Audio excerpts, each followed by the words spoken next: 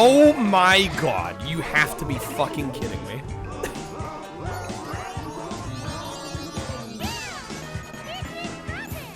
Peach is my enemy number 1 right now. I can't kick the Mario parties. I don't have any vetoes left. Dragon with the praise Nintendo. Impromptu 8-hour stream later. Okay, I think we're back. The bitrate seems to be better now. That was really strange. Okay, how are we doing, guys?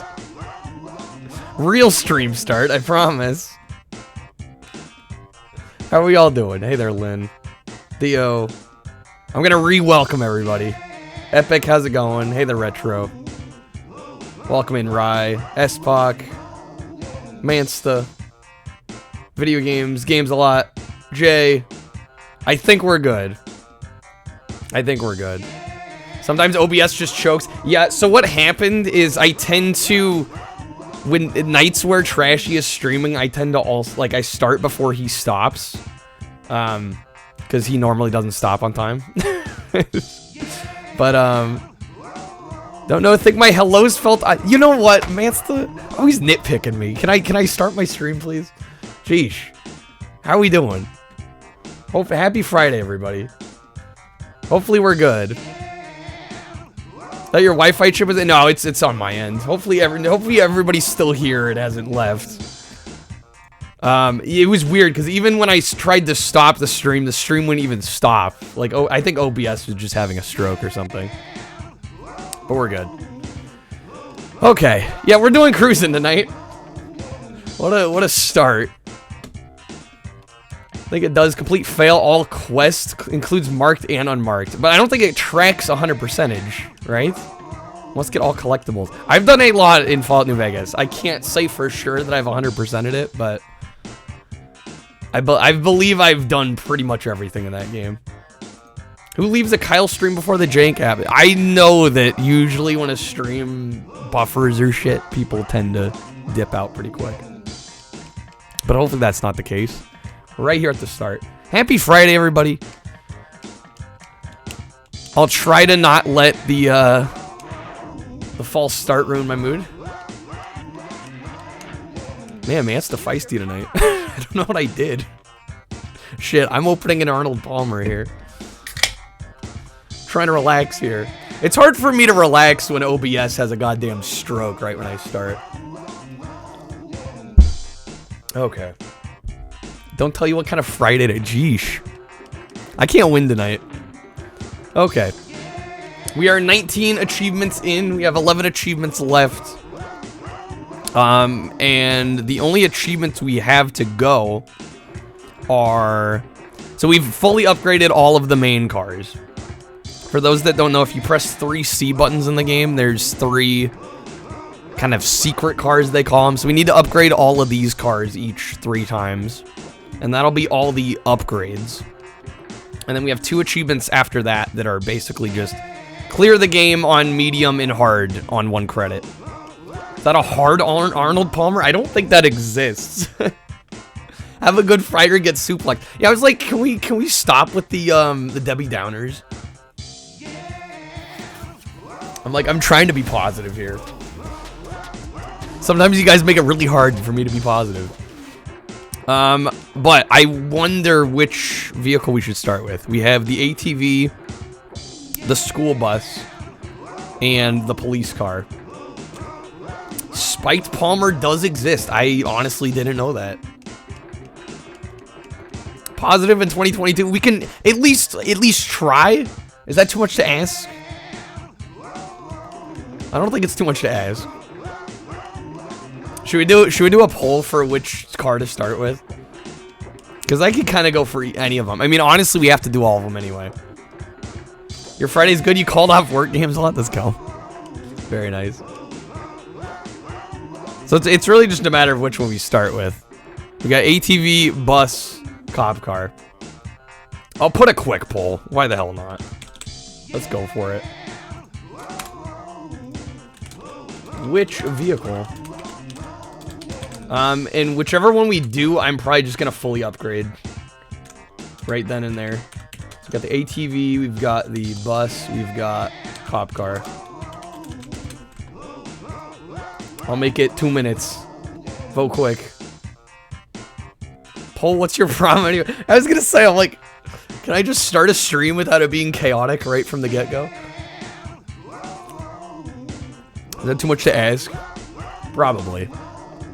Probably at this point. Let's see what's winning. The cop car's winning. Excellent. I probably could have made it 1 minute. But to give you guys a little taster of what each one looks like. And again, the colors change when we upgrade them. We've got the ATV, the school bus. I think the school bus even changed its colors, if I'm not mistaken. I don't know. All these photos are in black and white, so I can't tell if it will. I hope it does. Honestly, gonna be a little disappointed if it doesn't change colors. It's looking like the bus. 4 votes. And it is... Let's see, top speed's 146. How is the top speed of the bus a mile per hour higher than the ATV? Honestly, kind of impressive. I'm not gonna lie. Would not have expected that. I guess it does have 1,000 horsepower. Blown nitrous with injected V8. Gotta get them kids to school, I guess. Hey there, Slacky. Welcome in. How's it going? Happy Friday. Yeah, it's looking like the bus is... The bus... I wouldn't call it a far and away lead, but it's enough of a lead. Alright, we're going with the school bus. Let's fully upgrade this school bus.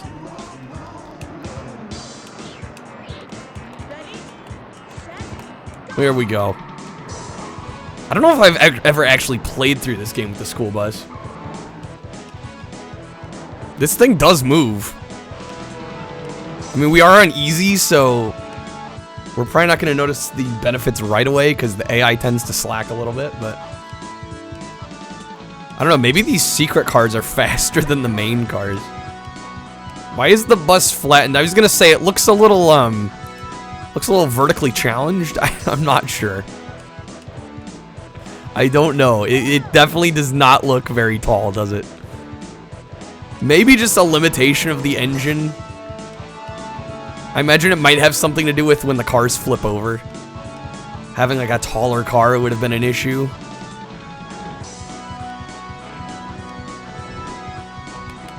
Hate school buses. School wasn't very nice to you, so you don't like the thing that takes you to school. I feel that. I definitely kind of feel that. I don't know. I didn't have a super rough time in school, but I will say middle school wasn't great. Although I don't think middle school is good for anybody. Elementary school, not too bad. High school, not too bad. Middle school sucked.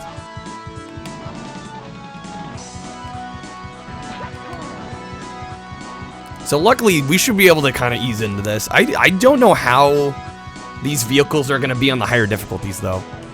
But I mean, these work, as far as I know, just like the other vehicles in the game. Upgrade each one 3 times. Yo, hey there, Double. How's it going? Welcome on in. Happy Friday. Easy first.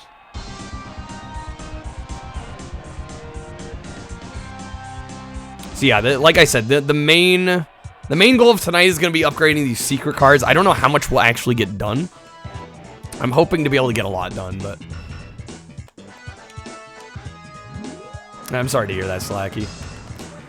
Although I think school bullying is probably kind of the average experience. I mean, I know I got bullied a little bit. Never physically, just a lot of verbal. But it prepared me for Twitch. Thick skin. It's a little hard to offend me nowadays. Retro achievements on Windows XP. I don't think retro achievement supports any PC, like old school PC games.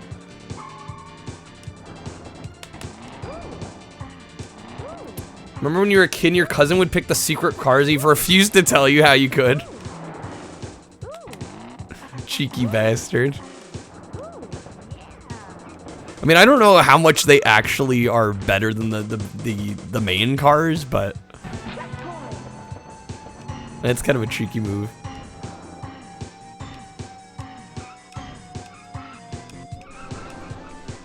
Yeah, it never got to the point where I had to cut class. I'm sorry for anybody that has to go through that. First achievement, open Microsoft Paint. That'd be a pretty easy Chivo set. They're a bus load better. Man's the gearing up for dad joke of the night.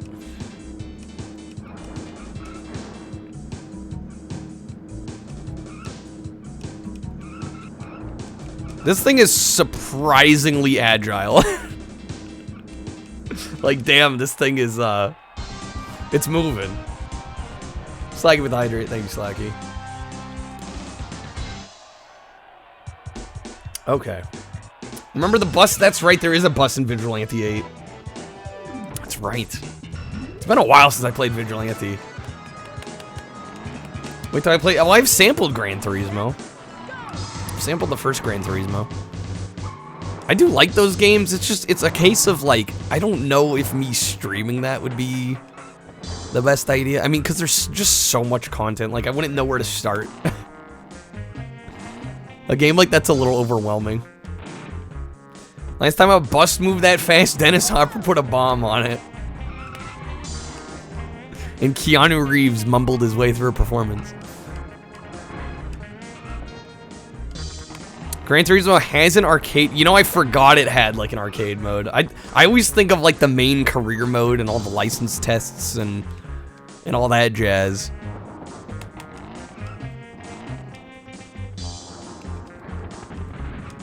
Get out of here.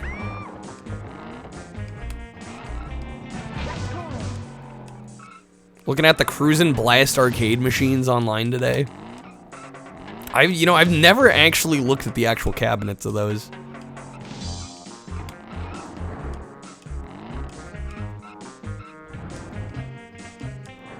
They look redonkulous. I mean, the game's kind of redonkulous. It makes sense.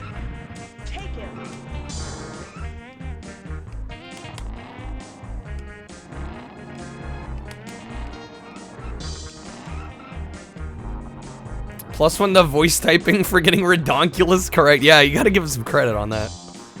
The bus looks like it's been flattened. Hey there, y'all red. Yeah, I don't know why it looks short, for sure. I'm thinking it has to do with the way this game works, the engine. Like, it must be something to do with that.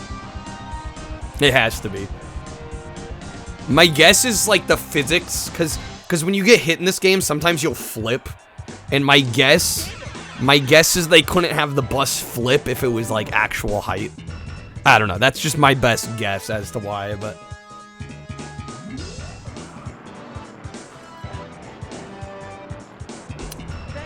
But how's it going, Red? Happy Friday, guys. I'm sorry for the slight technical issues at the start of stream. I've never seen OBS do that, though. Usually when I start my stream while Trashy's going, things typically clear up when he raids or he goes offline. Although I am glad a simple restart fixed it. Hey there, Mandrew. Welcome in. Also, Sparrow. Welcome in. I am doing well. Aside from the false stream start, we're doing okay.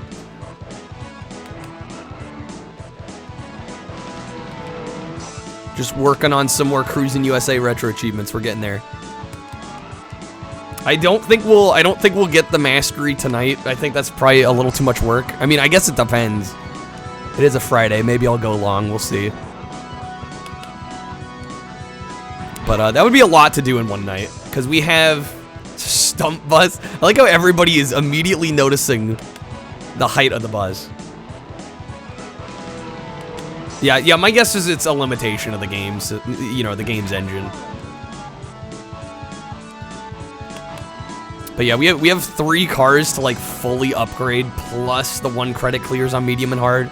I think the medium one won't be too bad, especially if we use, like, a top tier car in this.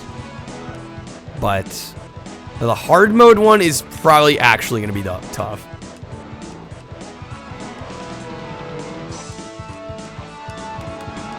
Roundabout? I think I have heard of that game. I have not played it. I'm aware of it, vaguely. There's only one solution to this problem, 1-to-1 aspect ratio. This is the proper aspect ratio for this game. I mean, I could stretch it vertically, and then everything else would look off, but the bus would look right. Don't think it'll be able to do turns. Well, and again, like sometimes when cars collide, the cars will actually flip, like laterally. And I think if this bus was like actual height, it would probably like clip through the ground and crap. It wouldn't flip properly. You're saying we can use an improper ass? Yeah, then everything else would look wrong. We'd fix one thing but screw up everything else.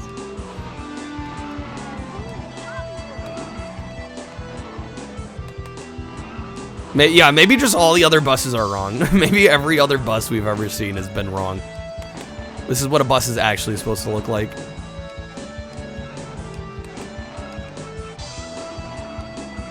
Cool Easter egg in one of the levels. If you go into first-person view, bugs will splatter on the... I thought Nintendo removed that for this release. I thought that was an Easter egg in the arcade version. At least that's what I've heard. Nintendo kind of notoriously censored this game.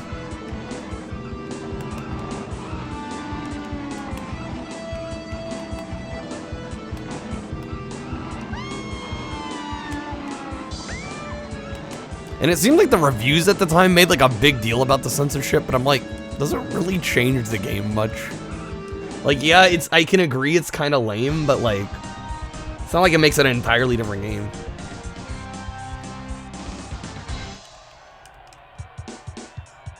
Your copy does it? Which level, Double? Yeah, the trophy girl's definitely censored. A little bit. She's still got some interesting movement, but... Yeah, I mean, it's Nintendo. Am I surprised they censored a game like this? Not at all. Not at all. Nintendo, although it's funny because now the Switch gets a lot of games that are actually less censored than, like, PlayStation versions. Like, Dead or Alive Extreme 3 is actually less censored on the Switch than it is on PlayStation. Kind of ironic how the tables have turned. They were cool with BMX XXX. Did that release on GameCube? I think that was PS2 as well, right? I don't think it released on Xbox.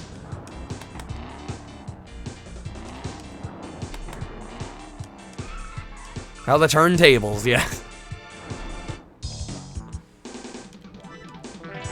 How do we change view in this?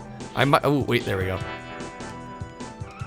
So that's the first person mode. It's unfortunate the first person mode isn't like an in-dash view.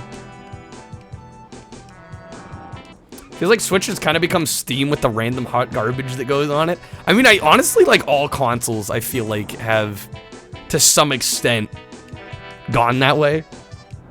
Because I mean, we looked through the whole PlayStation store. There's like a lot of Steam level garbage on there. I think they've all just gotten pretty lax about things.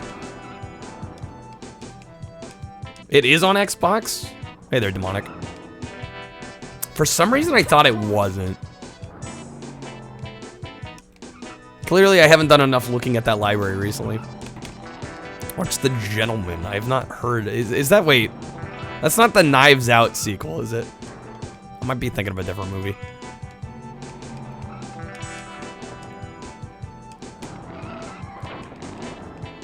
Yo, Crab, welcome in. Used to work in a game store till like last year. Let me tell you, the amount of garbage you had to order for the Switch was insane. Switch easily has the most shovelware. Has Nintendo, I mean, other than the Wii U. Yeah, I was gonna say, a Nintendo console is shovelware. That's kind of par for the course. But I think, obviously the Wii U, I mean, the Wii U had some, but that's kind of a limited library. But like, I'd argue like since Since the GBA, Nintendo's had quite a bit of shovelware.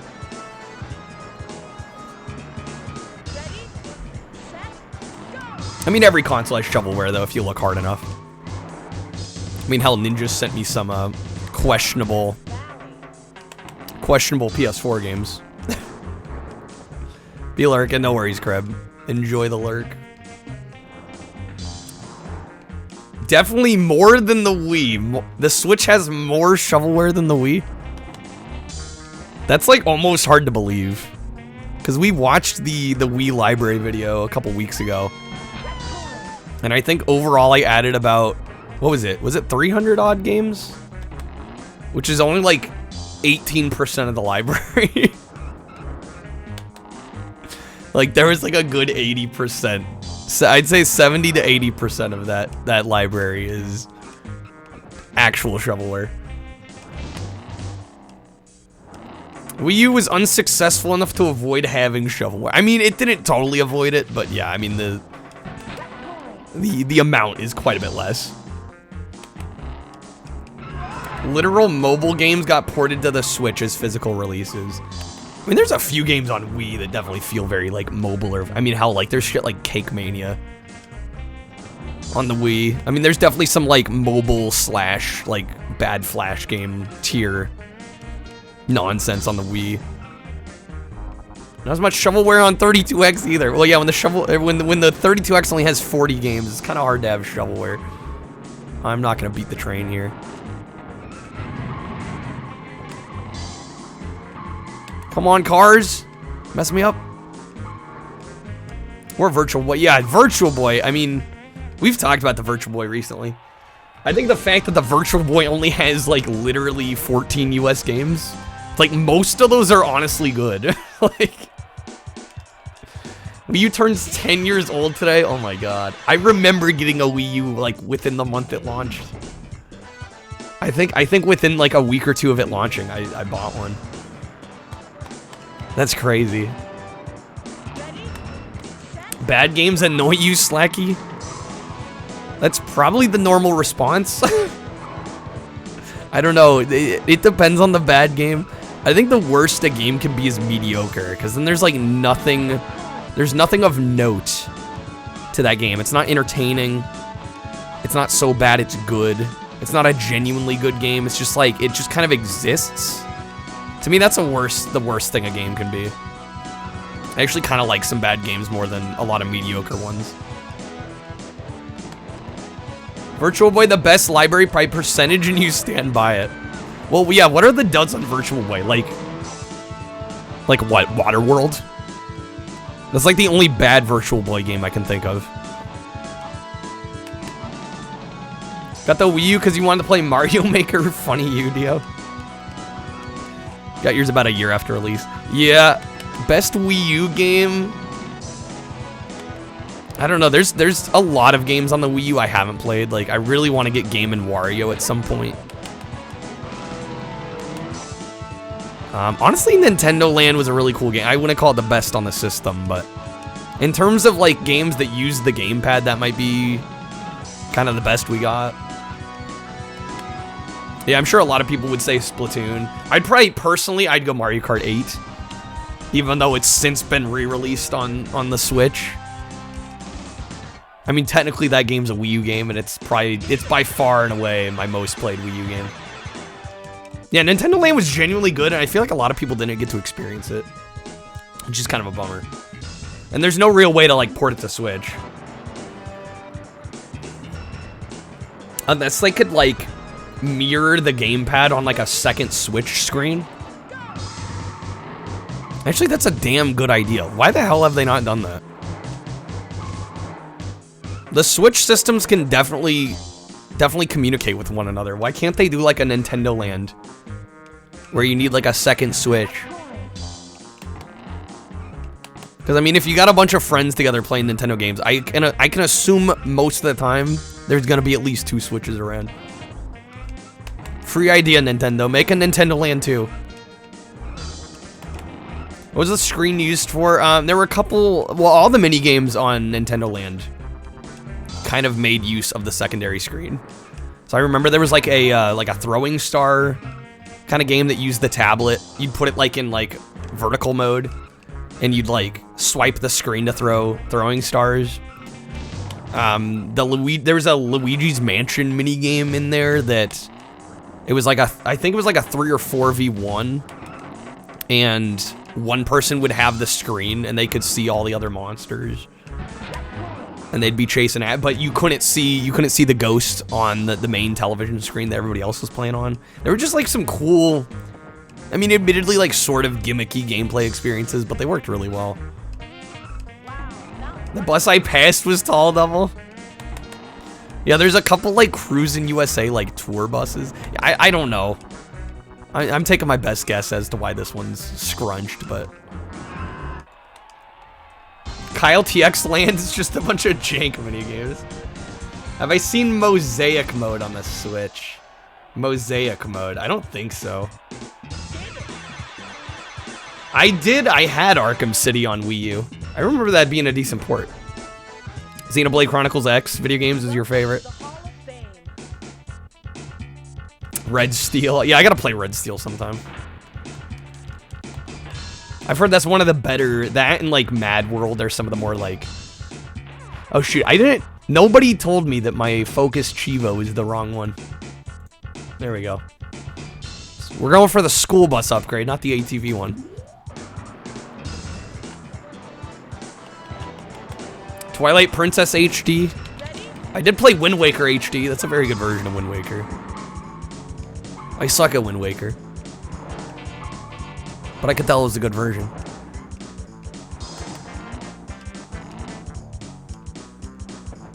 This might be the level with the bugs.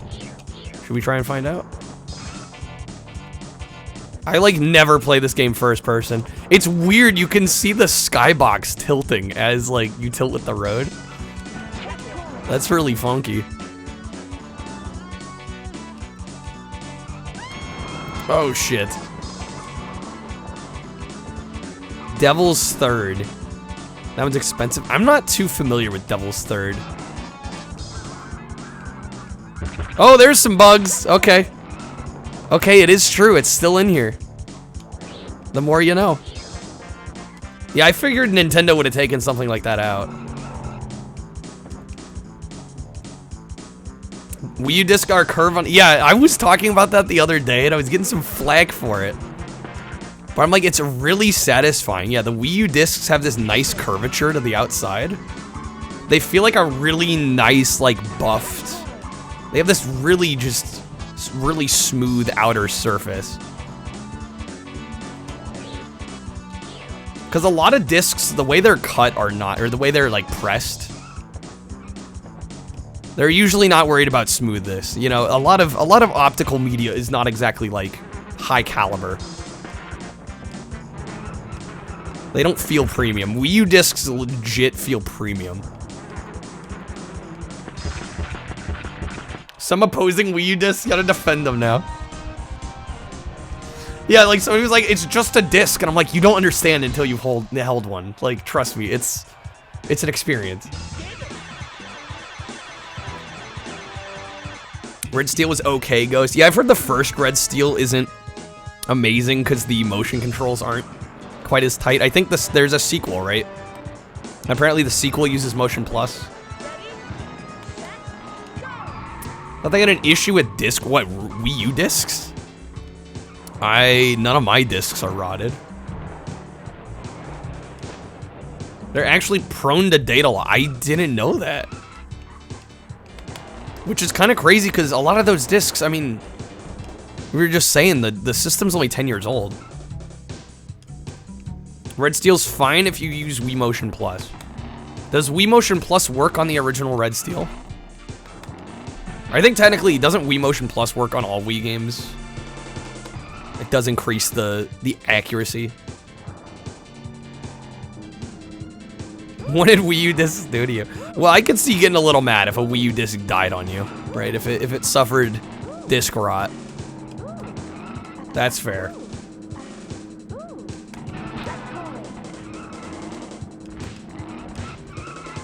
I was about to say I was doing really well through there. I mean, we still are in the grand scheme of things. everything's prone to... I mean, everything's prone to loss. It's just the likelihood. I think disc rot genuinely is something... Like, it is a reason, especially if you collect a lot of physical media. I understand being concerned by it. But the idea of, like, every disc you ever own is going to die soon, like, within your lifetime, I think is a little bit of, like, I don't know. It's a little getting scared and preoccupied for no reason, in my opinion. Certain consoles definitely are more prone than others. Like, I know GameCube is pretty prone to disc rot, but... Hey there, Admiral. Welcome in. Used to rent an N64 system from the video game store in just this game. Yeah, I know a lot of people that, like, have pretty much... If they haven't dipped their toes into N64, like, this is, like, one of the few they've played. Yeah, no, this game's fantastic. Are Saturn games prone to rot? Is there, like, a region that's prone to rot? Like, are US games more prone to rot? I think it's European games for Saturn are, like, extra prone to rot. PS1 US is more prone? All my games work. Literally all my games work. Every PS1 game I've bought still works. Hey there, Dennis. Your brain's prone to rot according to your mom. Damn. Yeah, a lot of it depends on environment. If you live in a human environment, you are more likely to have disc rot issues.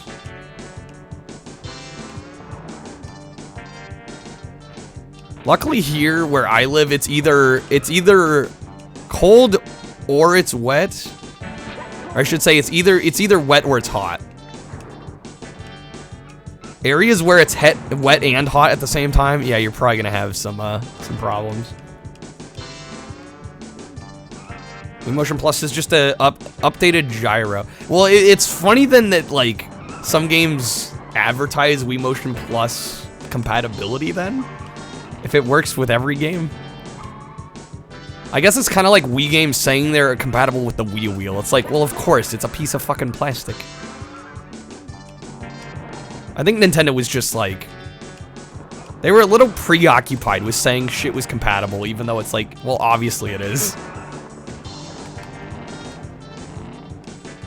Never had issues with any disc because you don't live on a warehouse on the docks.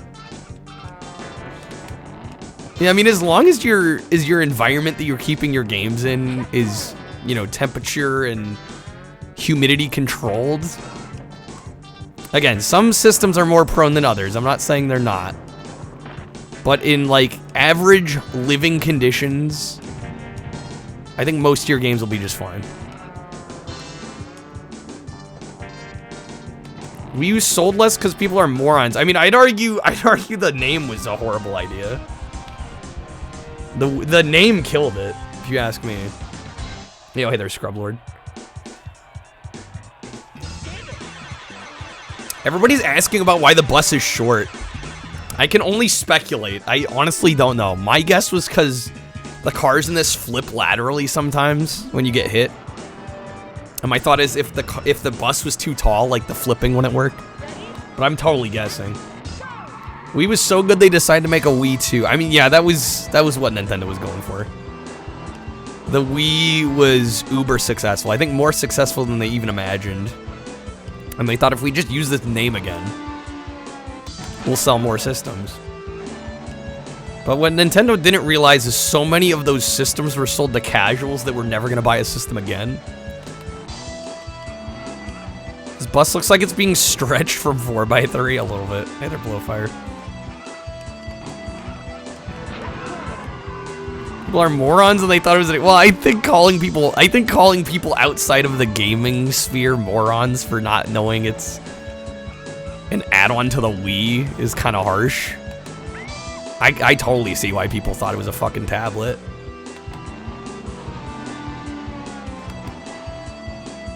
That was totally Nintendo's. I don't think you can blame the public for that. Nintendo did a bad job advertising it. Hope Nintendo doesn't fumble with their next system. Let's hope not. Dio says they will. Hard to say. I mean, luckily the Switch has been so massively successful that I'm sure Nintendo could take you know, kind of a dud generation again. Not saying I want that to happen, but they could. I also have to remember most of the Sony consoles aren't sold for gaming either. True. But none of them had a commercial that, like, 90% emphasized a tablet. I totally could see why people would see Wii U. It's an update for the Wii. It's a tablet for the Wii. I think calling people morons for that is super harsh. I don't agree with that at all. I think it's totally fair that people thought it was an add-on. Nintendo did a bad job explaining what the hell the Wii U was. It'll be called the Switch Joy-Con. Why isn't anybody buying it? Oh, shit. Series is confusing? Yeah, no. This series is poorly named. You work retail. Well, Ninja, you're fucking jaded. I'm sorry. You are, but... I think you're being a little too harsh in this case. Whatever happened to Labo? Yeah, I feel like Nintendo kind of gave up on Labo.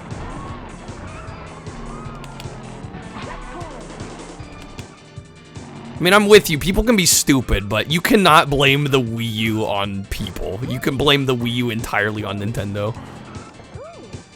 It was just bad all around. I don't know how they didn't see that coming.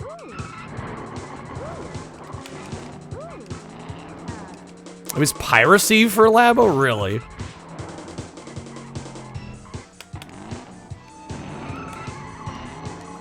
If 90% of people are morons, then who's the actual moron? Yeah, if the standard is being moronic.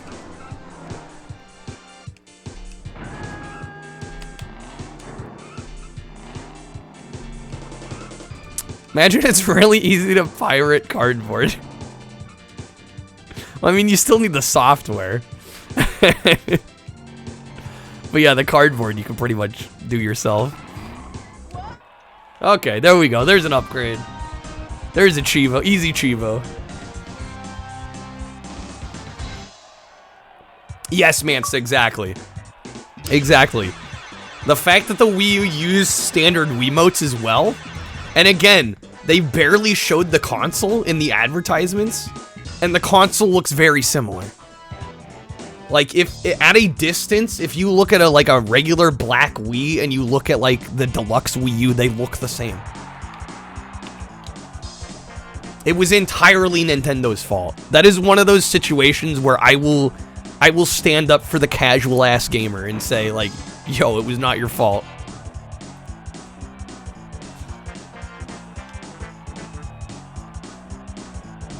Nintendo tried to sell DIY construction kit cardboard as a legit product. Piracy's what they deserve.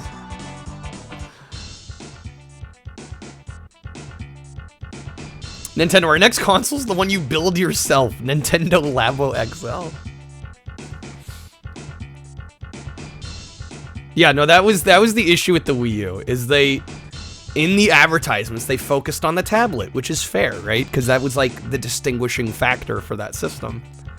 But part of the problem with that was that nobody saw the actual new system. Like, here, I don't have it plugged in, so I can show it.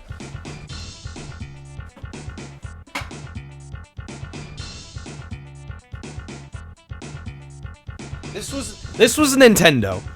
This was Nintendo during the Wii U. Straight up. Yo, look at this tablet. Isn't this tablet so cool? This is Wii U. This is Wii U. And then, like, you'd see the console, like, way back here. And you're like, yo, that looks like a Wii. I bet the tablet just works on the Wii. I totally don't blame any consumer for thinking that. Not even slightly. Not even slightly. Each car has 3 upgrades in Cruis'n.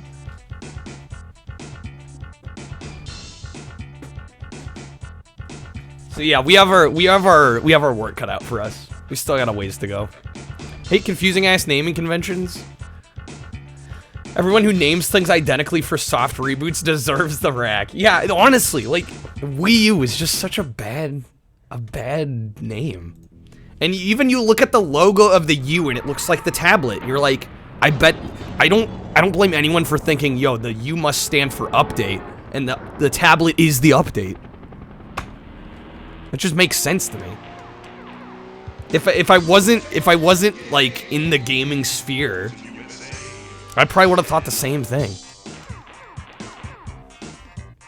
First one should have been called Wii with one eye. Second should have been Wii with two eyes. Yeah, just add an eye every time. Legit thought it was a Switch. Didn't really know what the Wii and Wii U were two different gens. Thought it was an expansion. There you go. Yeah, I mean, Ninja, I tend to agree with you most of the time, but in this case, I totally don't blame anyone.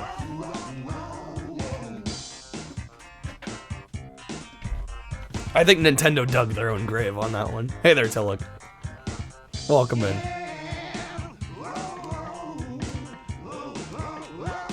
$3DS set a bad precedent for them? In what way, Dio? I mean, I had a 3DS. The 3DS did really well for them. You're saying in terms of, like, naming convention? Yeah, I'm surprised that one didn't throw more people off as well. Yeah, I think they did that, you're right. I think they did that with the 3DS, and they're like, if we just throw, like, a U onto the Wii, that'll work. Yeah, I hadn't even thought about that. That's a good point. Makes a lot of sense.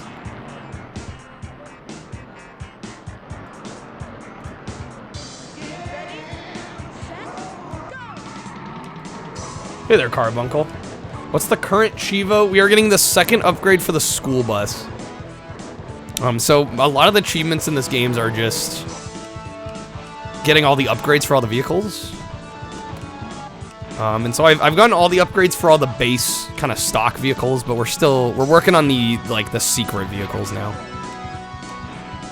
We got 3 of these left, including this one.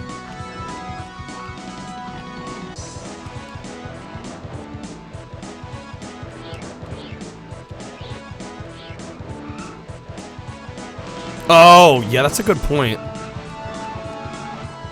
Yeah, they had to shorten the height of the bus so that this view is actually workable.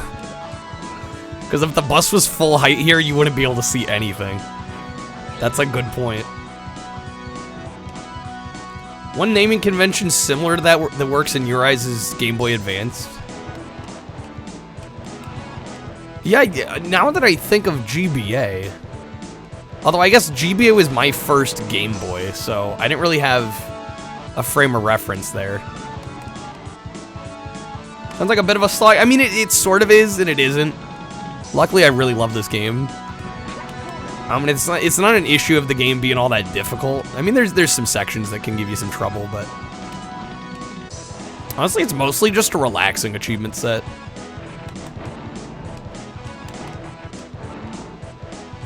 This is the SPS sequel to the GBA.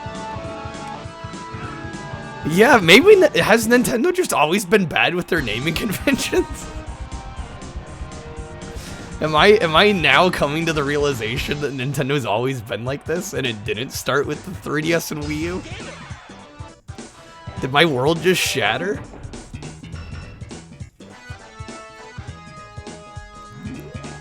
It's always been that way. Is it as bad as Xbox, then 360, then 1, then I mean, they take the cake. They absolutely take the cake. Only company that got it right is Sony, right? Yeah, you hear 2, 3, 4, 5.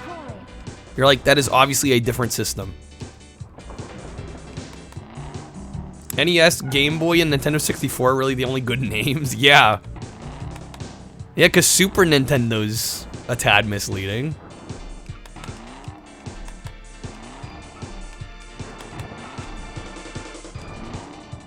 I don't know. I'd argue GameCube was an alright name. Is that the point with the series names? That if there's a competition for dumbest console name? Yeah, you wonder if there's like an internal betting that's going on. They're like, guys, $1 million to whoever comes with the dumbest name for the new Xbox. Yeah, the DS name made sense. It's Nintendo, but Super. I think GameCube's a fine name. I don't even know what was the impetus for calling it the Xbox One. What, like the idea that it was this home media center? But I mean, all Xboxes have kind of been home media centers. I'm just like, I'm trying to, I think since that console came out, I've been trying to figure out why the hell they named it that, and I still haven't.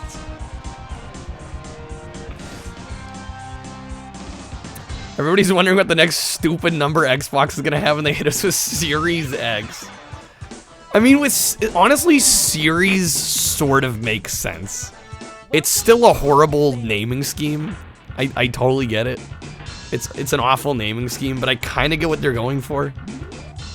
They want more of like an Xbox ecosystem as opposed to, this is our one new console, you must buy this new one to play these games. Right? The idea that all the games work across, I mean, we're talking, what? 6 or 7 different pieces of hardware.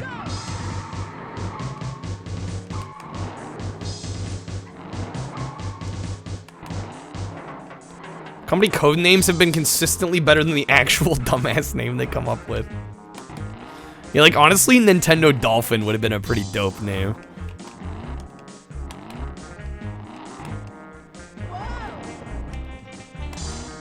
Switch, honestly, I think Nintendo Switch is probably the best name Nintendo's come up with, like, since the GameCube. Genuinely. Trying to plat Modern Warfare 2, some of these trophies are BS. It's a Call of Duty game. I would expect platting it to be kind of difficult. Where's Kreb? Kreb is lurking at the moment. He was here a little bit earlier. Not sure what a Dreamcast is, but it sounds good. Dreamcast was an awesome name. Funny enough, even though Sega had a horrible approach to hardware most of the time, their names were actually really good. Yeah, Sega console names were like almost universally great. Like, genuinely. I'm having a hard time thinking of a bad Sega name. Trashy did stream today, Osvaldo. You missed him. Shoot, I'm like actually about to lose this one. Okay, we're back in first. Sega names is the definition of failed successfully. Well, they only failed because they didn't know how to release hardware to where consumers wouldn't lose confidence. They were just too gung-ho about being like, we're gonna release a new console every, like, other year. And people are gonna have to deal with it and suck it up and buy them all.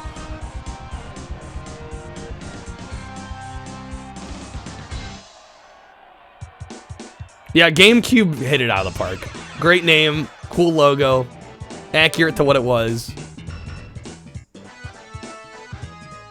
Yeah, I think the idea with Xbox One was all-in-one media center, but, like, again, like, since the OG Xbox, you could argue it's kind of been that way. Reason for 360 was that Sony was releasing the PS3 and Microsoft didn't want 3 to sound more powerful than an Xbox 2. I still feel like they could have come up with something better, but I can understand that. Atari jumping from 2600 to 5200 was dumb. I mean, Atari never had the name thing down. Don't even know what the newest Xbox is called. The newest Xboxes are Series X and S. They're not good names. I sort of get what they were going for, but they're definitely not good games. Good names for systems.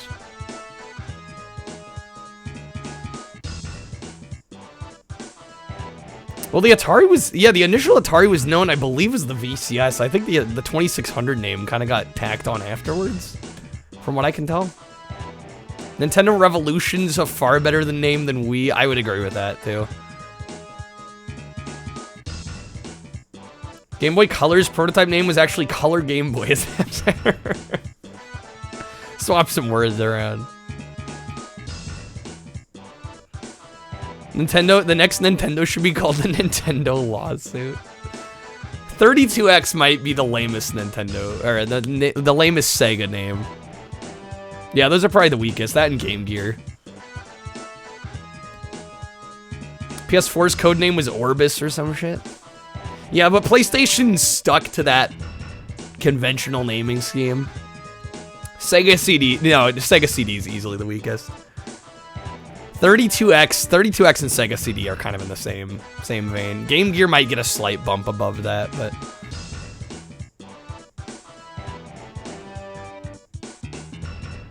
they did try to go with upgrades over a new console. Yeah, I mean, upgrades just, add-ons don't work.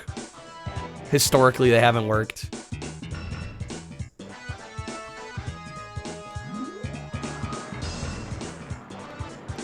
Yeah, by the time the Wii U came out, because I think, I didn't use it very much, but even like the Xbox One had like Smart Glass, it was called. You guys remember that? It was like an app for your phone. You could like control aspects of your Xbox with. But yeah, no, I think Mansta brings up a good point. Like if the Wii U was like a couple years earlier, it probably would have been viewed as like really fucking cool. But the fact that everybody had like a smartphone in their pocket by that point. It's like, you would have been better off just having an app that connected the smartphone to the system.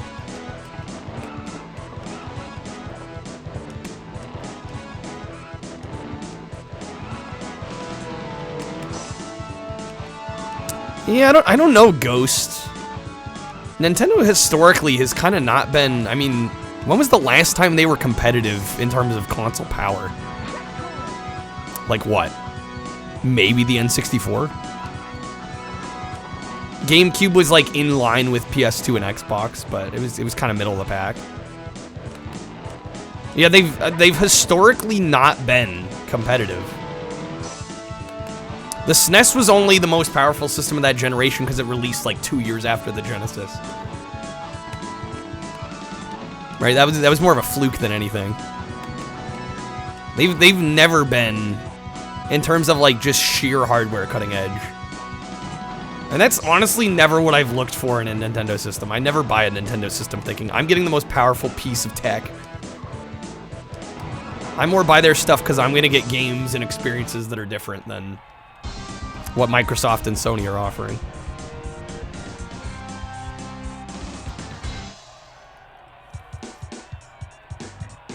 In fact, Nintendo released a console while 2 other consoles were already out that were more powerful. Yeah. But again, they've never really hyper-focused on being the most powerful. That's never been, I don't think that's ever been Nintendo's concern. Doesn't need to be the most powerful, but not 2 generations behind. Well, I think the novelty of the Switch went a long way for people. And I don't know, there's some Switch games to me that look very good. You know, I'm not gonna dare compare them to like a PS5 game, but it would be nice if they were a little bit less behind the curve with this next generation. I do agree there.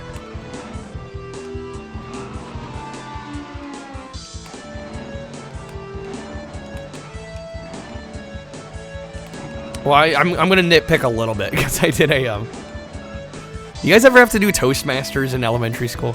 I remember in 5th grade I had to give a speech and I did the history of Nintendo. I believe Nintendo actually technically started as a card trading, like a trading card company. Or not even trading cards, just like typical, you know, kind of playing cards. But yeah, before they got into games, they definitely did toys for a while.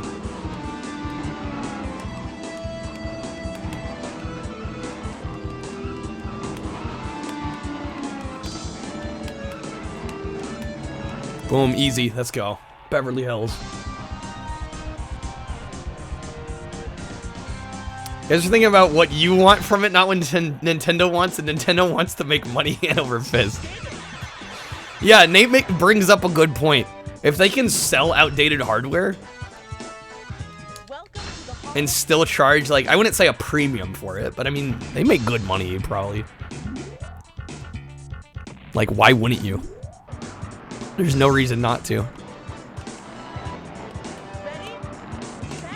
That's kind of one of the Achilles heels of being Sega or Sony or Microsoft at this point. Because they are desperately competing to be like the most powerful system in the living room. Whereas Nintendo doesn't really care. And it's kind of genius.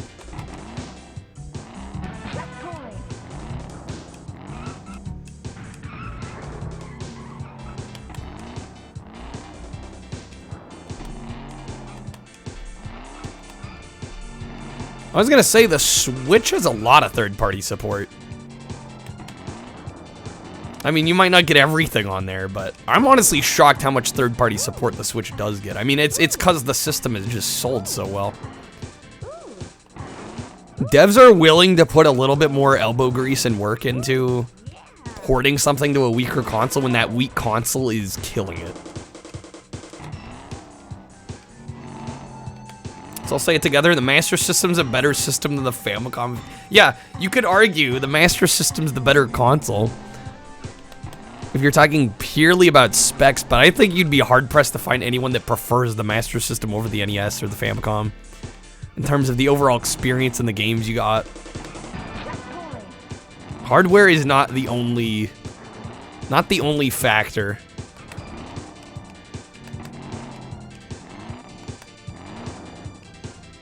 Well, and it was weird because there was kind of like a Master System bubble for a while in terms of collecting, and now it's like I think people realize they don't actually like that system as much as they were hoping they would. Because I think Master System's dropped quite considerably.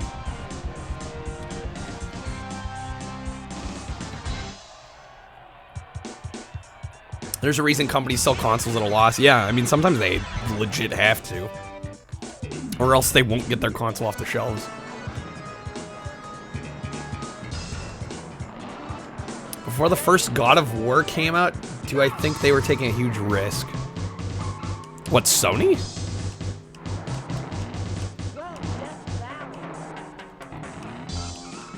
Honestly, I think Sony's biggest risk of their entire PlayStation division was starting with the first one.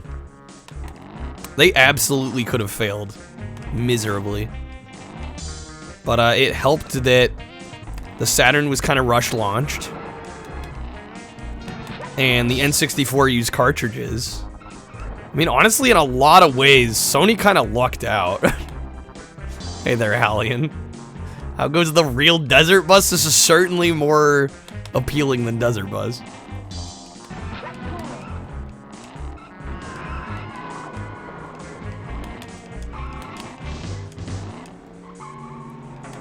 Looking to get some Master System games, mainly Yeah, I wouldn't even know what good games are on Master System. I genuinely don't know. I don't think I've never played a Master System game in my life. Crash saved PlayStation. Crash definitely didn't hurt. Having a mascot definitely helped them.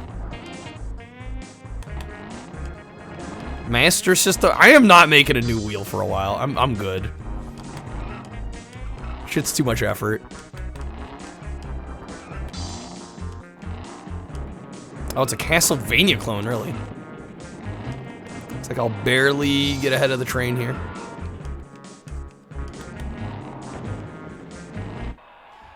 Yeah, Master System did well in like South America, and Europe it did pretty well, but in North America it flopped hard. Can I at least make a wheel of wheels at this point so we can randomize what the stream will be? I mean, how's that any different than me randomly picking which wheel I want to do ahead of time? It's still a surprise to you guys.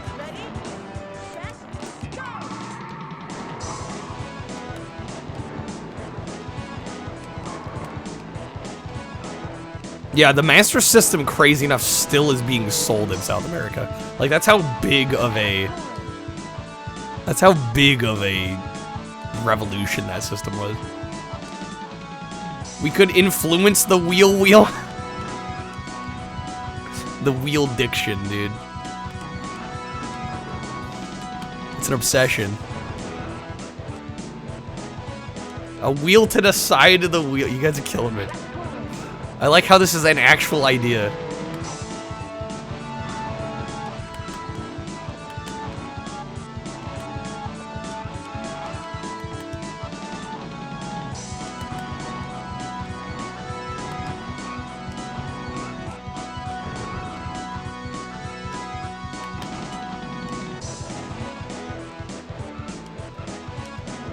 Yeah, there was like a licensing deal with Tectoy that allowed them to produce the Master System in South America to get around some taxes and import duties and stuff. And it's like, well, we have the license. We might as well just keep making it. It keeps selling. I'm over wheels. I definitely prefer the shufflers at this point. I'll be honest. It seems like I'm not the only one. Wheel of Wheels Wednesday. Well, then it's like, okay, how long do I wait before I spin the wheel? Because, like, you know, like, honestly, as many of you know, if you stream, like, the first hour of stream is kind of a, the first hour of stream is kind of a warm-up anyways. So it's like, most people are, if I do a Wheel of Wheels, most people are going to miss that first spin anyway.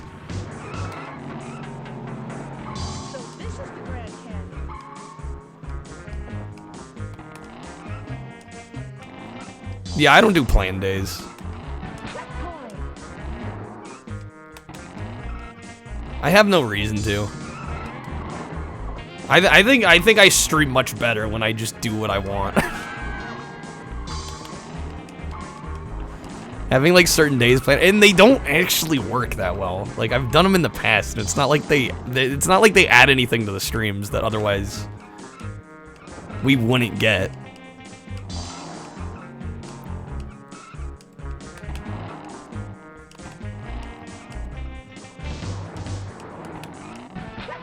I mean, in some ways, I treat streaming kind of like it's a job, because, I mean, it does... You know, I'm lucky for it to make me some money, but... You know, having planned days... I want more reasons to spin. Yeah, I don't know, I just haven't been... I mean, we've done roulette a couple times in the last couple weeks, but... I think it helps that the shufflers are much more curated for me at this point. As much as I do like taking chances on games, it's like, some of the bad games are real bad. Okay, this race is actually giving me like a little bit of trouble.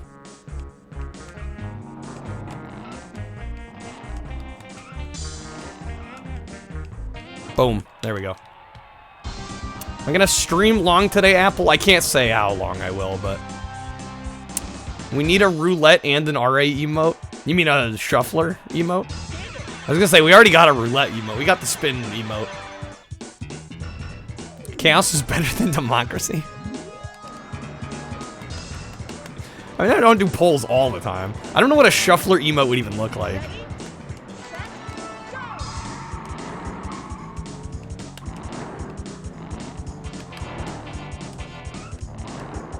An RA, same with RA. Like, I could have, like, the RA logo as an emote.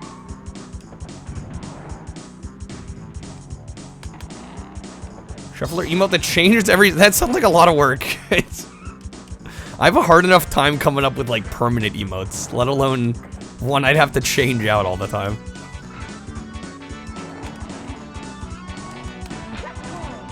I don't know, the emotes are a very strange and, like, delicate art in my eyes.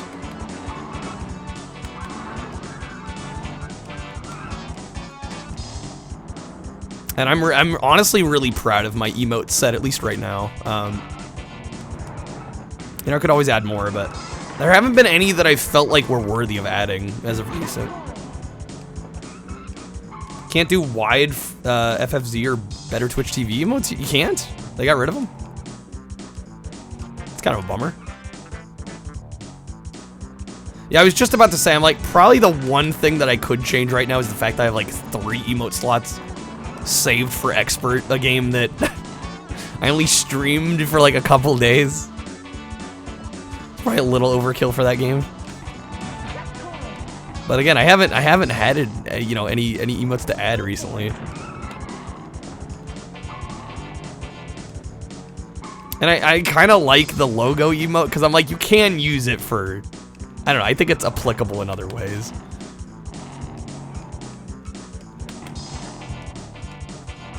They prevented creation of newer ones. That's a bummer.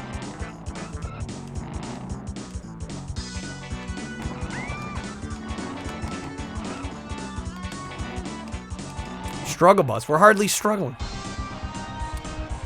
Card dealer shuffling fanning cards. I don't know how that would display on a small emote, though. You gotta be careful with like super complex, you know, really detailed emotes, because a lot of times they don't end up looking that good.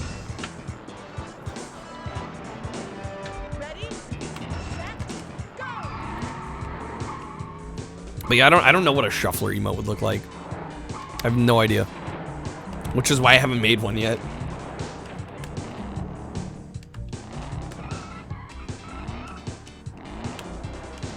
And I do still like doing roulette, I just, obviously we're doing it less as of recent. Because there have been other things that I've just been more excited to do.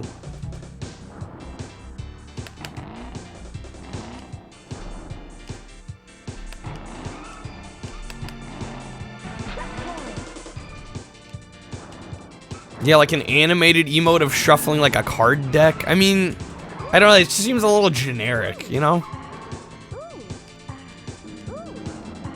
With roulette, it was super easy to come up with that spin emote. It just made sense. Super applicable. That Chicago PNG. Admittedly, I haven't really stared at the skybox for this level much, because this is probably like the hardest level in the whole game. I don't get to just like look at the scenery in this one much.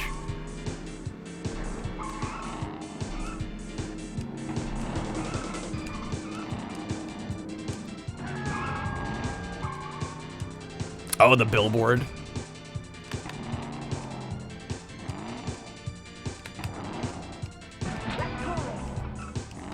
Yeah, I was gonna say, the skybox is really just clouds. Okay, fire truck. Cool stuff.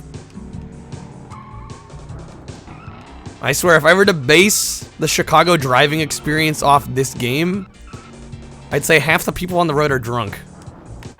There we go.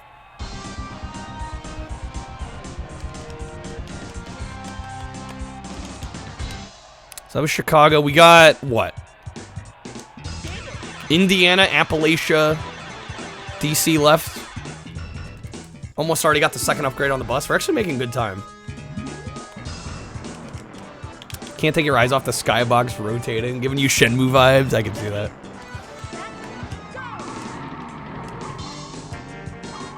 Yeah, really the skybox should not be moving as much as it does in this game. Or I think it's the fact that it's not moving with the camera.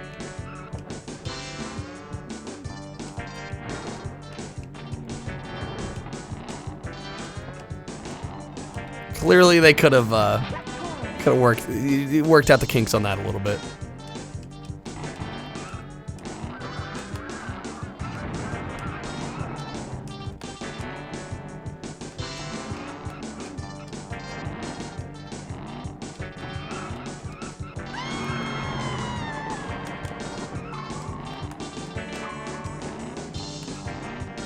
Come on, bus.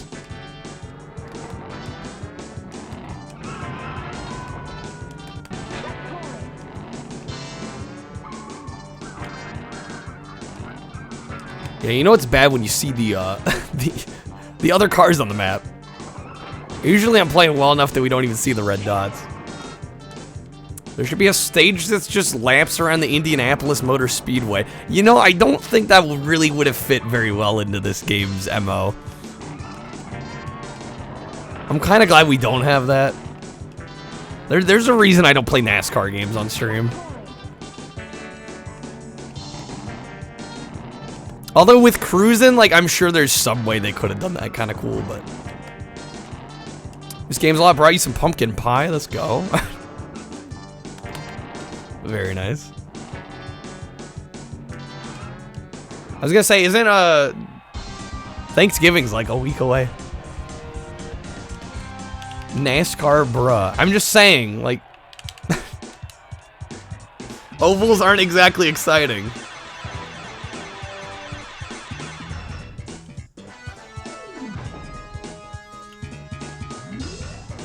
Oh no, Mariah Carey's coming. Look out. But Nate, all she wants for Christmas is you. She's defrosting. The Mariah Carey defrost. She says that to everyone. Fair enough. Already heard Mariah Carey in Walmart. They're already playing that stuff. It's not even Thanksgiving yet. We don't want her though, damn. Sorry, Mariah. We're not interested.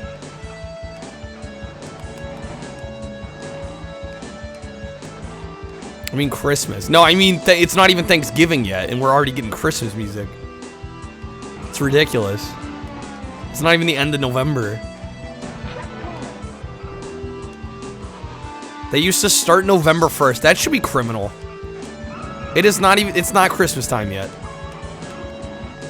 December 1st is like the earliest that shit should start. I'm not even kidding. Why is Christmas like a third of the year?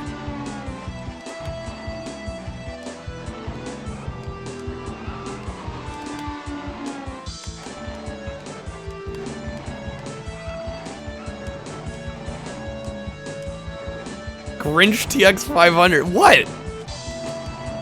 Making Christmas 3 months absolutely kills the vibe when it actually is Christmas. There's no reason it should be like a third, or like a quarter of the year. It's absurd.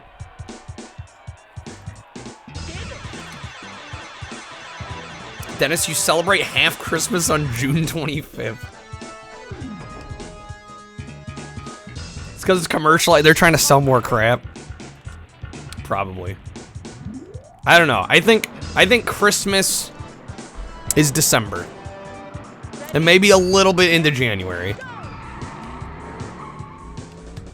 More than that, it doesn't feel special.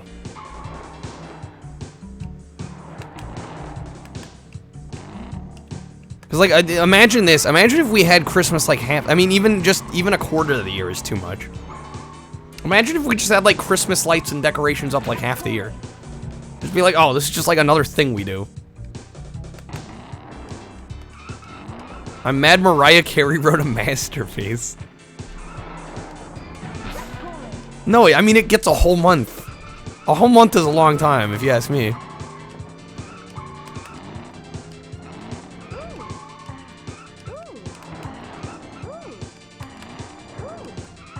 LBJ was born on Christmas? Is that true? It's called being a... I don't know.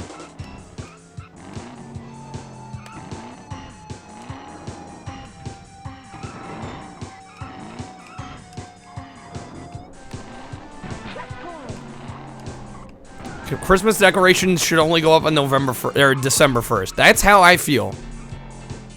Let's celebrate Christmas in December. It gets a month. That's 31 days. If I go into a supermarket and they're playing Christmas music in like early November. Gatekeeping Christmas. Well, when I have to walk into a store and I hear Christmas music on like November 8th. That's overkill. That's overkill. It just is.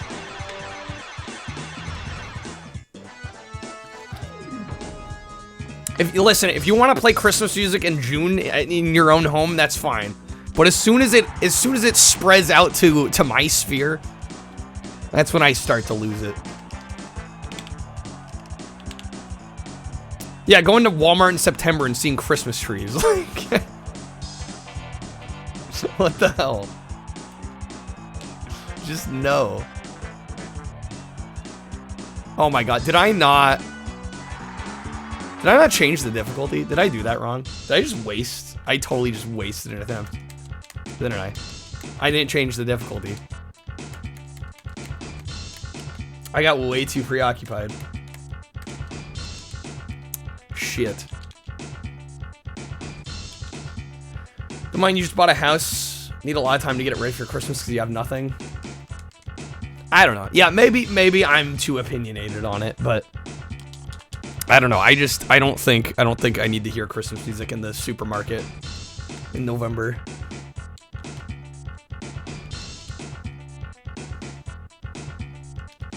Yeah, whoops, that was my bad. I switched cars correctly. No wonder that was easy. I was like, that was way too easy. You're gonna wish me a Merry Half Christmas on June 25th. I'm just gonna lose it that day. I'm just gonna lose it.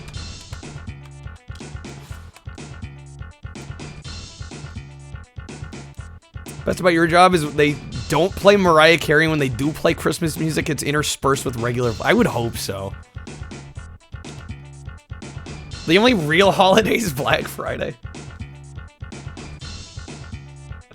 I was gonna say, I'm like, any holiday where they entice you to spend money. I mean, that's...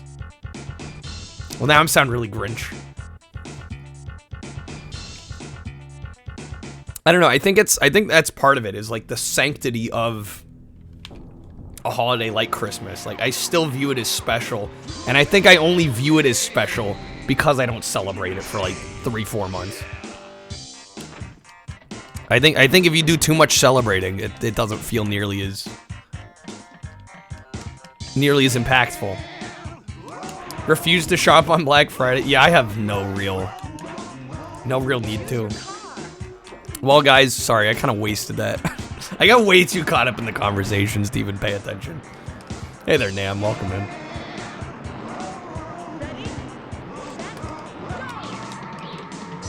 Now we'll actually get an upgrade. Luckily, that was only like, what, a half hour? Stupid mistake to make, but you live and you learn.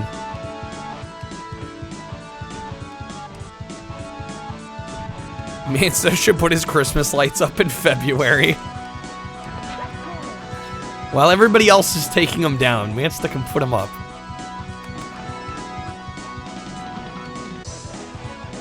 My heart rate spikes when Christmas enters the chat. No, I do like Christmas a lot. And I don't want to ruin it by being overexposed to it. I think that's what it comes down to for me.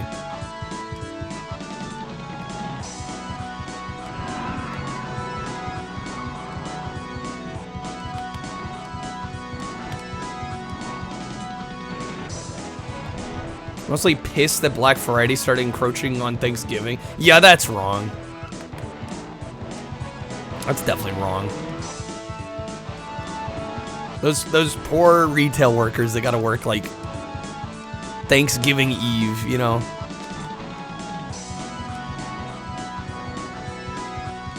Yeah, this is gonna be a little bit harder. I should have been immediately tipped off to the fact that was so easy.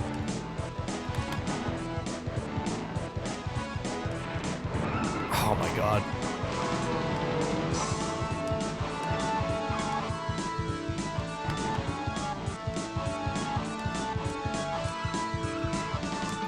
Okay. Well, we're gonna quit and restart. Yeah, I don't know why I wasn't immediately tipped off by how easy those other races were. I should have been.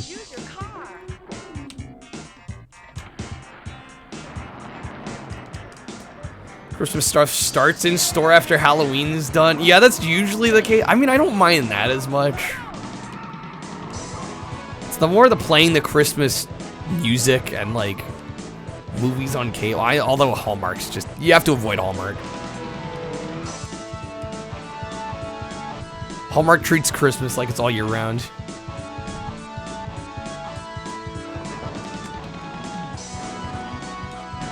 Avoid Hallmark every month, fair.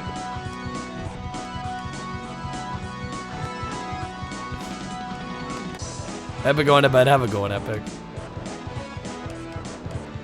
Series X for $250 and a $50 gift card. They're selling the Series X for $250? What?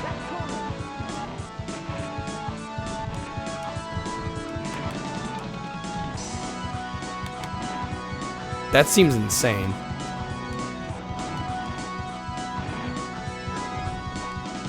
What's worse, a lump of coal or the name of the Series X and S? I don't know, the name's bad. I don't think it's the worst thing ever. Oh, it's the S, not the X. I was gonna say, I'm like, why would they be selling the X for like half off?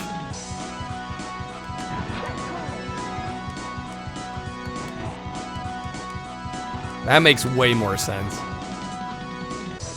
So you're basically getting it for like $50 off because you get a gift card instead of. Well, then you're paying $250. So you're getting $50 off plus a $50 gift card. So it's like you're getting $100 off. Damn, this is way harder than I expected. Is this on medium? Yeah, we're on medium. The bus does have the first upgrade. Holy shnikes.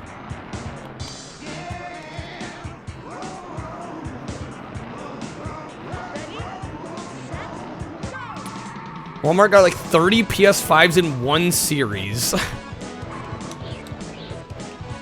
Damn. The fact that these consoles are 2 years out and they're still like impossible to get.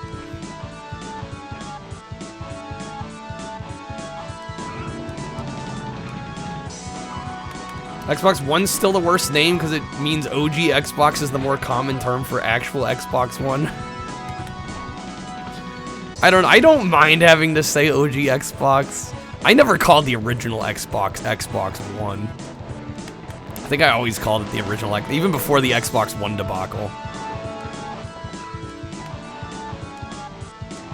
Seems the article was wrong. Yeah, I was gonna say they would not give a Series X out for like half price.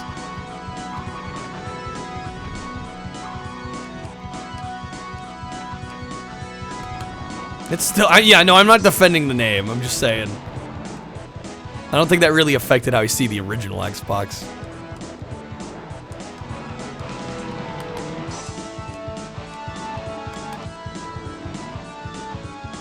Will Santa leave on? If I see nacho fries under my tree, I might have to kill Santa.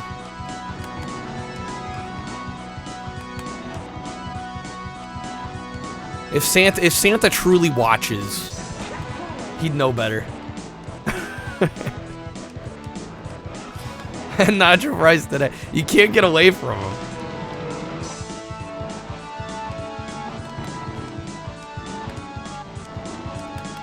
I mean, admittedly, I get the nacho fries because that's like, you know, like the cheapest value. That dude sniped me.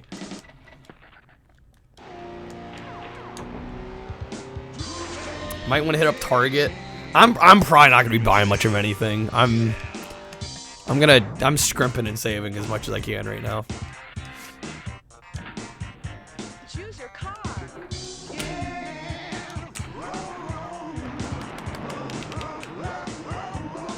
Want the Bazone back for Christmas? Didn't know they had left again. Oh, don't get Riley started on Bazone. Riley's probably about as adamant about the Bazone that I am about the steakhouse, you know. Bazone emote.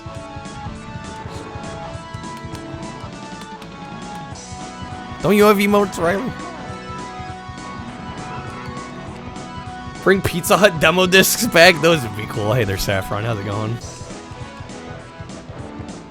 I really liked the grillers a lot. Yo, hey there, Yedis. How's it going? They should bring back the grillers.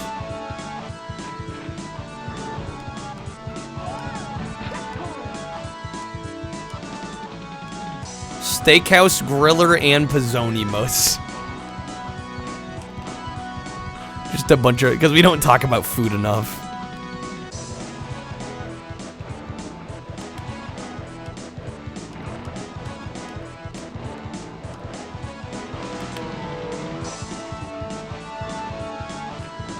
Well, this one's gonna be genuinely hard, apparently.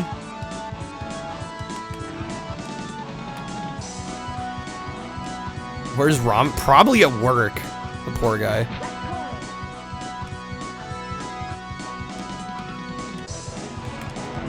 Oh, come on, game. Dude, this first map even is just like brutal. What the hell?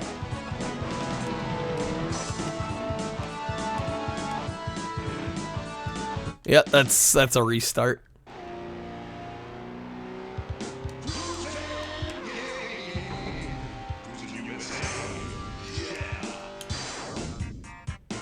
Genuinely loving Violet. I'm glad you're liking it, because I know the reviews have been mixed.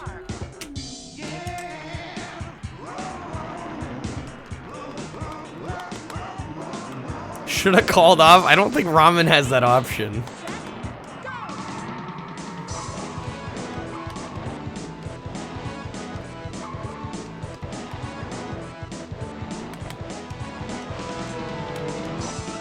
Jay getting deep.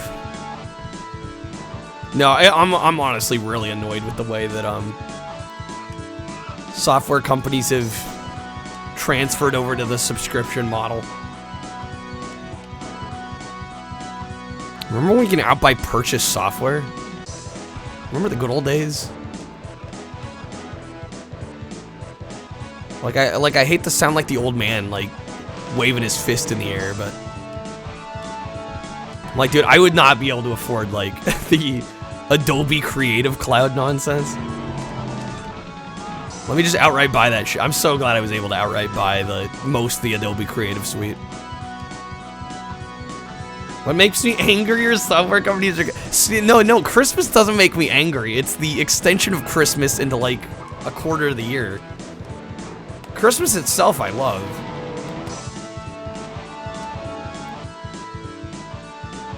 Dude, this is gonna take fucking forever. I'm actually, like, kind of scared here.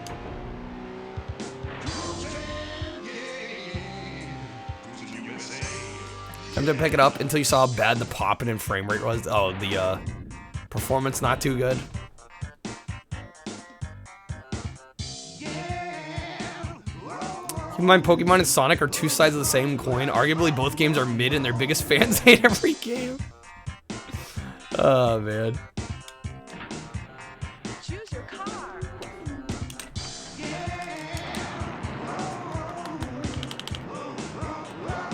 Like Scarlet and Violet for the soundtrack and the waifus. Of course. Gotta have some waifus.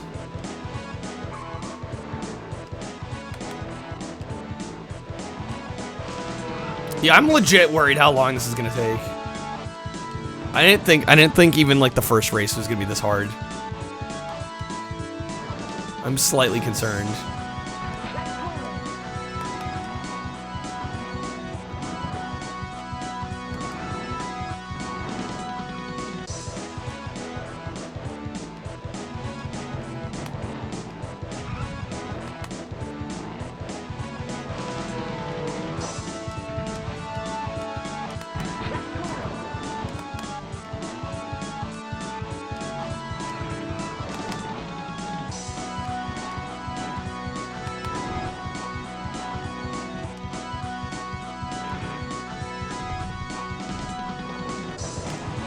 Crazy ambitious indie game? Who developed Scarlet and Violet? Fuck, that killed it.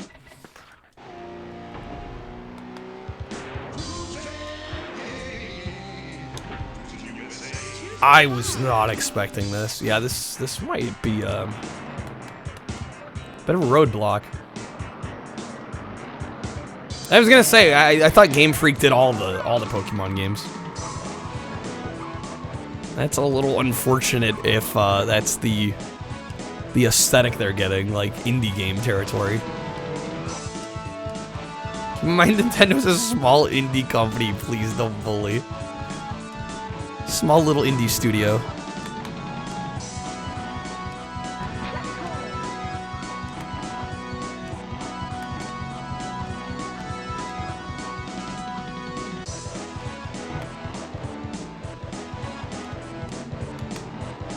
Dude, I should have known when the last playthrough took like no time at all that I was on the wrong difficulty.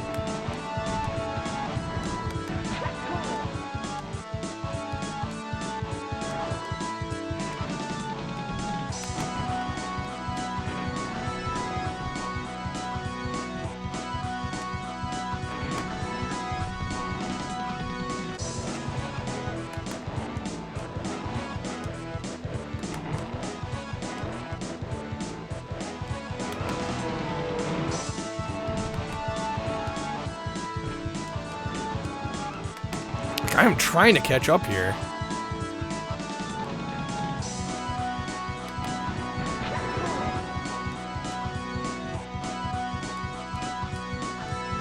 I think the only way I'm gonna get through this is just like really solid playing. Oh, come on. Damn it.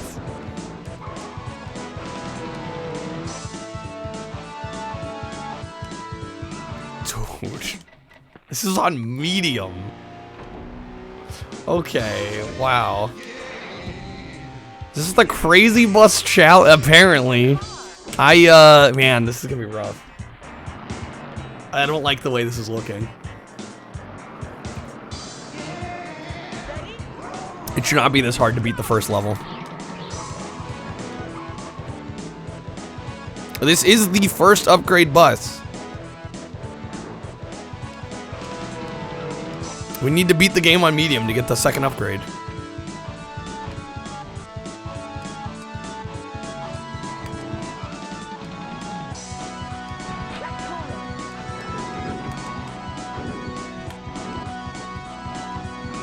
It's a fast school, but it's not fast enough, unfortunately. I need it to be a tad faster.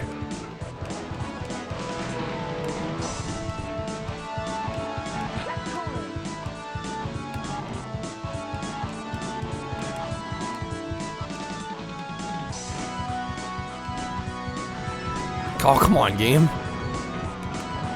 Get me off him.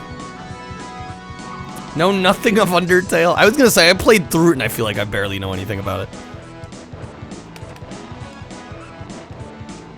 I'll be honest, I enjoyed my time with it other than when stream derailed it, but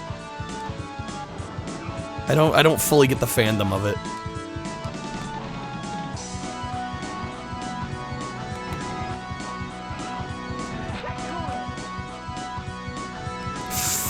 Oh my god, okay. We might have a chance here.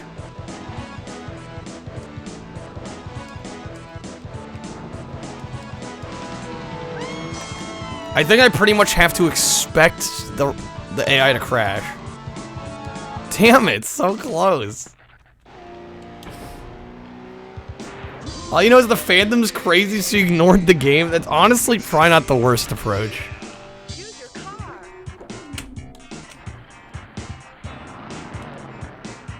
Manual might make it easier. I don't know, I've not had any issues playing this on automatic the rest of the game. I think the automatic's as fast or probably faster than me. And most of the time you aren't shifting gears anyway. You spend like 98% of the race in top gear. I think it's an issue of this is just one of the slower cars. Sonic is already on sale. Why am I not surprised? Undertale's good. Every large fandom's insane. That's fair.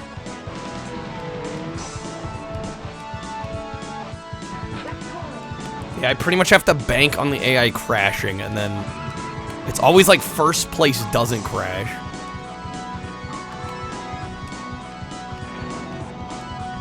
This one's gonna be surprisingly hard. Dennis's fans aren't insane.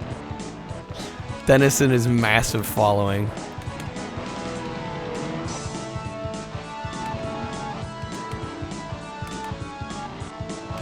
Okay, we're actually in first. Imagine that.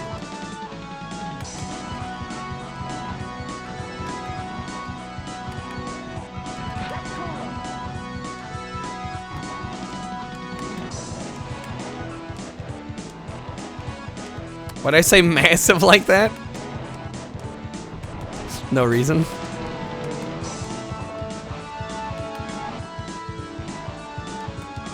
I wish I exuded that much confidence.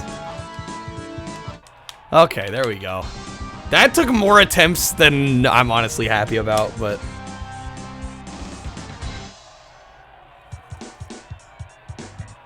Hey there, Ramen. You stalk Dennis. The Dennis fan fiction.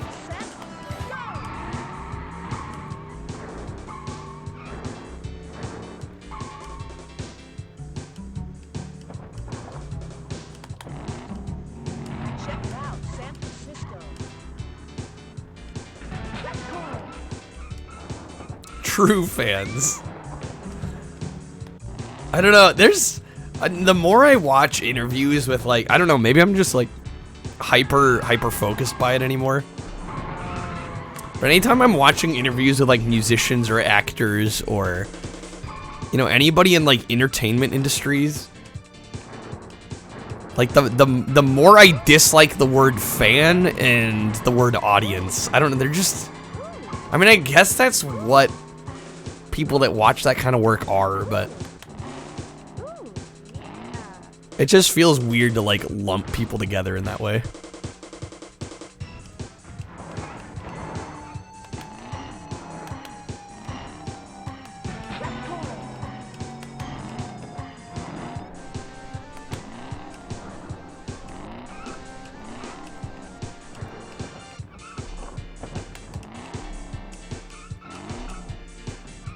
Dennis, you call your fans loyal subjects. Yes. I don't know if I'm catching up here. Ooh, wait. Just need to get around the purple Ferrari.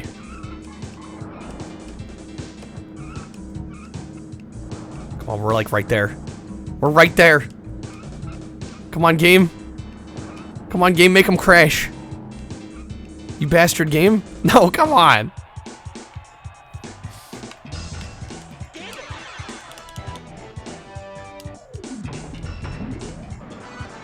Alright, gotta do it again. Yeah, these are gonna be a lot more tough.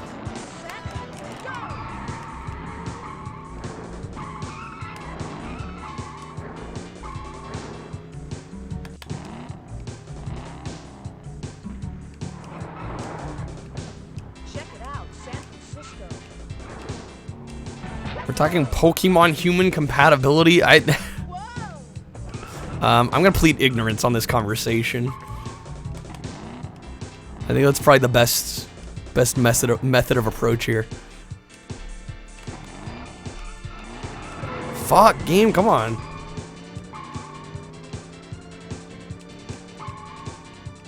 Be blissfully ignorant. I choose to with a lot of things.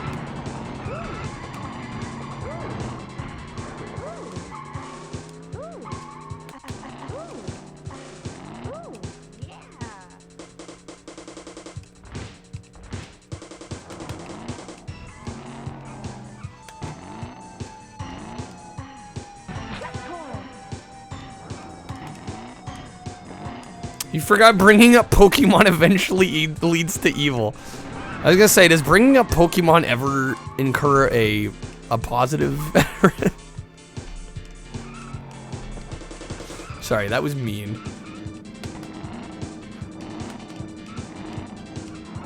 Ooh, this is looking good for us.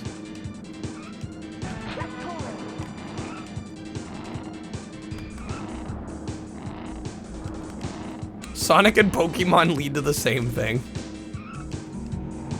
Just disappointment.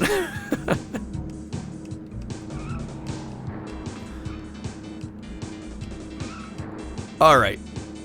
Nice, satisfying win there. AI crashing helped me out. I'm pretty sure that's it. At this level with this car, like, the AI has to crash once.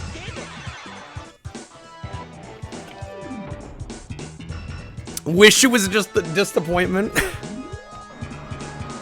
It's never just disappointment. Thank you for the GG's, Alien. Yeah, I should have known that other... I don't know why I didn't switch the difficulty. And moreover, why I didn't notice that it wasn't changed. I think I just wanted to believe I was crushing it.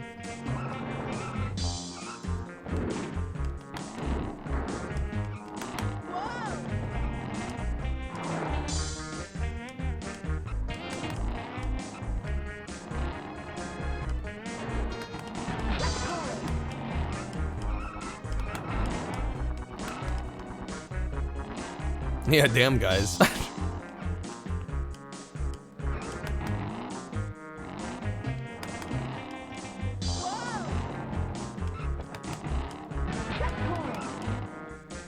mean, honestly, whenever I think I'm like not fully happy with where I'm at, you know, I kind of take stock in the things that I do have.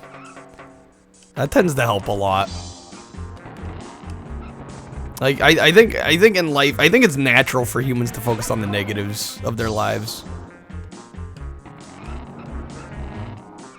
Like, sometimes it's really good and really cathartic to just think about, like, oh, this is actually what is going right, you know?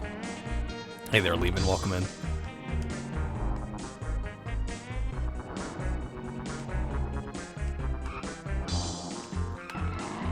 We're not quite there. Close, but no cigar.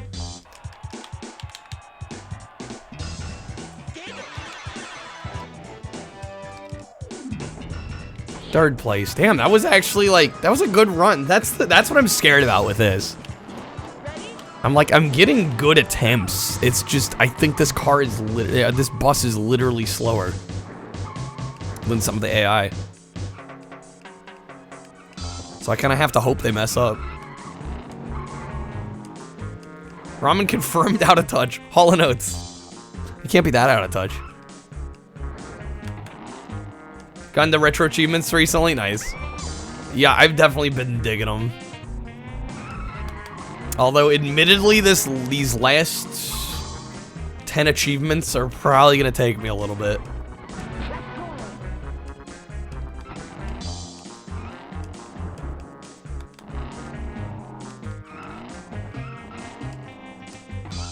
The easy mode ones shouldn't be that bad, but I'm like, man, it's medium. I'm kind of scared to play hard mode with this car.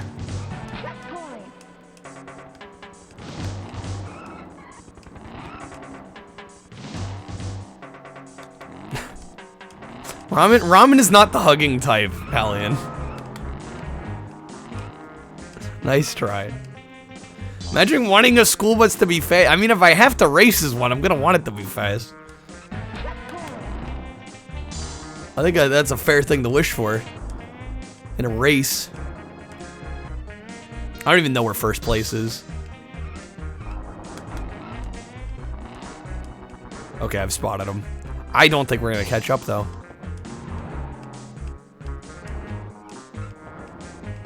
Yep, there's the hard turn right there, which means the end of the map.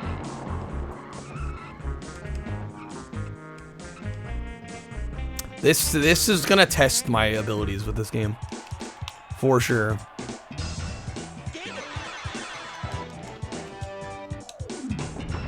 You know, I still haven't seen Speed 2. I've seen the first Speed. I actually do want to watch Speed 2. It looks so dumb. It's got Willem Dafoe. I need to watch it at some point. There's a second Speed? Yes. It's called Cruise Control. They're on a cruise ship. Come on, game. Do you mind? No more relying on lucky clutch AI. No, I mean, that's all we can do. This bus is simply not fast enough. No, the wins that I've gotten have been because the AI crashes. Speed 3 when, honestly? When is that happening?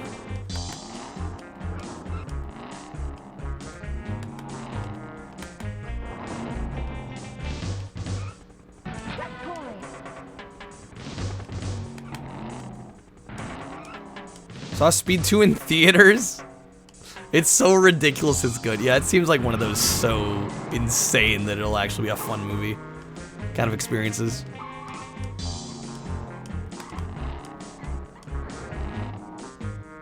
Somehow I'm going faster than these guys. What is going on with them?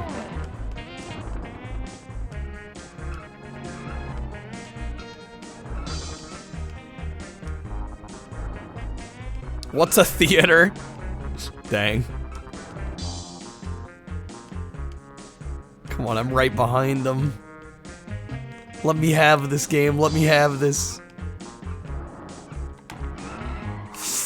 No! Come on. Come on, we got it. We got it. We got it. No! Are you kidding me? Damn it. Made an emote to celebrate your first Christmas decoration purchase.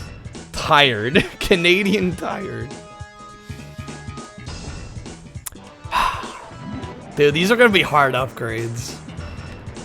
God damn.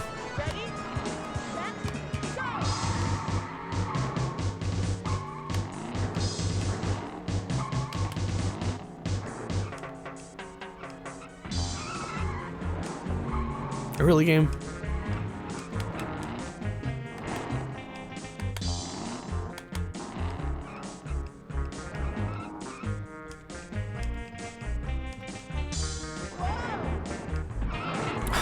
How come every time I hit any car, I'm the one that spins out? And it seems like nobody else does.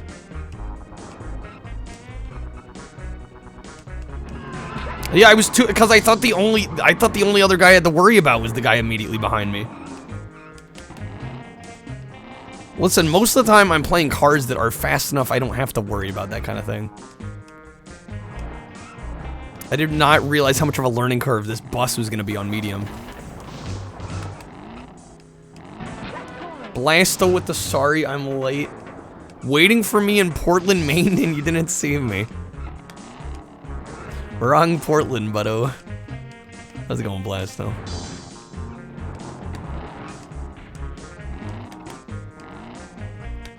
Happy Friday, man.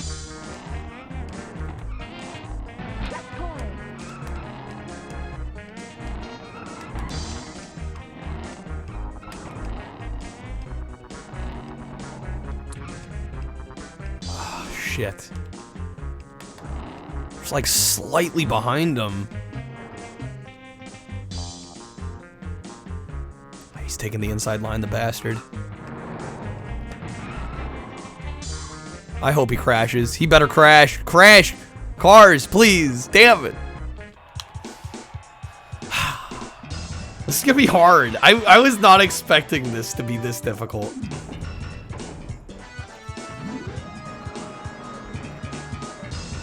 I knew it wasn't gonna be easy.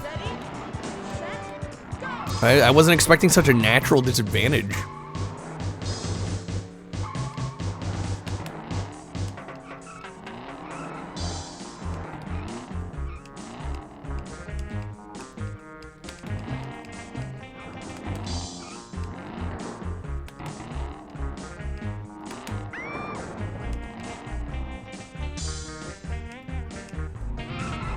Come on, like, the Ferrari didn't even fucking budge.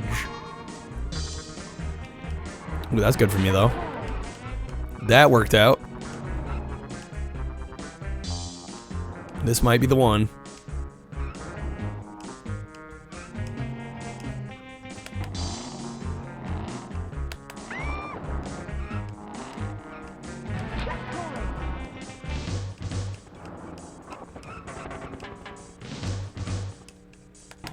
Yo, Kappa, welcome in. Driving the bus harder than the entirety of Ninja Shadow of Darkness. No. No, it is not.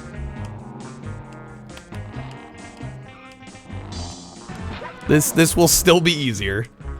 By quite a margin.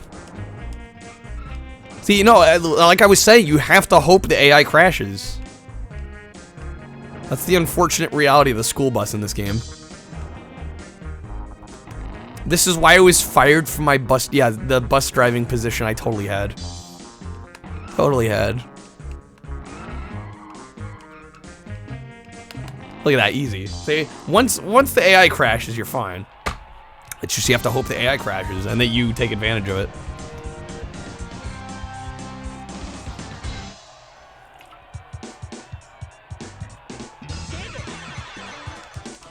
Kyle drives? Just a little. These kids are getting to school on time, damn it. We started in California. They got school in DC, okay? We gotta cross the country here.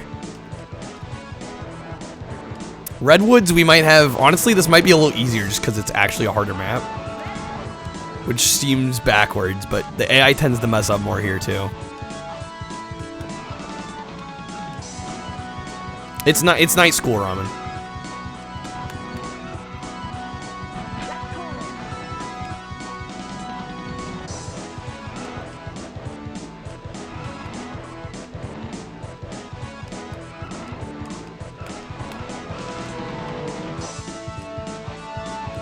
Drives like your middle school. Yeah, I had some crazy bus drivers too. They take certain areas questionably fast. It's like, I don't know if this is I don't know if this is legal or not. Rogue bus driver. Bus drivers are kind of like it's kind of a strange occupation when you think about it. Cause you're trusting this person to drive an entire bus full of kids to school every day. Oddly, a high amount of responsibility for a job that like doesn't pay considerably well.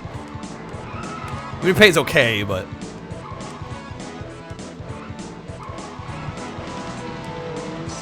well, we're gonna have to do this one again.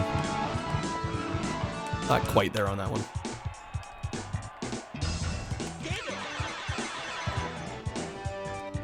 We have a ways to go.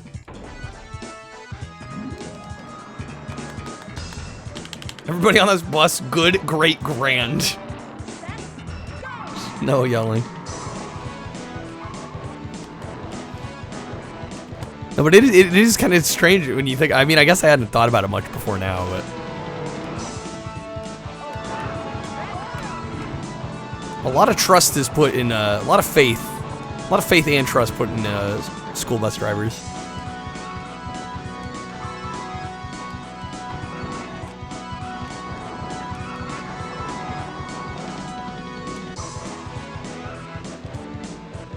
I don't know about hammered. Something tells me they would have gotten there would have been some red flags there if that was the case.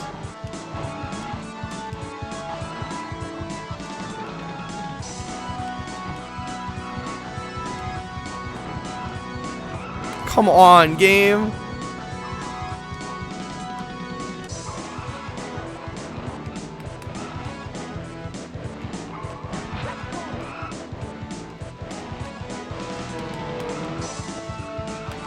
I do remember I had one school bus driver that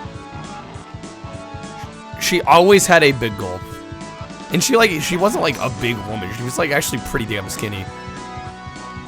But she had like the biggest size big gulp you could possibly imagine every day. I don't even know what she drank out of it. Maybe it was just water. But I think as a kid I was like, is she just like drinking like a 2 liter of soda every day?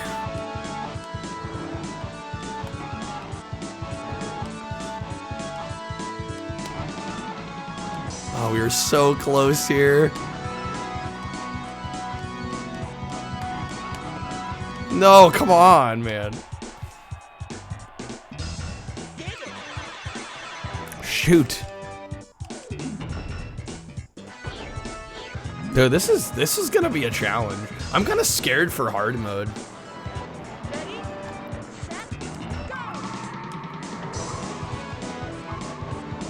One person got wrecked. It happens a lot more often. I'm kind of numb to it at this point. God damn it. Mostly because I keep getting spun out. Certainly doesn't help. Oh, the bus clipped into a person? The freeze frame didn't act quickly enough.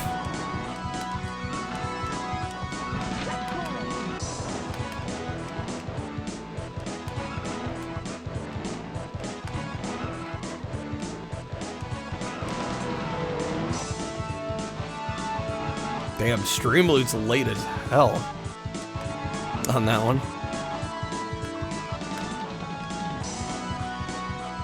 We hit a PNG person. They'll walk it off. Yeah, I don't know why that was such a delayed response there. Blaster got the double late. Yeah, it's super meta. I swear I didn't do that on purpose. That was streamloots, I guess, just genuinely lagging the hell out.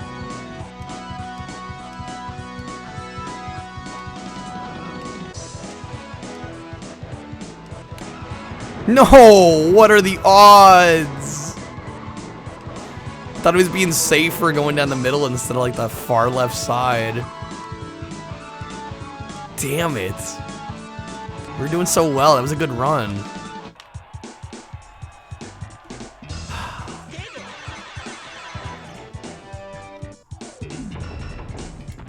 Sheesh, game. Sheesh. Come to think of it, you do think you remember Carlos getting fired.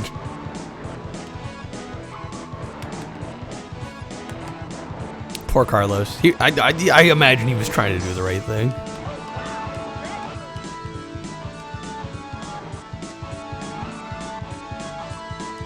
Anyway, their comrade. Trying to cruise. I'm having to upgrade the school bus right now, which is proving to be far more difficult than I anticipated.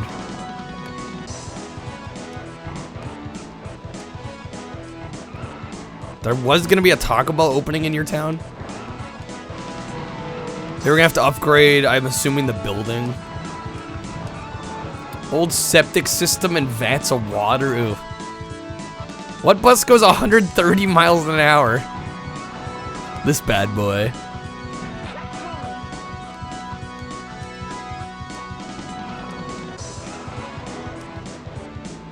My bus. Yeah, apparently.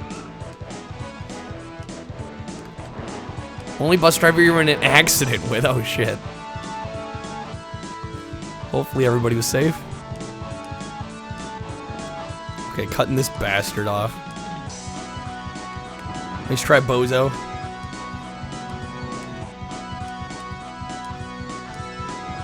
Can you mind? Bro. Fuck off. I love how he spins me out, but he's like unaffected. Nerdwire. I'm definitely fucked now. Get me off. Nerdwire, how's the stream? Welcome in, everybody.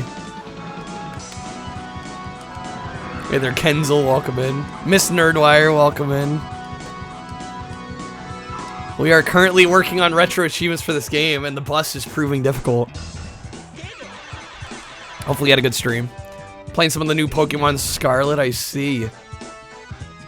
Bus is donating for fun at this point. I'm past the point of wanting to do donuts though. We're on a mission. I gotta get this damn bus upgrade.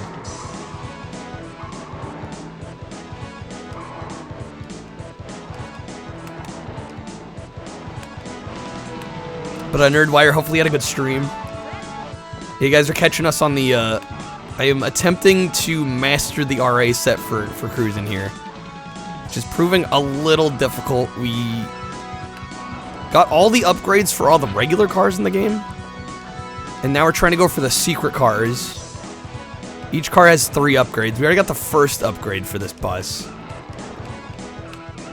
We're working on the last 2. Oh yeah, this game's fantastic.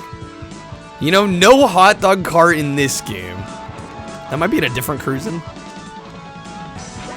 I've had a couple of people ask about that. I'm like, yeah, unfortunately not in this one.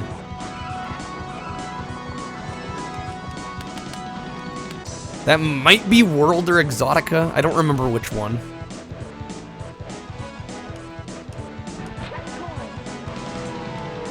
I am glad people are liking the new Pokemon, because I know the reviews have been kind of mixed. I'm glad people they feel like they're getting their money's worth out of it.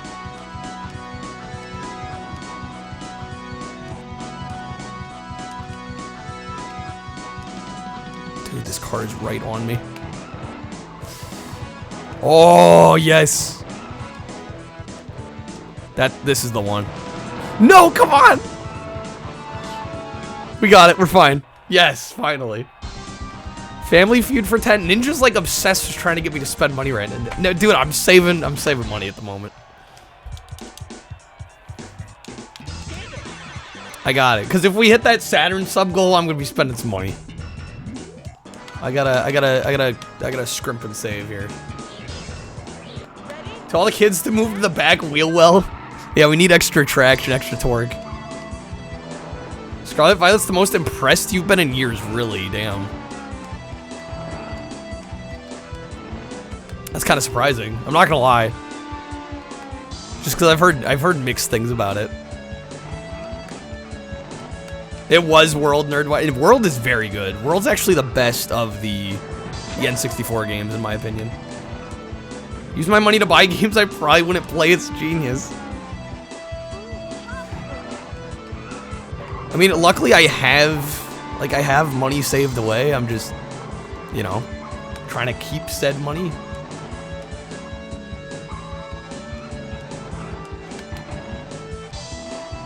Plus, this month hasn't been an amazing month, so I'm kind of preparing for that as well. Just trying to be smart.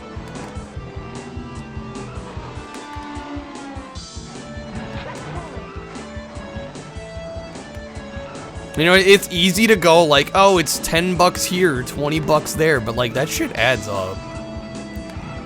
It adds up fast.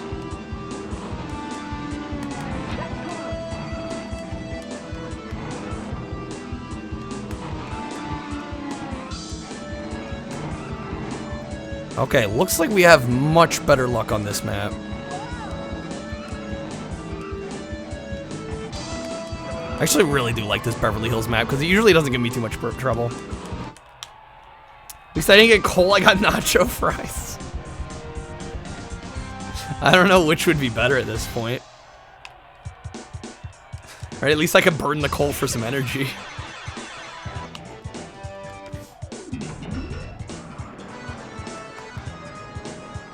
You paid every time somebody asked you to donate the price of a cup of coffee, you'd probably be like 50 bucks poor, which isn't a lot. Still be pissed. Yeah, and the thing is, like, the price of a cup of coffee thing doesn't work for people that don't drink coffee. I'd never pay $5 for a single drink. Not happening. I wouldn't be caught dead doing that.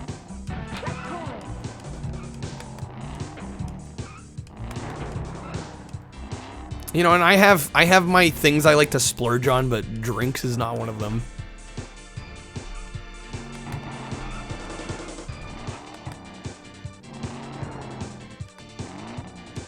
No, I don't like going to bars. I've bought like mixed drinks a few times, and I'm like, this feels like a waste of money. Every time I say I don't pay for something, Mance is always like, oh, you must hate the people that work in those industries. No. I don't hate delivery drivers. I don't hate baristas. I just am not spending my money on that.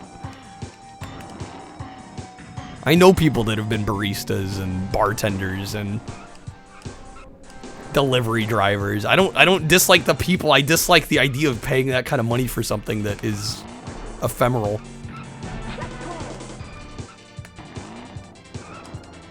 I'd rather save it for, or even just buying games with it, because I'm like, games at least stick around. You know, physical games still stick around, and if I ever need to sell them, I can.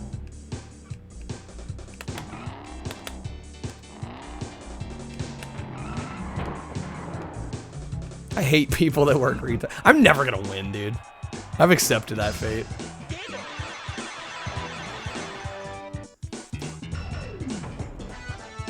You don't like to spend some. Yes, you don't like spending money on something that you know is gonna leave the body later.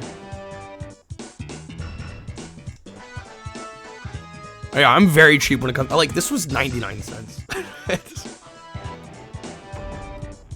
Even that's arguably too much. Hey there, Ash.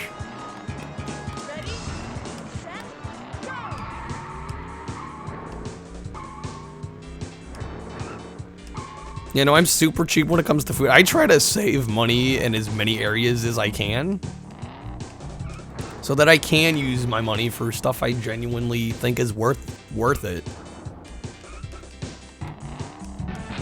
7 to California race time. Yeah, this game's obsessed with California.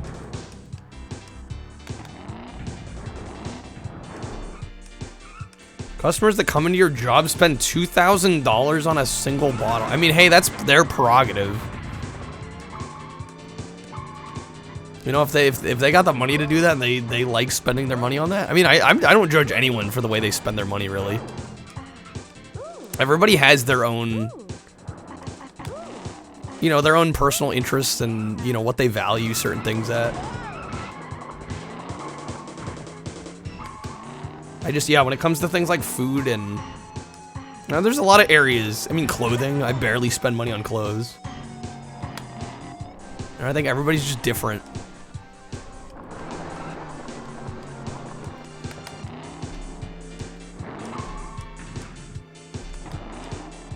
I survive on the vibrations. I'm not one of those people. I do need to eat. I just don't like spending a lot of money on food.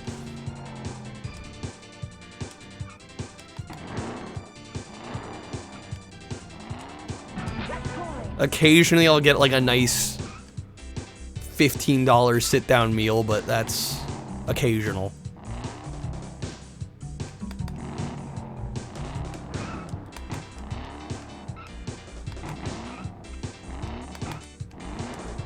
Yeah, we're slightly behind here. Unless the AI crashes, which they're not. I have the same shirt from 3rd grade. I mean, honest, like, you joke, but like, probably most of the clothing I still wear is from high school. I'm never trying to impress anyone. I don't need more clothes. The clothes I have just work just fine. And I haven't grown. Sure, from preschool it's still, yeah, I don't think I have anything that old. Most of my clothes are probably high school. High school and up.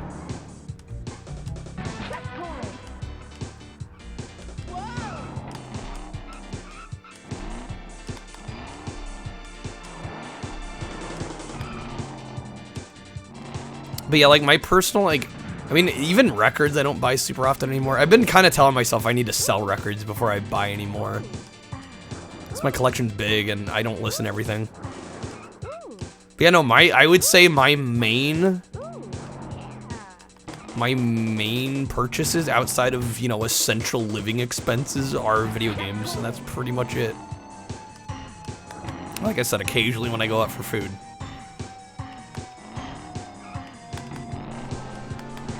I wouldn't call myself a cheapskate. I just, you know, I try to save where I can. Is Lynn a fairy? Yeah, wearing preschool shirts. Unless it was just a really big shirt when she was that young. She's grown into it.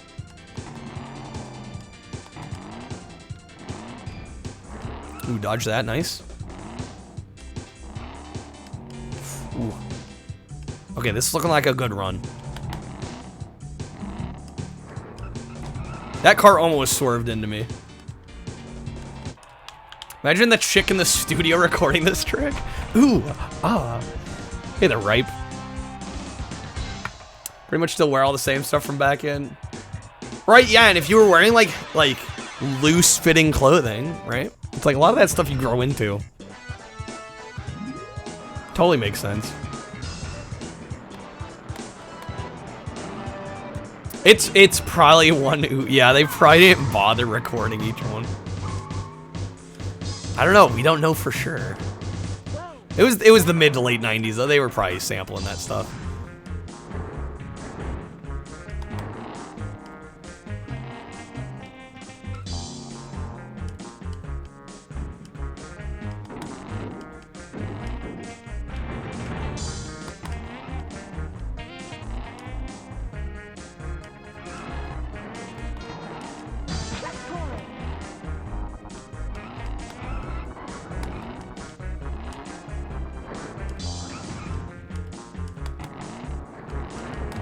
Come on, game. I need a comic where Bruce Banner wears XXL anime t-shirts, like one of those E-boys. Do we though, Daruto? Do we though? I don't know about that. We just need you for one 50 bucks. Easy money.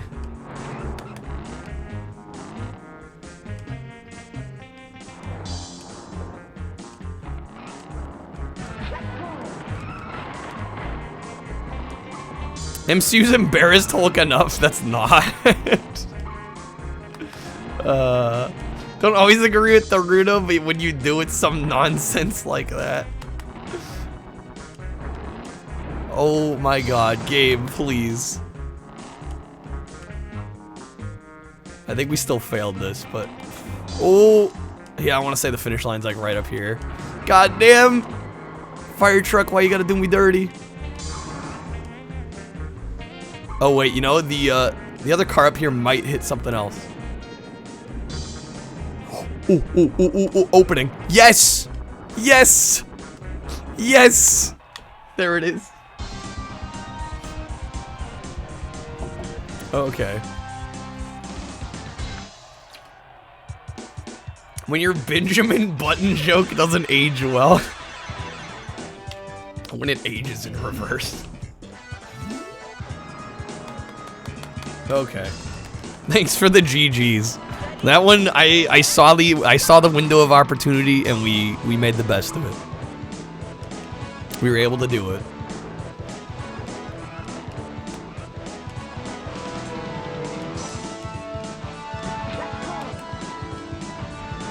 Oh my god. Anarchy. Yeah, my guess is we'll probably be able to... We'll probably be able to upgrade two of the... Hopefully I can upgrade two of the cars tonight. We're almost 2/3 of the way done with the bus. And then maybe we'll do... I'll probably do the ATV just because it's... I don't know. Saving the cop car for last seems the more exciting way to do it. And I've kind of been toying with the idea of doing a longer stream here toward the end of the month, but I haven't totally decided. So I might save the last set of achievements on this for a longer stream. She-Hulk was better than most of their other shows, but that's not saying much.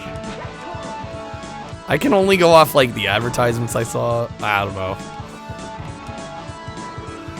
Jerry Queen with the raid. Welcome in, guys. Welcome to some Cruis'n USA retro achievements. Yeah, not quite getting that one. How's the stream? Welcome in, guys. Hopefully y'all had a good one. Happy Friday. What are you playing in retro? Hopefully something good. I feel like the problem with the Hulk movies and him being in the Avengers is the Hulk and Bruce Banner are more of a dark character than anything they're probably willing to do. That's probably true, yeah. Although, I don't know, there's some kind of dark, depressing moments in the MCU. They're not all happy-go-lucky. Oh, some SA2, nice. Which version? Dreamcast or GameCube? PC. I think there's a PC port as well. That's one I've been meaning to play, but I don't know. Me and 3D Sonic don't always get along.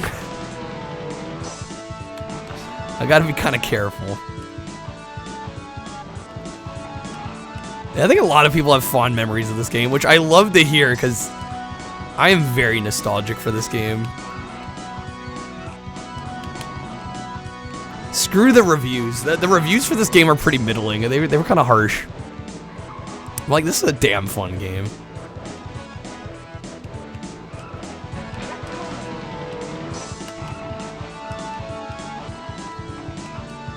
Oh, come on. Get me going here. Get me going. Last level had your palms sweaty. Some of those 3D Sonics don't mess around. Like, they can be difficult. Yeah, that's the finish there. Shoot. World, I think World is the best. If we're talking N64 Cruis'ns, World's definitely the best one. I'm nostalgic for this one, but World is definitely the better game, I think. Ace with the critique game. I mean, I don't really have too much to critique. How's it going, Ace? I mean, other than, like, the few things that Nintendo kind of, there was some censorship for this version. Which, like, doesn't really affect the game too much. It's a little lame, admittedly, but it doesn't affect the playability. I don't know, more than anything right now, probably what I could critique is the achievement set for this being basically just, like, a whole bunch of upgrades. Which, I mean, I don't know what else they really would have done. Makes this game a little grindy. Hey, they're ace in my Nintendo games. Yeah, they for some reason they could have a bikini babe at the beginning of the game, but the end of the game that was no good. The trophy girl, gotta put a shirt on her. Like, and then like wild animals you can run over, not in our Nintendo game. Even though there's plenty of killing animals in other Nintendo games.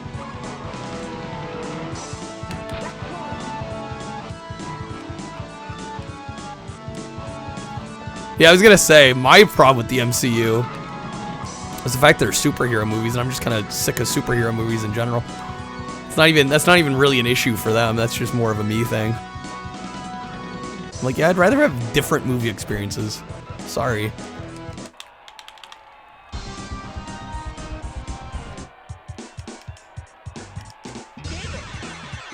I think all most Nintendo protagonists do is just kill animals, frankly. Yeah, I was gonna say, it's really ironic of them to be like, we can't have roadkill in a game like this.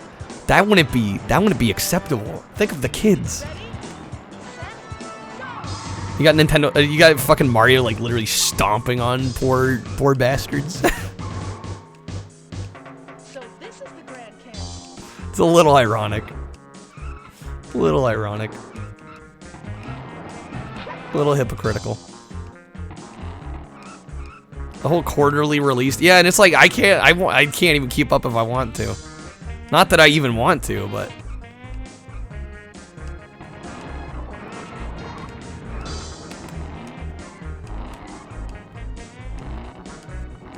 oh shit.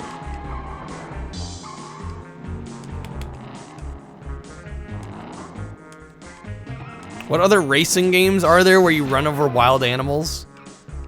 Sledstorm. Just off the top of my head. You can run over like rabbits in that game and get like huge score bonuses. It actually is like really good for your progression in the game, which is kind of messed up. I haven't played Carmageddon, but I would assume so.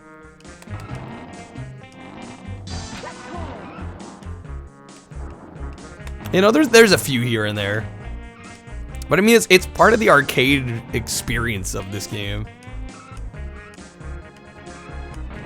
It's a game you could never play. I mean, you don't have to, but it is kind of messed up. You get like a big like score and money bonus for it. I don't necessarily condone it, but I'm like, it's a video game. It's make believe, right?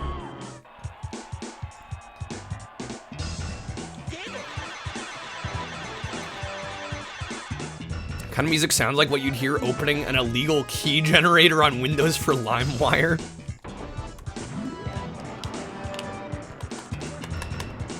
I don't know. I love the music of this. It's a little cheesy. It's a little corny, admittedly. But for me, that kind of works in its favor.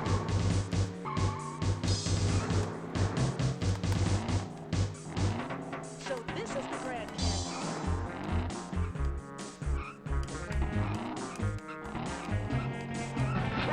Oh my god.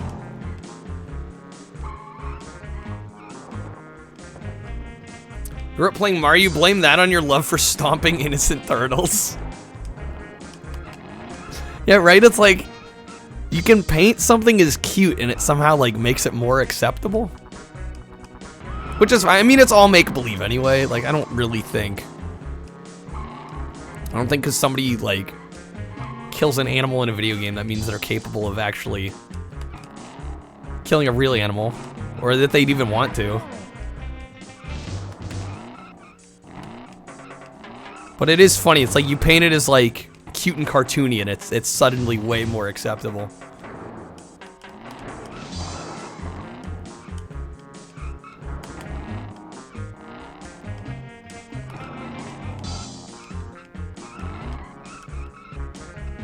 Dennis, you have a hard time choosing mean dialogue options in games, really? You don't want to be an asshole. That's what was tricky for me with Fallout and like the whole Fallout 4 kind of backlash and criticism. They're like, oh, you can only be a hero in Fallout 4, but it's like I always played the hero kind of type in Fallout games anyway. So the fact that they sort of lock you into that in that game didn't bother me a whole lot. I just remember a lot of people being mad that they like painted you as like a war hero in that game, and you couldn't really, like, you could do evil things, but you couldn't really bust out of that backstory, which is a fair critique, but I never installed the You Can Kill Kids mod. Never did that. Although I think it is a little ridiculous that you can't kill kids in those games just because the way you can gruesomely kill adults. And I mean, again, it's all a video game anyway.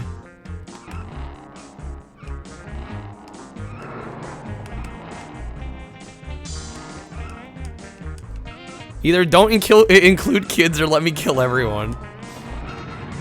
I mean, yeah, if your game is all about making choices, it is kind of a strange... It's a strange thing. Invincible kids are stupid. I get why they do it. I get why they do it. It would not be necessarily a good look to say, like, hey, you can kill kids in our game.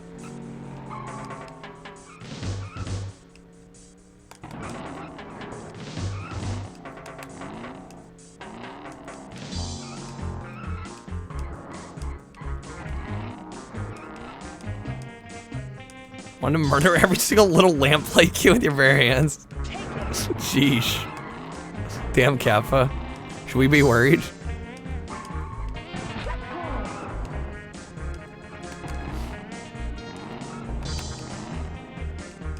No, yeah, they were definitely, little lamplight was definitely one of those areas in the game that was really annoying.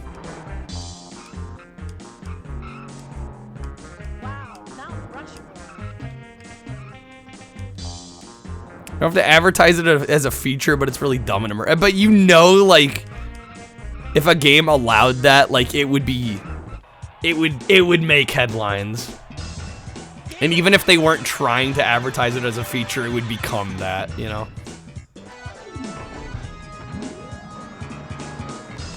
Speaking of Fallout, you went to Good Springs IRL when you moved to Vegas? There's a real Good Springs.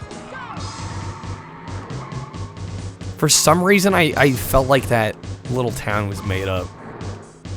So this is the Grand Canyon. Remember all the headlines for Deus Ex Invisible? I never played Deus Ex. Was there controversy surrounding that?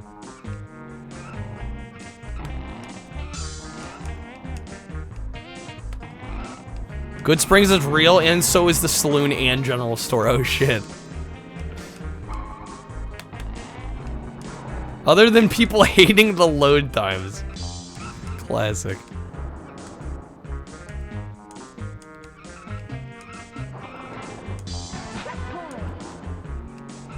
Yeah, Ghost, I'm with you. Like, I think it's totally unfair to blame video games for violence. I think if anybody with an understanding of the real world knows that a video game is just a game, I genuinely think when violence occurs like that in real life, it's usually there is some other underlying issue at play. Like, sure, they may have been playing video games, but I get the feeling, and I don't want to get too deep into this because this is pretty deep already, but it's total baloney, in my opinion. There have been studies that there's no correlation between violence in real life and because they played Grand Theft Auto, or it's ridiculous. And usually the people that think that have never played a video game in their life.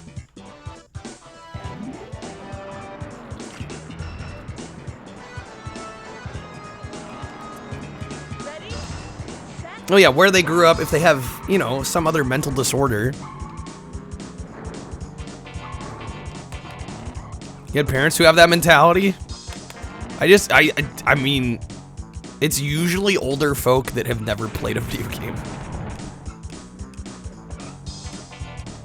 All this stem from a patch that lets you kill children. I don't know how we get here sometimes. I don't know how this happens.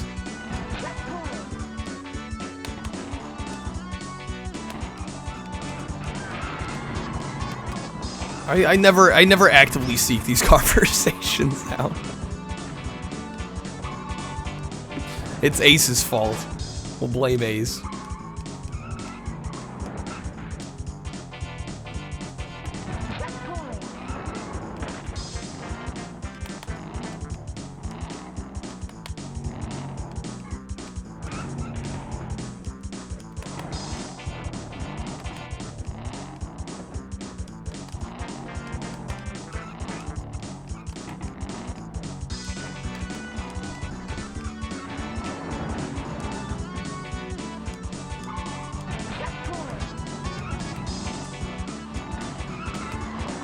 I don't know, it's a tricky line to balance, because it's like, I see Nate's point of like it's immersion breaking. But like, wouldn't it also be immersion breaking if there weren't kids in those games? Like at all? Maybe not as much. I don't know. This is probably a conversation we better drop, probably. I think people have their own opinions.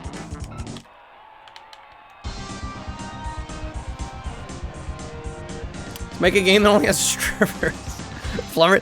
I did see Plumbers Don't Wear Ties as an RA set, which is just insane. Maybe someday I'll do that. Matthew Perry broke your Fallen immersion with his terrible performance, bruh. Terrible. I don't think it's the highlight of his career, but I think it was horrible. Seems harsh.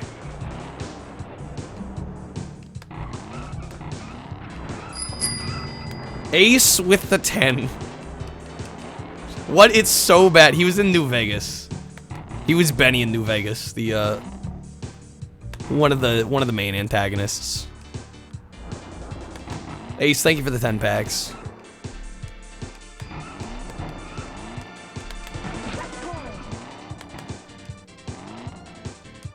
What in the goddamn is a great line? Another reason to avoid New Vegas, that bruh. Kill me.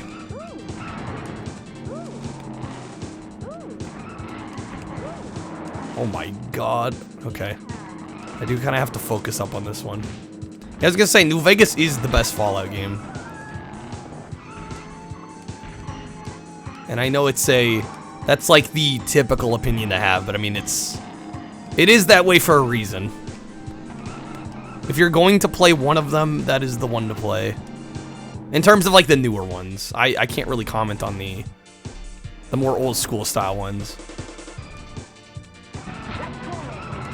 This track is probably the hardest track in the game. As much as I do like it, it's a tough one. Or if you're talking about the music track's great as well, but you know, in terms of like physical tracks, this is easily the hardest one in the game. Because you have that whole tunnel sequence, and then you also have like the elevated railroad bit as well. Ace with 10 more. Why did I have a feeling? Like 3 more, but New Vegas is great. Yeah, I'm more nostalgic for 3 than New Vegas. But I have to admit the writing and the world building I think is better in New Vegas. Played modless, but New Vegas had, yeah, and the bugs in New Vegas are kind of a downer. Someone get the damn shaving card already. Breeder. Hey, breeder. Yeah, I'm kind of ready to shave at this point. Just been waiting.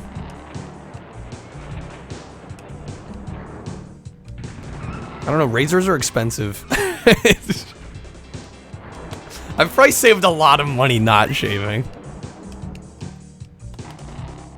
It's worked out for me.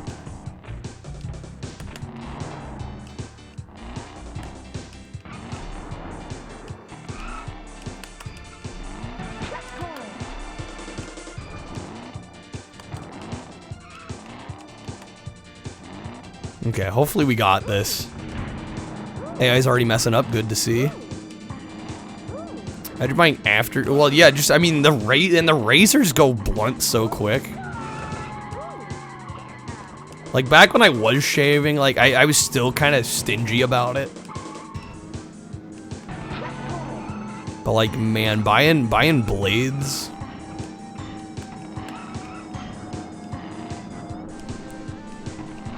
Ace is having a stroke over here. Oh, the music, of course. I'm just like numb to it by this point. Like I don't even really hear it anymore. I'm so used to it. Just shave with a straight razor. I don't know if I trust myself enough.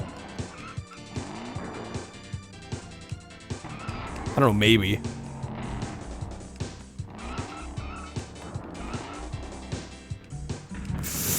Damn it, game! No! That's probably it. That's definitely it. Don't have to buy blades if you sharpen your own. That is true. Almost got second. Need first, though, so it wouldn't have mattered. It's all about an electric razor and just leaving it at stubble length. That might be the move. I've never actually used an electric shaver.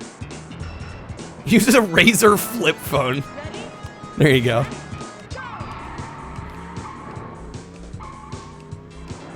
Yeah, no, I will admit, I think Matt was saying the other day he was watching my Smurf racer run, and I pulled it up, and I'm like, man, I look so clean cut. I look more like a caveman now.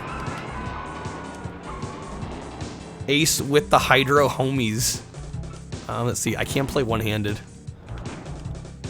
I'll chug and race. Watch me go.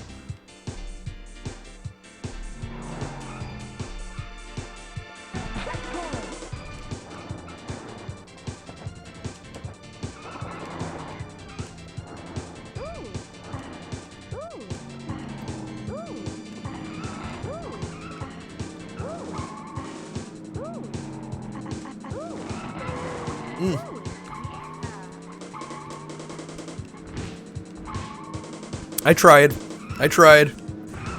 Damn it. Electric shavers can be a pain in the ass, though. I mean, honestly, okay using like a pair of scissors to just, you know, trim off the excess.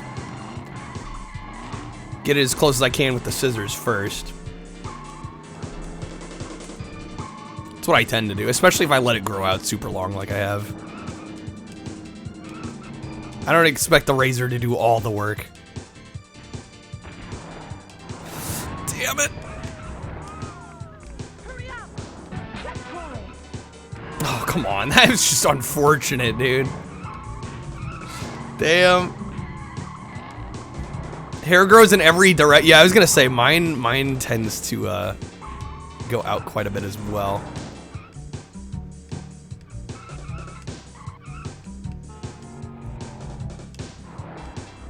That's second. Where's first? Damn it. Been thinking about the scissor approach? Yeah. Don't use scissors, says Dennis. For the love of God, go to a barber.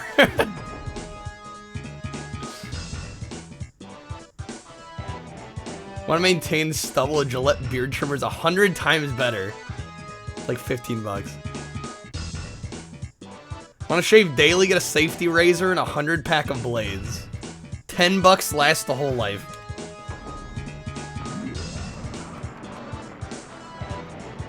Having somebody else shave you is super. It does sound relaxing. Screw shaving every day. Yeah, I don't even think my hair does not grow fast enough for me to need to shave every day. It'd be every other day. I honestly don't mind a little bit of stubble.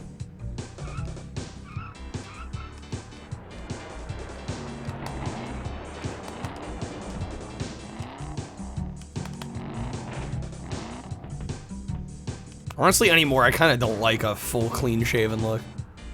Thanks, genetics. Oh, shit.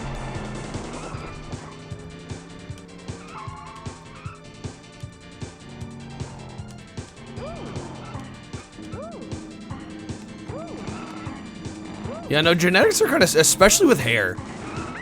Like, I feel like, you know, obviously there's a lot of variance in the way people look, generally speaking, but I feel like even hair is, especially in men,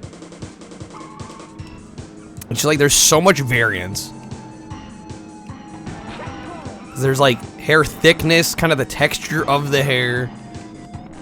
The terminal length is a big one that I think about a lot. So I've noticed like I'd say both my, you know, my beard hairs and pretty much the hair on my head, like, seem to be kind of at their terminal length, which I just find interesting. Like, at a certain point, they just kind of stop growing. Or if they are growing, it's much slower than before. Shit. I need to remove all hair from the gene pool. We'll just all be hairless wonders. Truck, why you gotta swerve, my guy? Killing me here. Holy Christ. Let me out. We got it. Thank God.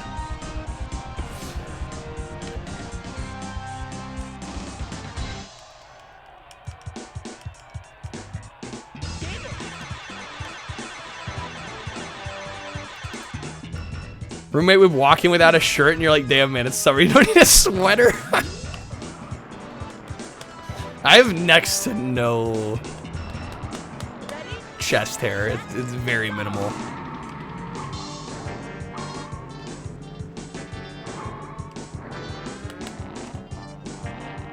Yeah, I didn't even talk about chest hair in terms of like men's hair genetics. It's a whole other arena.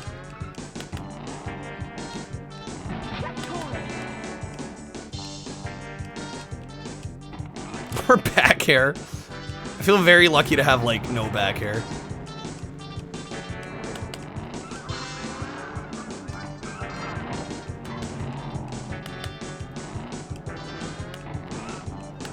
Come on.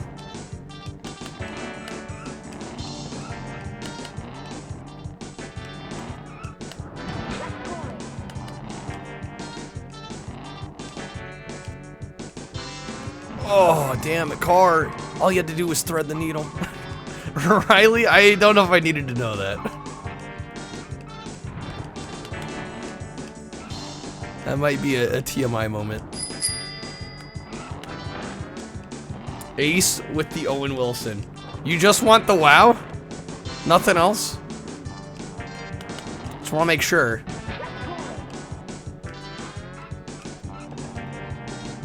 I'd be willing to read something as Owen Wilson. You bastard, don't you dare. Game, no! Son of a bitch. That's the end. You just want the WoW. Okay, I'll give you my best. Oh, there's one. Wow. Couple different flavors for you. Could weave someone's hair into a large beanie while it's on their head, Daruto? Yeah, I don't know about that.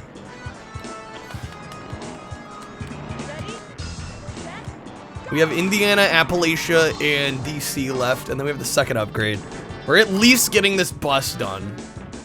I'm gonna try and get one other car done as well.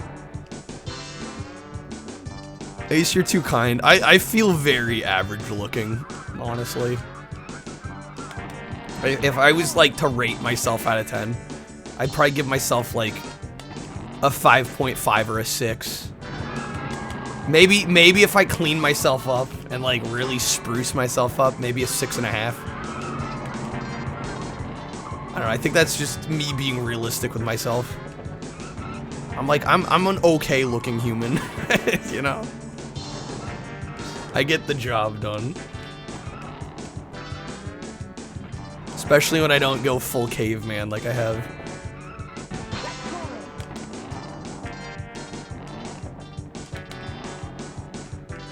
Ooh, give me a round. Not a stud. Yeah, no, I've basically accepted the fact that I will never be a stud. I mean, let's face it, most people aren't. Like the average person, right? If the average person was a stud, then like they wouldn't be considered Studley.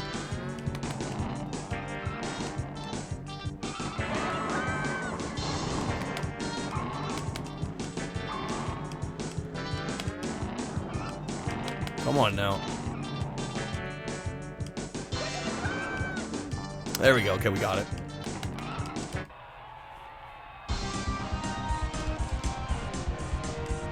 You and Johnny, 99.9%, yeah.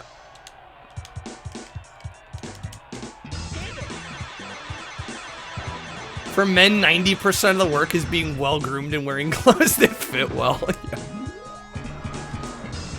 Fair enough.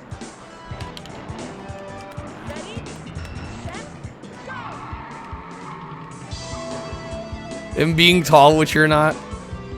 Well, yeah, like, I want to consider myself, I mean, I'm like 5'11", which is pretty average. Again, I'm just like an average human. I've accepted that. Being a short king is fine.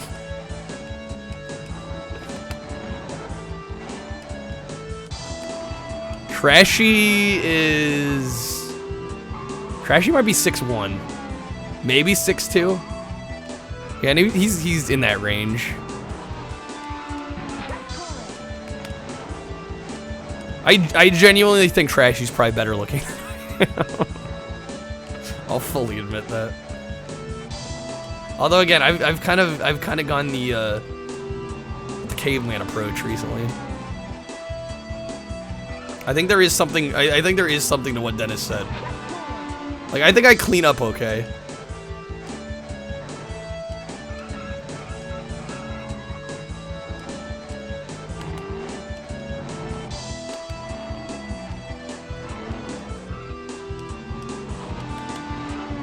Hey there, Dino. Doing alright. We are currently still working through getting the upgrades for the cars.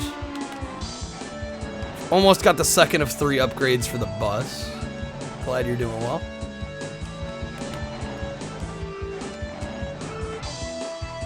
Yeah, I admittedly don't take care of my skin too well. Luckily, I don't worry too much about the skin, you know, my face. I feel like the skin there is... I used to have a lot of acne, like forehead acne, which luckily has gone away. That was not fun. High school. Although I didn't help myself really when I had like the, I'm seeing like everybody my age had like the bowl cut, you know? Having a whole bunch of hair resting on your forehead, not plus puberty. Not a good recipe for success. Moisturize. You know, I've never used moisturizer. Admittedly, I don't even. I mean, I think you're right. I think a lot of men don't bother with it. Yeah, I don't even think about it, to be honest.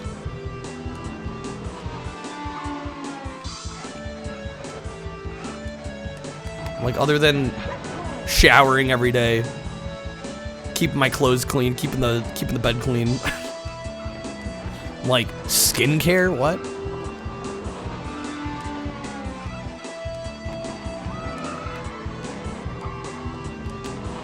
Oh, I think, honestly, I think with Pokemon, I think we were headed in that direction anyway. It doesn't... Pokemon going open world does not entirely surprise me at all. I'm honestly kind of surprised it took them this long. Genuinely. Lucky to keep yourself alive, right? It's a sliding scale. It's a relative bar for, I think, everyone. And I think a lot of it depends on where you're at in life.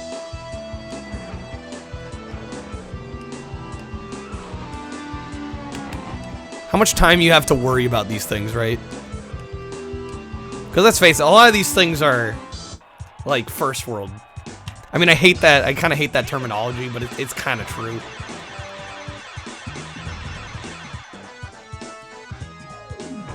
You know, there's worrying to keep food on table, and there's have I moisturized today? There's a lot of in between there.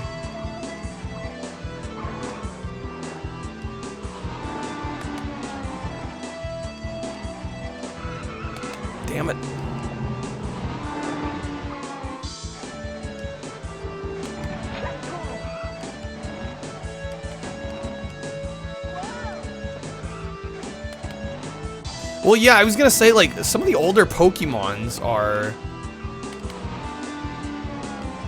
I mean, they definitely do reward exploration, so I'm like... I feel like Pokemon's always had... Maybe it wasn't...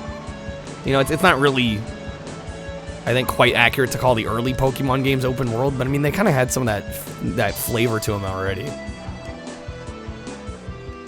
Having a good appearance can help you keep food on the table. I mean, that's also true. Sexy people earn more. Depends on what you're doing, I think.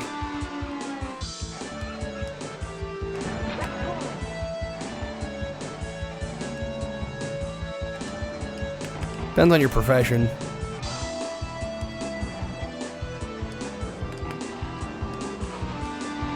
If it involves hot tubs. Yeah, see, I mean, what's the saying about, you know, men versus women? It's like a lot of women can maybe rely on their appearance. I mean, this is a very outdated way of thinking, but whereas most men kind of have to rely on their wits and their charisma. I don't think anybody comes here for my appearance. I'll say that. I don't know, maybe I'm wrong. I mean, it sounds like Ace comes here for my appearance, but I figure that's not the norm. Being attractive is on the whole very beneficial to every person. No, it can be. It very much can be. Wealth breeds attractive people breeds well. Yeah, it's kind of a catch-22. Zen for you, do.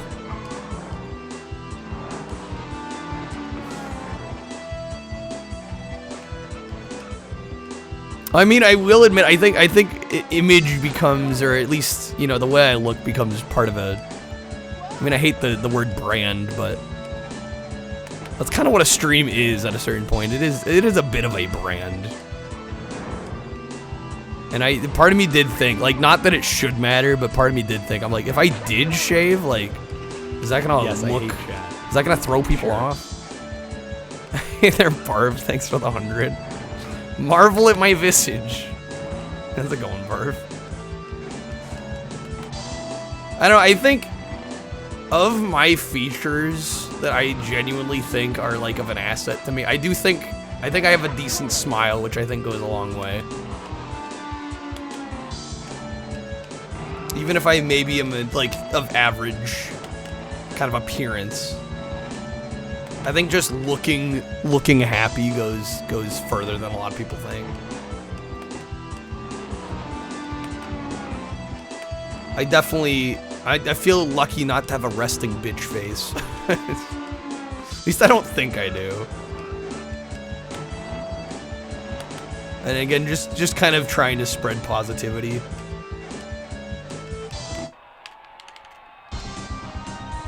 This charming man. Yeah, shoutouts to Barf. Barf deserves it. There's a lot of streamers in here that deserve some love.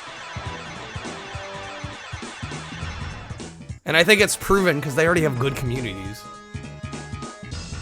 Welcome to the Hall of Fame. You're never fully dressed without a smile. Someone's dad or sexist boss. Jeez. Is that 2 wows? You want 2 wows? Wow. Wow.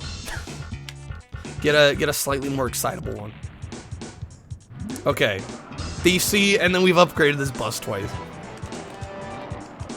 Ready, set, go. Playing Voltage High Society. How was that, Barf?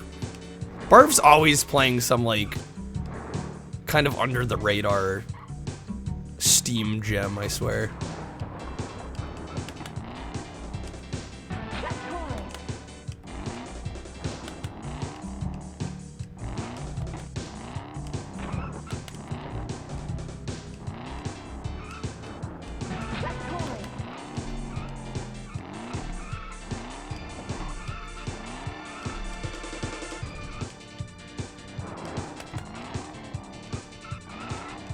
Yeah, I guess that was the aspect of earlier Pokemon games that kind of made it so you couldn't attach the open world tag to them, right? The fact that you know, progression in main story was pretty linear. Even if there were worlds that you could explore, right? I guess that's what separates an open world game from just like kind of a spacious adventure game. Is the non-linearity. Kind of groovy, but early access, it's soft locked like 3 times. That's kind of a bummer. Bills itself as a first-person Metroidvania. That actually sounds intriguing. How did I still win this? I honestly did not deserve to win this race. Hell, I might still not. We got it. Okay. I'll take it. That sounded kind of pompous, but after playing it, it sort of fits, you suppose. I mean, Metroidvania is certainly a, you know, it's a pretty kind of well-defined genre at this point. But I can kind of see the pompous side of things. Okay, let's get the last upgrade for the bus.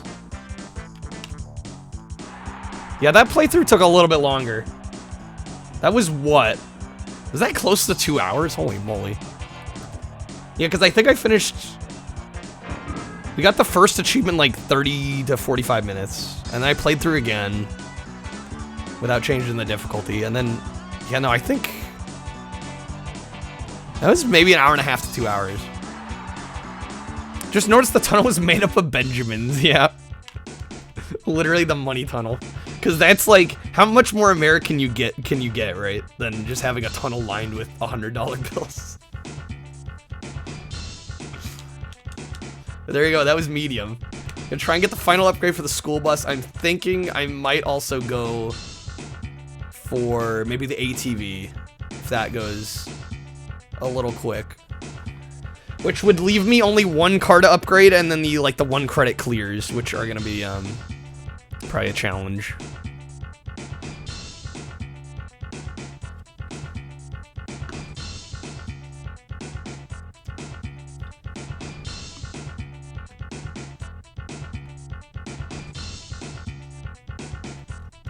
But yeah, yeah, I'm thinking bus, finish up the bus.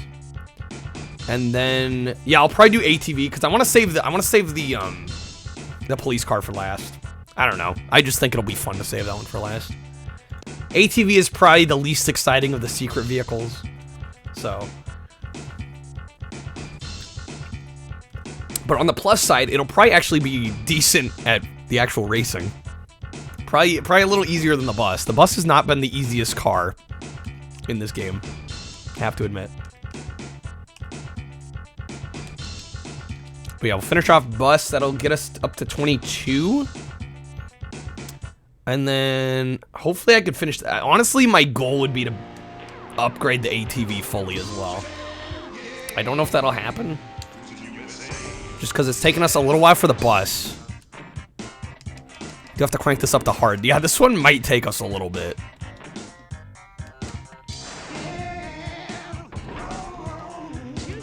We're gonna go bus, and the bus is red now. Let's go. I'm wondering what the final color is gonna be. We've had, of course, the bus was yellow to start. Then it went like kind of for like a off-white aesthetic, and then we get red. I don't know, maybe like a green. I'll be curious to see what the devs chose. Okay, there's chivalry. As far as I know, there aren't shortcuts in this game. Maybe black? It'd be kind of a cool look. Shoot. How's it going, chivalry? I think there are cruising games with shortcuts. It's just this one, as far as I know, doesn't have any. This one's pretty straightforward. There are some secrets though. Doing all right. We are working through the retro achievements on this game. We're currently working on our 22nd achievement. Hoping to get at least a few more tonight. Making good progress.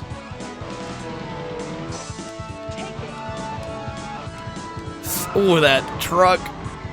Dang it. Come on now, game. I love here too, when you get really slow here, you can literally see like where the edge of the map's cut off. I think they just expect you to be so focused on the road you wouldn't see the map get like immediately cut off to the sides. Is the school bus the best? Definitely not. I mean, it's a fun one, but it's...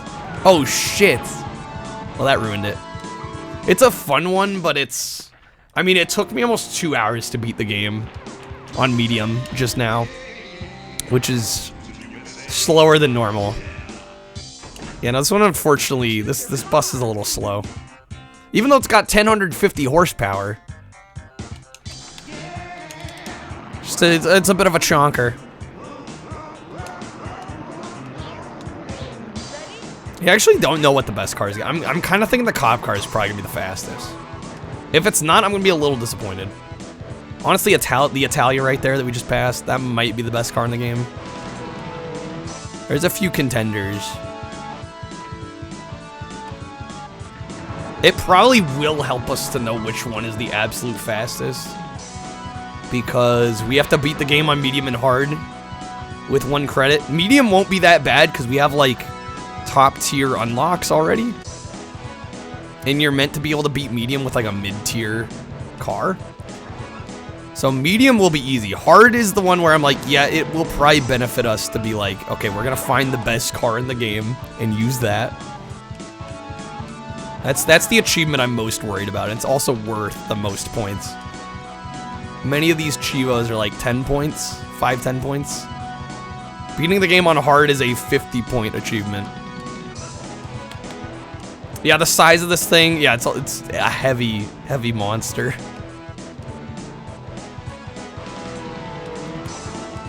Sheer horsepower is not the only measure.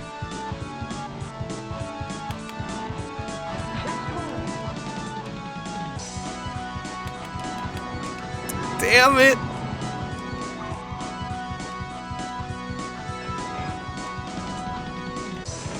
Still got a little ways left. I gotta, oh shit. I had to do something there. Shit. That clearly wasn't it, though. Yeah, you know the game's a little tough when I can't beat the first level first try. I'd argue with most of the cars in this, I was able to at least get through the first level, no problem. Now that we're using a little bit of a tougher vehicle, the game has definitely gotten a little harder.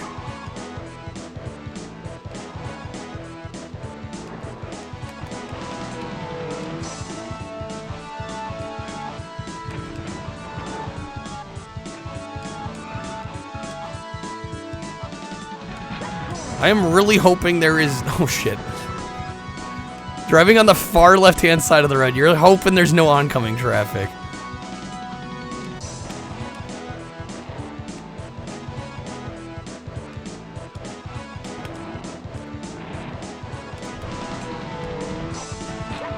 Ooh, that cut. There we go.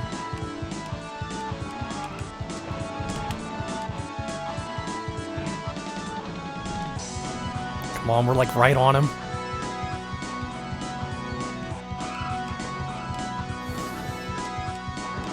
Okay, they slowed down nice. If I can just keep them behind me. Oh, man. Oh, let's go. Hey there, Mo. Going pretty well. How are you doing? Happy Friday. We're just working on retro achievements for good old Cruis'n here. Okay, this is looking like a really good run. This should be the end here. Just about. Here we go. Cop car, get out of the way. Got him, nice, okay. A few more tries than I normally would have liked, but again, we're racing with not exactly the best hardware here. We're dealing with a bus full of kids. Welcome to the Hall of Fame.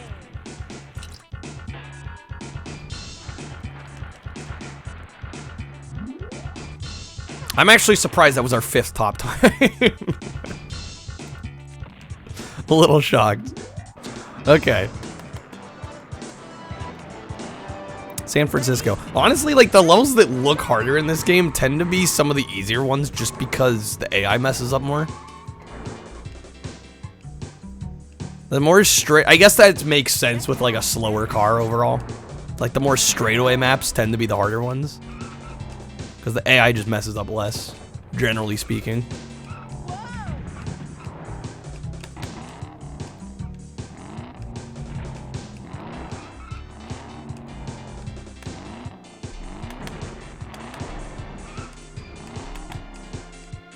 Yeah, I pretty much... I really have come to love the retro community on Twitch, because honestly, a lot of these games... I mean, I know I'm not exactly playing an obscure one here tonight, but I've been able to find a lot of games that I otherwise really wouldn't have. And a lot of games I ended up really loving. And even YouTube's pretty good. Like, the retro community in YouTube's pretty good, but... I don't know, I've found the games that I've enjoyed the most have been the ones I've found either through streaming or watching other streamers. Just the stuff that other people aren't necessarily willing to try out, you know? Sometimes taking a chance on a game ends up really paying off. Oh shit, I hit the wall there. I was doing so well. That might be it. That may have cost me the win. Yeah, that cost me the win. Dang it. I.e. Barbie's Horse Adventure. Wild Horse Rescue. You know, I didn't hate that game. I'm gonna be honest. I've played worse. That one was kind of enjoyable. But no, I mean... Like I said, this one's been talked about quite a bit. But stuff like Ninja Shadow of Darkness and... you know, like Soccer Kid on the 3DO and... You know, like Waku Waku 7 on the Saturn. There's just been like some games that I literally would never have known about otherwise. If I wasn't part of like the Twitch retro community. Check it out, San Francisco. And also me just kind of, you know, in addition to getting recommendations from other streamers and other chatters and stuff. You know, just kind of like forcing myself to think out of the box when it comes to the kind of streams I do, right? Like, roulette has been huge for me in order to, like, find new games that I otherwise wouldn't have. Cafe Man with the music recommendation. Submit. I'm not sure what you mean by submit. Does it force you to type something in? Do you just want, like, anything? I'm not sure if that's a prompt. Just any old music, any genre. Whatever I want to recommend. Damn, there's a lot I could recommend.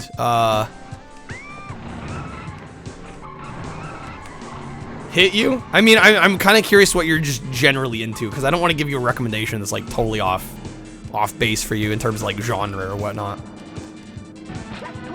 If you could just narrow it down a little bit for me, unless you really are into like every type of music. Yeah, I'm probably gonna have to do this one again. I'm used to people like reining me in. I'm used to having like a bit of a prompt. Any good guitar-based music? Okay, I can work with that. There are some like guitar shredders I really like. I don't know. I really like Eric Clapton. I mean, I think everybody knows about Eric Clapton, but I own an album of his called Backless. I actually have a couple of his albums, Backless and 461 Ocean Boulevard. Those are both quite good albums in my opinion. Some good blues tracks, some good self-penned Eric Clapton tunes. He has some pretty slow hands. I don't know, I'm not like infatuated with Eric Clapton, but I do like some of his work. I would honestly say his peak is probably... Give you something newer than Clapton? I admittedly listen to a lot of like 70s, 80s, 90s music. In terms of like newer guitar players, do you happen to know Mac DeMarco? He's quite a good like indie pop artist that writes, records, produces all his own music. I do have a couple Cream albums. I do have Disraeli Gears. It's a good one. Mac DeMarco. He's actually, I wouldn't call him like a guitar god or anything, but he's actually quite a good guitar player. And like I said, he records, writes, produces all his own records. He plays all the instruments. I've been a fan of his for a while. Oh my god, I'm just throwing right now. But yeah, if you don't know who he is, I would definitely recommend listen to some of his stuff. Hey there, O'Burry. Here, I can pull out a record, actually. I would really recommend, of all his albums. Welcome to the Hall of Fame. Probably my favorite album of his is called Another One. I believe this is his... Is this his third record? But this is just like a really tight, concise piece of like lo-fi indie pop. I want to say it's like a half an hour total. It's a quick listen. It's 8 tracks, but they're all really well written. Just like short 2 to 3, maybe 4-minute pop songs. Like I said, totally self-produced, self-recorded, self-performed. He's a really good dude. I've seen him live a couple times. Definitely recommend him. And he's one of the indie artists that has kind of definitely made a name for himself kind of in the greater public conscious, which is cool to see. Like, he's been on, like, Jimmy Fallon and Stephen Colbert. Like, he's made, like, the, you know, like, the late night show circuit a couple times. Which is cool to see people like that, you know, succeeding like that. Unfamiliar with anything past 2010. I'm kind of with you. I don't know very much. Rip Jimmy Fallon, goddammit. Heard there was some Nintendo bashing earlier. Yeah, there were just, you know, there was some comments about how Nintendo should have a more powerful system for next gen. I don't know. I was making the point that they've never really had the most powerful systems. I don't think they need to, but you know, it was mostly just, you know, kind of playing devil's advocate a little bit. Am I a musician? Yeah, I've actually written and recorded some of my own music. Not a whole lot, but I did put a physical single out. Like, I literally have 7-inch records. I've probably got about like 80 of them sitting in a box behind me. I've sold a handful of them. Been able to get rid of probably, I don't know, 20 of them, 25 of them. But yeah, I do music on the side occasionally. I've thought about pursuing it more, but that just seems like such a daunting idea. And I feel like it would kind of ruin the joy I have for it, you know, trying to make it work as a job. Nintendo fanboys are the same as Disney adults. Damn, Mecca, that's harsh. I mean, any big fandom has their bad actors. Let's be real. They have the crazies. I mainly play keyboards. Keyboards, piano. I can play a semi-competent rhythm guitar. Generalized as fuck right there. I mean, that happens all the time, Crib. Yeah, and fanboys are not the average fans. Fanboys are like the extremes. Love messing around in Ableton, but never released anything. Yeah, I mean, like, I put out this single because it was kind of a bucket list thing for me. I'm like, yeah, I'm probably gonna lose money on this, but I'm gonna do it anyway. Because I just want to be able to say I've, like, pressed my music to vinyl. The idea that there's, like, something out there that will outlive me, you know, is just kind of cool. even if I'm never popular or famous or what have you. Yeah, no, any fandom has the crazies, like I said.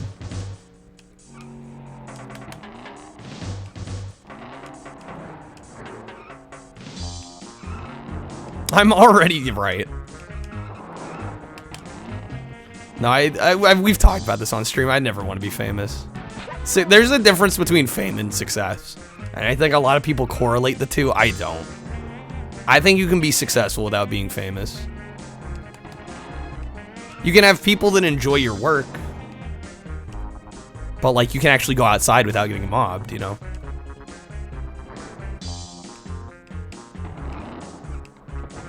That's what I aim for. I'm like, if I'm just successful enough to be able to survive, that's all I care about. Any of my music online, they're on our YouTube channel. My brother and I have a YouTube channel we post to. He's been using it more for making shorts. Is that not it? I forget what the command even is. There we go. I think fame's a card. I think it can be. A lot of people don't handle fame well. I think a lot of people are talented and they like don't aim for fame. They're just trying to, make a living, and it just kind of happens.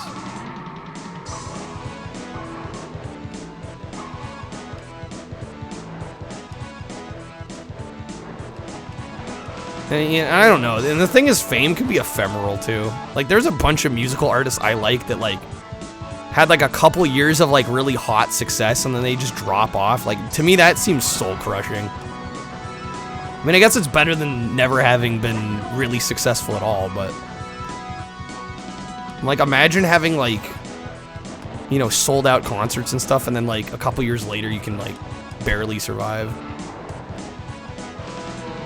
Or you have to like, change your line of work entirely. It's just, the world can be a tough place. And you get to chase that the rest of your life playing what exactly.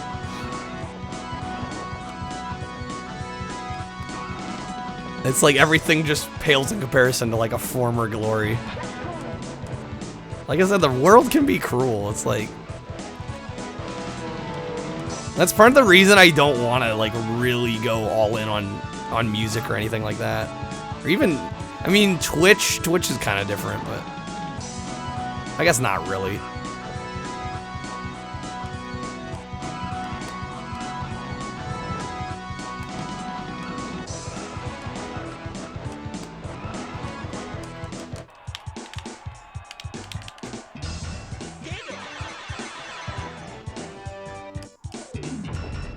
They can do that. You're getting Kumba for your wedding. Book them for wedding gigs. But yeah, I guess I might as well show this since we're talking about it.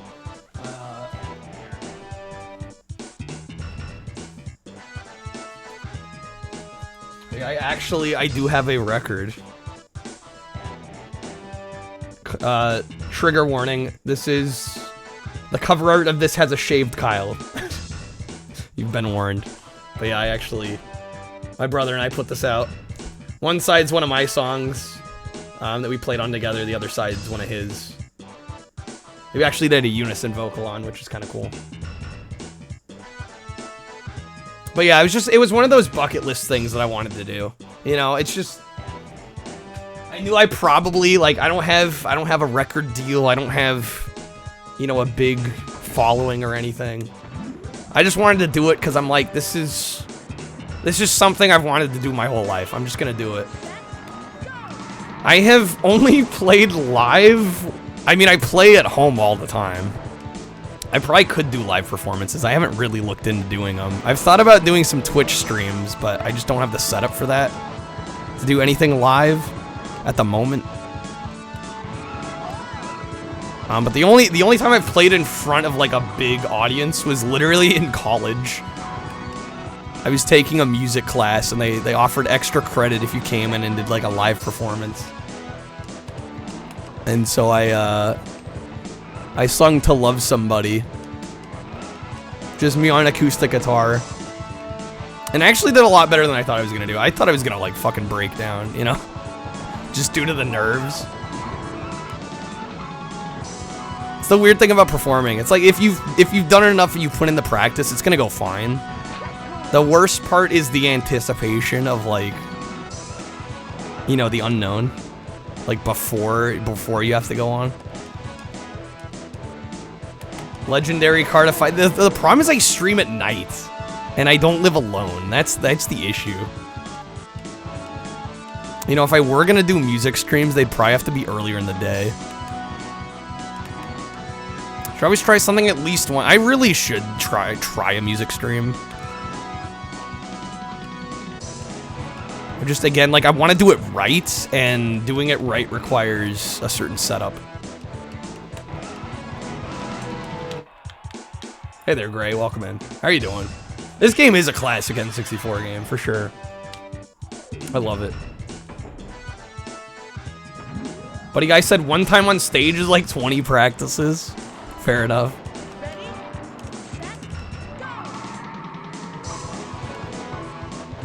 No, I mean I've played I've played like some of the songs that I've played probably hundreds or thousands of times. I totally could play live. I just don't know. Again, that's everything in that realm. I mean, it is kind of like Twitch. Like it's one of those things where you have to like build up a reputation. And it's just daunting. It's really daunting. You know, I think I'm decent, but I don't think I'm world class by any stretch of the imagination.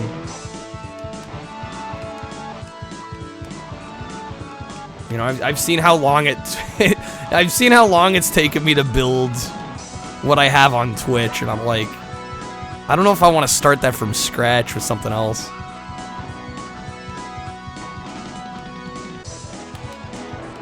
These things take time. You know, there's the old saying, like, paying your dues, and I'm like, I've paid a lot of dues already. Think about speedrunning this? No, not really. I'm just going for the achievements on this.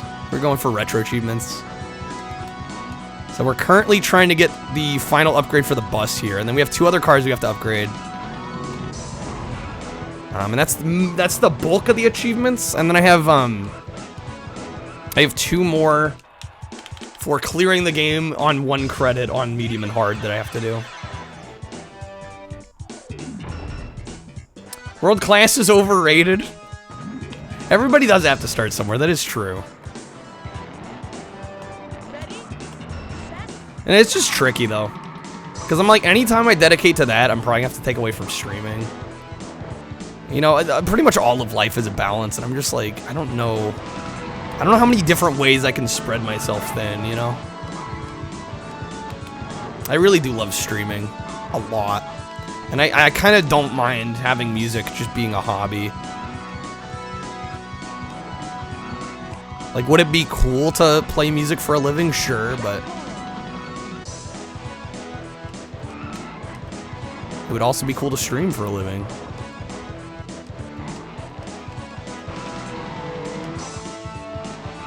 I just have too many interests. That's my problem. I like too many different things. Streaming's been probably like, in terms of like the last few years, probably like the main constant in my life that I've stuck with. And I think in a lot of ways it has paid off. And I love doing it. You know, it's just one of those things. I wouldn't trade it for anything else. I don't know. I have a hard time answering the whole, can you make ends meet with streaming? It depends. I mean, I currently can't treat it like a full-time thing. I can probably treat it about a part-time job, you know? If I'm being realistic. But it entirely, I mean, that depends on so many different factors. Like, what is your monthly expense list look like, you know? How much do you have to pay for rent and utilities and yada yada? Cost of living. And the amount that you make from streaming can vary wildly. So streaming is probably more sustainable. It might be. Yeah, no, and the thing with music production, like I thought about getting into music production or like sound recording, you know, working in a recording studio, but nowadays like most, I'd say the average producer, even for like big songs, typically the producer has their own studio. All right, we've gone to the point with music where most producers are also the recording engineer. So I don't know what the market for you know, dedicated sound technicians are like. It's the best state to cruise through in this? I don't know, a lot of these maps are really fun. A lot of them are really good. I would say, yeah, it's hard to choose a favorite on this. I really do like the DC map.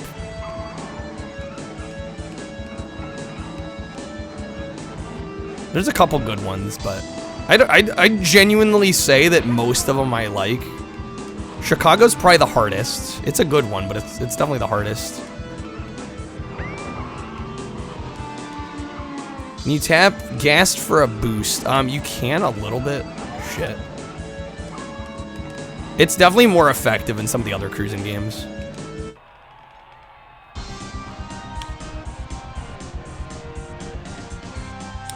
Starting guitar, played for like a decade, switched to production. Yeah, it's like, if you're a music producer, you have a studio like in your home, and you're probably just recording the artist there, you know?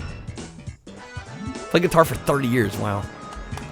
Yeah, I've played piano for about, shoot, when did I start taking lessons? Maybe 10?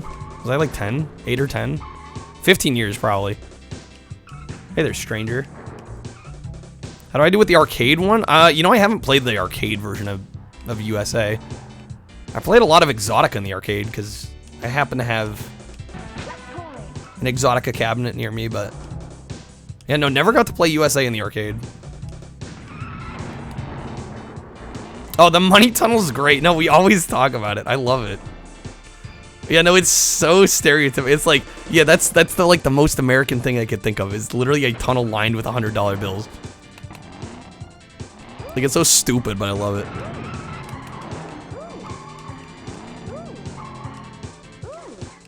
You know, I've pretty much, I mean, I think if I practice more, I could probably become a pretty decent piano player. I think I'm an okay piano player. I mostly just play rhythm piano, right? Kind of accompaniment piano. I've never been much of like a soloist piano player. Because usually I'm singing with the piano, so I'm usually not trying to be flashy.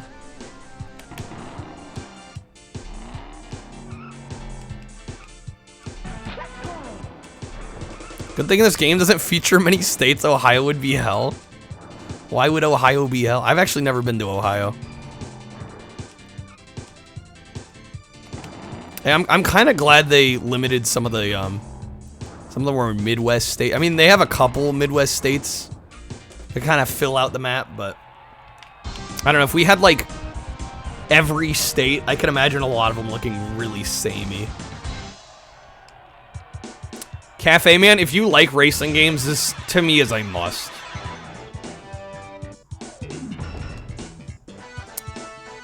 Pennsylvania's tough, hills and curves everywhere. Probably make for a fun map though. Type this from Ohio, it's funny being a meme. Is Ohio a meme? I wasn't aware.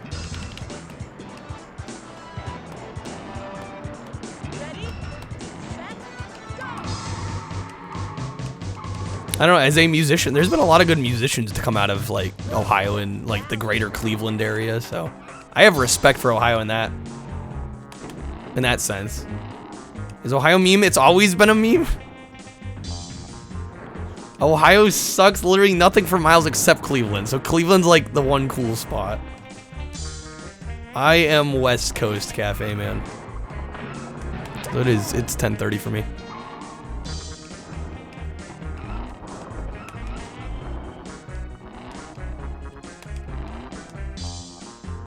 Yeah, damn, it's already almost 11. I was hoping to get 2 cars done. That might be actually a bit of a task.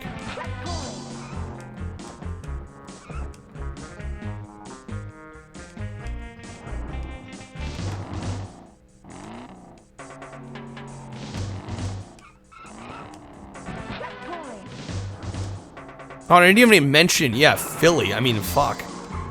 2 of my favorite artists of all time are from Philadelphia. Daryl Hall, Hall Notes, and Todd Rundgren.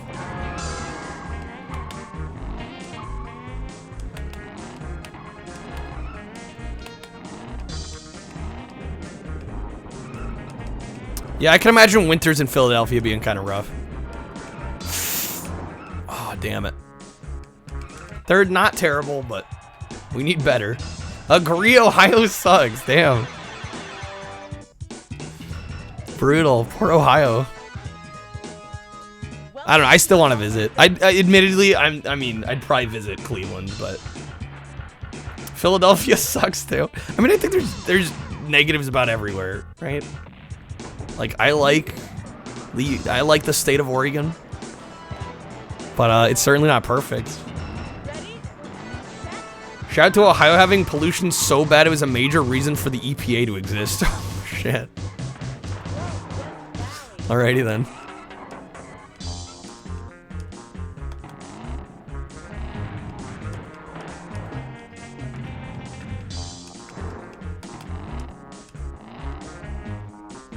Graphics hold up in this. Well, it helps that I'm playing this on an emulator. Admittedly on N64. I mean, they probably still look decent on N64, but N64 has the unfortunate reality of not having great video output on the real hardware. Even when you do like the right thing and get like, I think the best you can do unmodded with N64 is S-Video. But even like I've seen modded N64s with like an HDMI mod. And the cool thing about the HDMI mod is it can basically undo. There's straight up hardware anti-aliasing on N64 that actually makes everything blurrier than it otherwise would be. And the cool thing about the mods is that it undoes that, but it still doesn't look as good as emulator, unfortunately. What is the meaning of life? I think you have to find your own meaning. I genuinely believe that. I think you need to do what you feel is fulfilling to yourself.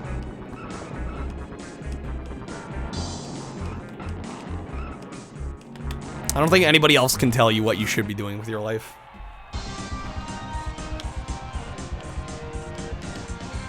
Yeah, no, if you get like a hardware modded N64, it can look pretty damn good. Even, hell, on a CRT with S-Video, it could look pretty good. But emulator is, I mean, it's just gonna be the cleanest. Kind of true, good answer. Kind of true. Reproduce, improve, die, technically. But Nate, what if I don't want children? I'm just a waste of space? I don't know, I find a lot of, you don't either. I was gonna say, I find a lot of peace in knowing that I'm entertaining people every night. Genuinely. Like the fact that I can do this and that people enjoy it. That to me has any more meaning than just about anything else in my life. Did I go to PRG? I did go to PRGE. That kind of horrifyingly indicates the meaning of life is to get clout. Well, let me put it this way, Daruto. Let me put it this way. If I was streaming to nobody, what am I doing? You know? You talk about being like a productive member of society. And arguably me playing video games isn't that productive. But I think the fact that I'm entertaining people is worth something.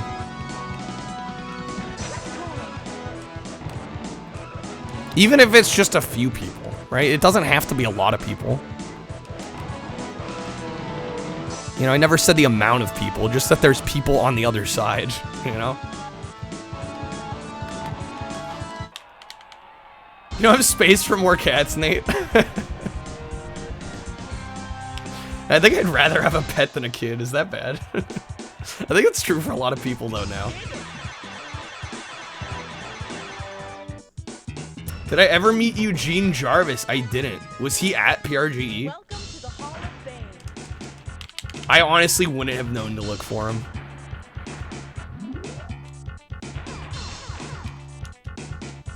Okay, that was Arizona. I think it's Grand Canyon next, right? Yes, it is. Rather give dogs awesome lives than produce a kid. I mean, yeah, it's... I don't know, maybe my view on it will change as I get older, but... Like, we already deal with overpopulation, right?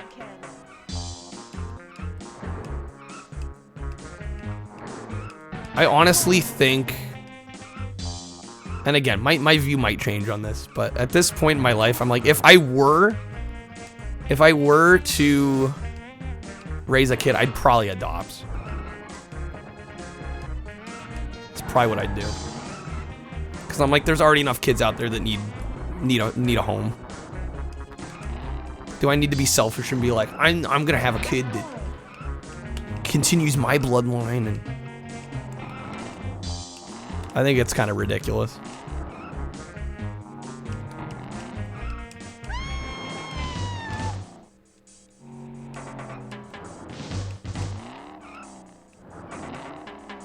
I mean, I will say there's something kind of magical about that, but at the same time, like, there's a lot of people that I love that I have no genetic relation to.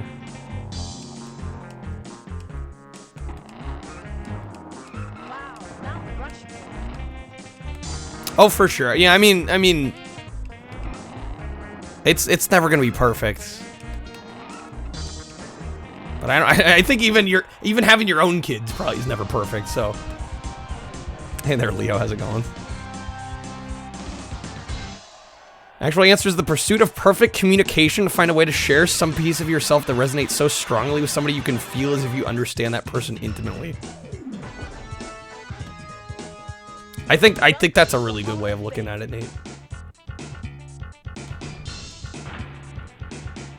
You know, I definitely, again, unless I met somebody that I really loved and they like insisted we had, you know, our own children, I'd probably adopt. Ready, set, go. But even that, I'm not sure I'd do. You know? I don't know if I need kids.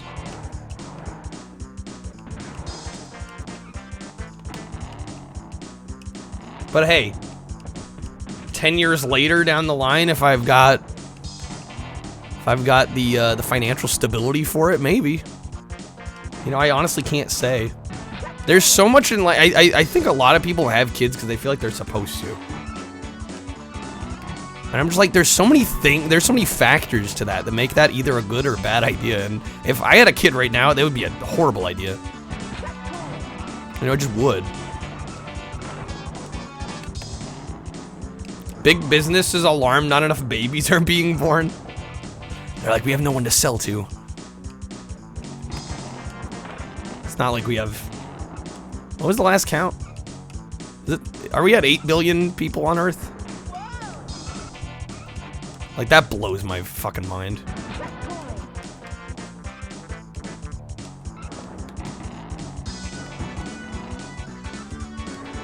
As of last week. Shoot. That's the end of the track, right? Close to it. Shoot, come on.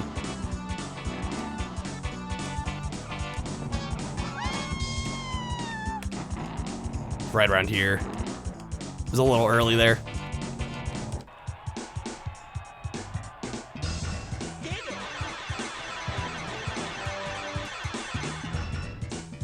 Dating world sucks. I'll admit I don't have a whole lot of dating experience.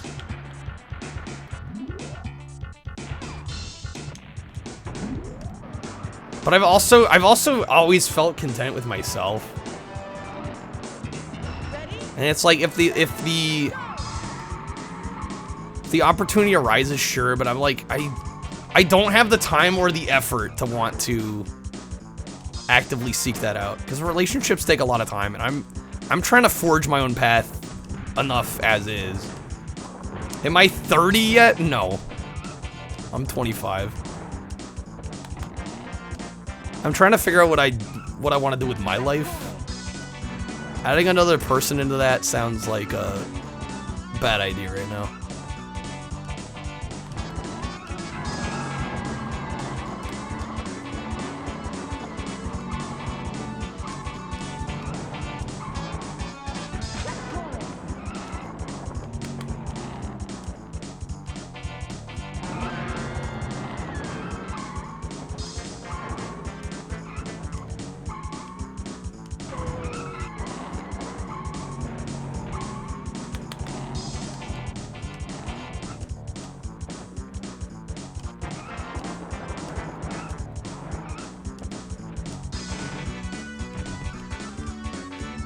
Oh shit. Definitely not my finest playing here. Young people with beards can't, yeah. No, if I shaved my beard, I'd probably look about 10 years younger. Legit. I kind of have a baby face when I don't have all the hair.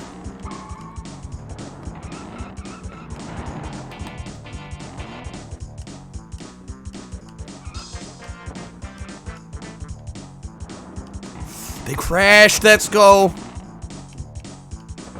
I gotta make sure not to crash though, god damn it. No! No!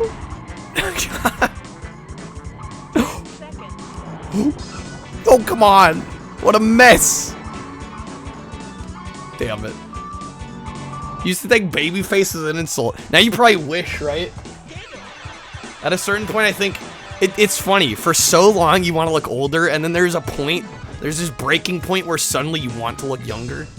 It's the irony of life. But hell, this was, I forget exactly when this was taken. This was only taken a couple years ago, but this gives you an idea of what I look like without a beard. See, I look baby face. This is probably, I don't know, 3 or 4 years ago. But I'd probably mostly look like this still. So yeah, that gives you an idea. Carded till you were 35? Well, it doesn't help, especially now. I think most places are carding even older. Just due to, you know, kind of standards and practices changing.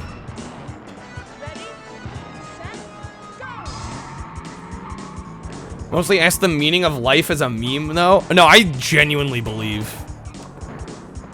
the meaning of life's what you make of it. Otherwise, I don't know why I'm here.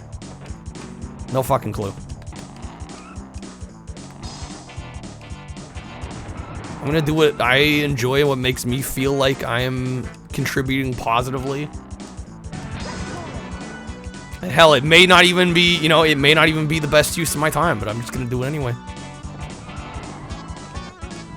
So about this game, huh? I mean, come on, Ramen. There's not a whole lot to say at this point. We're late into the RA set. There's only so much we could say. Naturally, topics are gonna veer. And I'm totally cool with that.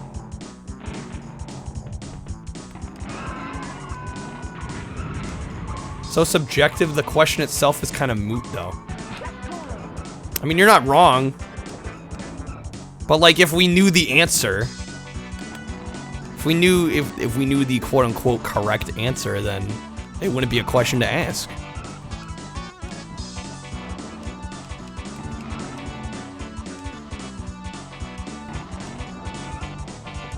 But I mean, why do people, you know, kind of connect with religion? I think it's because it gives them meaning. I think maybe they need some meaning in their life. And I don't think there's any wrong way to find meaning in life. I really don't think there is. You know, I might not necessarily be a religious person, but I very much respect a lot of religious people because admittedly they're some of the nicest people I've met. I think whatever you can do that makes you find purpose in your own life is what you should go with. N64 is a nostalgic system for me? A little bit, yeah. I would say, honestly, out of all the N64 games, this is probably the most nostalgic game on that system for me. I didn't have an N64 like when I was really little, but I did when I started dipping my toes into retro systems. I mean, this would have been the late 2000s, early 2010s. I think my brother really latched onto this system. And I remember he got Cruis'n USA, and we played a lot of this together, so... You know, this is definitely, this is like Kyle's teen years nostalgia. Because I think a lot of people think, because I tend to play a lot of games from this era and PS1, and I think a lot of people think I'm like a little bit older than I am. But like, I didn't have parents that were into games, so by the time I was old enough to want a game system, you know, the OG Xbox was out, so that's what I got. But I think honestly the GBA having backwards compatibility kind of started me down the retro route. And then it kind of branched from there.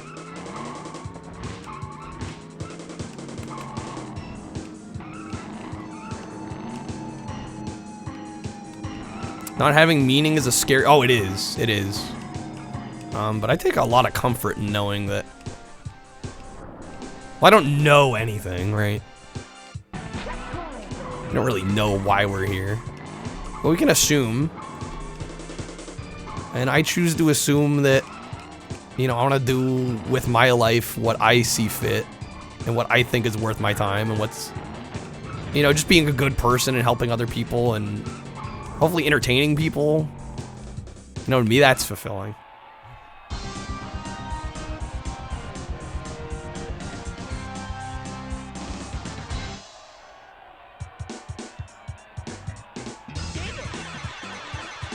Youngest son loves N64, Mario 64, Ocarina. You know, it's funny.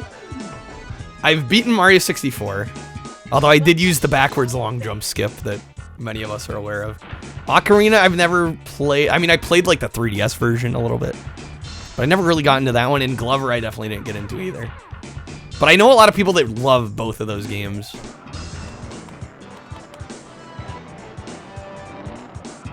Don't know how old you were when you were first introduced to games. All you know is you're thankful for it. Yeah, I think... I mean, I don't remember if I started playing PC games before I knew about consoles. I think I did. You know, so I always have a bit of a fondness for PC games, but I think my love of gaming really started when I found out about console gaming. And I specifically remember I had a family friend... Actually, we still talk quite a bit. But they had an original Xbox. And that kind of started the whole thing, and then I branched out from there. Now, gaming has changed my life. Genuinely. My life would be entirely different if it weren't for gaming. I'm pretty certain. I mean, I've been able to stream. I've made some of my best friends through video games. I have a lot to owe video games. Genuinely. I know that sounds like really fucking corny. I know that sounds really stupid. But like, when you really think about it, like, I think a lot of us, I think that's the truth for a lot of us, right? I'm sure some of our best friends have been made through video games.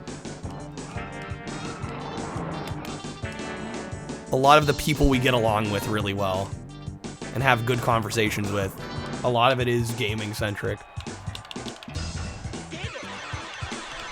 Yeah, honestly, Indiana, not too bad of a map. Honestly, none of the maps in this are bad, but...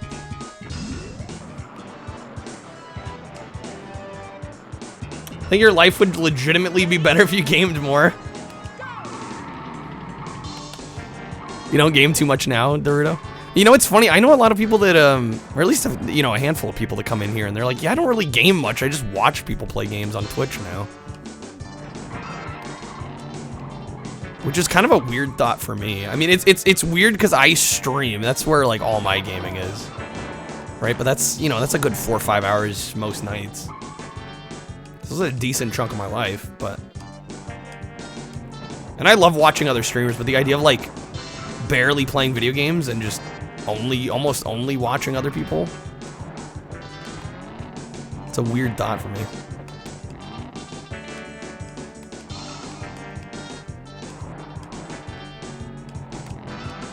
But I mean, we all have our... I think we have our moments. There were a couple times where I thought I was gonna quit gaming, like, entirely. I think that you get moments of burnout and stuff. I think that's normal. Especially if you're really engrossed in something for a long time. Get those moments of, oh, this is kind of stupid, or I don't need this, or...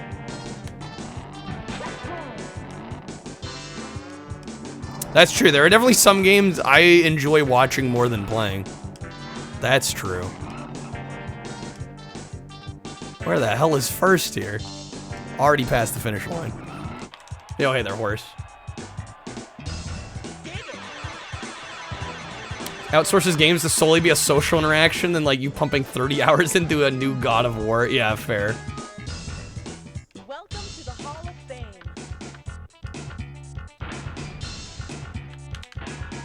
Like gaming, but to be honest, it's always the first hobby to go when your life gets busier. Yeah, I think it's one that it's time consuming, right? So it's easy to cut out. It's the easy first thing to point to be like, listen, I need to free up some time. So I can see that. I don't know. I think it's enough of my life that I don't think I could ever fully stop. I mean, honestly, this is the last hobby I cut out, really. But it's different as a streamer too, because you know, it's got a little more weight attached to it when you stream frequently. But no, like as of late, like I've cut out. I mean, it's kind of sad. I mean, I still listen to music and I still play music, but like, I don't even remember the last time I spun one of my records. You know, I watch a hell of a lot less movies now that I stream. You know, those are kind of the ones that get cut for me before gaming does. A lot of people overdo video games. I'm probably guilty of that. Hell. I probably play more than I need to, you know? But I also love doing it, and I feel like, especially when I'm streaming, I feel like I'm building something, you know?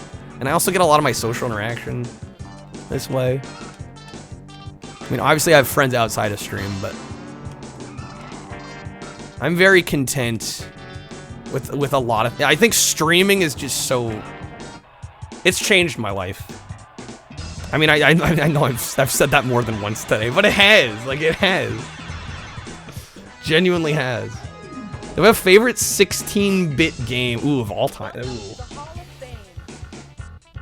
That's a tough question, Cafe Man. Hell. Well, it's either going to be a Genesis or a Super Nintendo game, and I don't play much Super Nintendo. Although I do really like Kirby's Dream Course. I think that's kind of an underrated one that I have a lot of fun with. Damn, that's a tough one. Yeah, what is like my favorite Genesis game? I don't know. Castlevania Bloodlines was a great game. Road Rash on Genesis. I definitely have a lot of love for the Genesis. Castle of Illusion with Mickey Mouse, great game.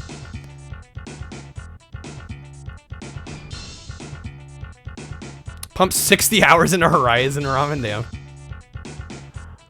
The only game where you can do that anymore is the games where you pick up in 30 minutes and immediately get it. Yeah, I'm with you on that, dude. I mean, and for me, it's a little strange because I also stream, right? And I feel like I do better streams when I play kind of shorter, kind of pick up and play games. So I've tended to lean that way too, but I think there's a lot of reasons. Try to have moderation in your hobbies and not have binge sessions. Yeah, I'm guilty of binging for sure. Hey, the Brazilian, how's it going? How many times has that guy passed me on the Indiana map alone? I don't know, man. It's crazy. I need to win this one.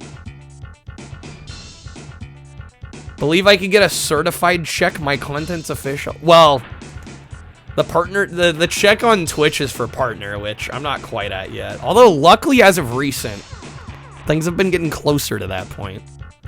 But I don't expect to get it anytime soon. I'm not too worried about it. I mean, I'd love for, you know, if I woke up and got it tomorrow, that'd be great, but I don't think it's gonna happen. and I'm okay with that. I mean, I've been waiting to get partner for, you know, over 2 years now. I can be patient. I think if I keep working at it, we'll get there.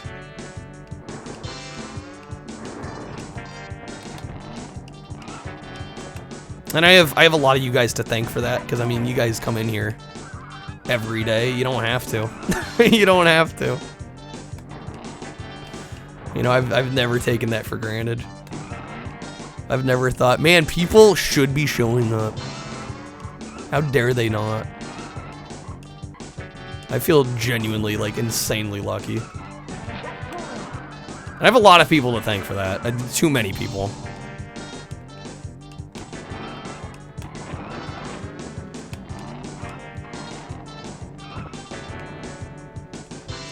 I think a lot of people would rather go to work so they can do their robot task and get tired. Now, I've thought of, dude, when I, you know, I've done various jobs over the last couple of years, and that's one thing I've thought about, because I'm like, dude, if I take a job that's, like, requires me to be crazy creative, like, I'm gonna have no energy left for streaming. You know? I'm like, I'd rather do some mindless tasks so I can, you know, go home and stream. Totally with that. Brazilian with the hydrate. Is Arizona tea is not quite hydration, is it? I am out of water. I had somebody had me chug already. Giant, you choose to overdo video games? I mean, it's a choice like everything else. Your job makes you think too much, you start to legit go insane. No, I get that. I totally get that. No, I've thought about that, because for a while I thought I wanted to work in the film industry. And I'm like, a lot of those jobs require you to be thinking all the time, even when you're off work. Like, you never really fully leave the work, you know? Brazilian, I'm gonna finish off. I have 2 more maps. I'm gonna finish these off and then take a quick bathroom break and get some water.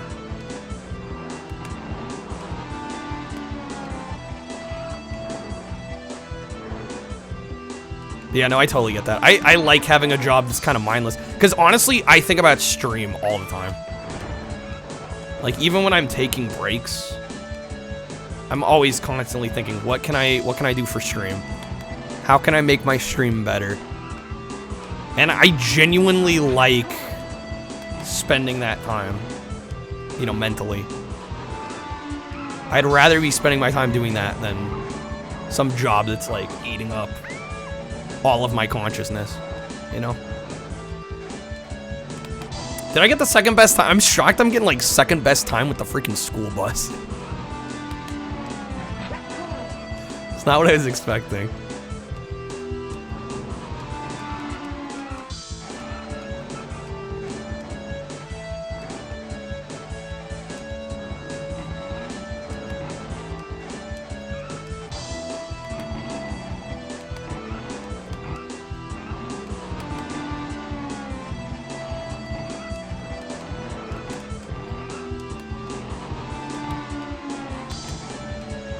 Really have to love something to go to bed and dream about it. That thing is not folding cardboard boxes in a warehouse, yeah. Heard that a lot, mindless job. Yeah, exactly. I mean, I view any job that I'm taking right now, I view as a means to an end, you know? Like something I need to do. But like, there are certain lines of work where like, you just can't mentally rest. And I'm like, I'd rather have a job that maybe pays less, but like gives me the opportunity to say, hey, I'm gonna, you know, it allows me more mental capacity to think about my streams and, you know, where I want to take the streams and what to play on a given night or what have you. Because to me, that's way more valuable, even if it doesn't maybe.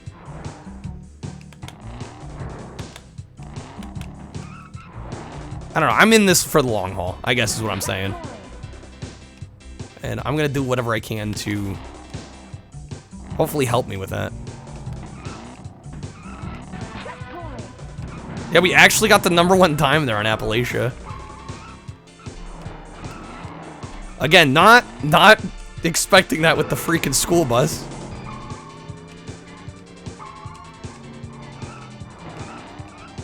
Oh yeah, there's probably a lot of jobs that can be like pretty mindless after a while. They might be a little daunting at first, but they get easier as you do them more. But Sinful welcome, man. How's it going? Kreb. Yeah, I have to admit I wasn't expecting Philosophy Night with Kyle, but again, I'm not exactly surprised because there's only so much you can say about this game after being like, what? I don't even know how much on-stream time I've spent on this game by this point. Easy first place. That's the last upgrade for the bus. And it's 11 o'clock, shit. I'm thinking another car fully upgrade is gonna take a while. Kreb playing the flip controller as I finish. Alright, I'll start the next race with it. Welcome to the Hall of Fame.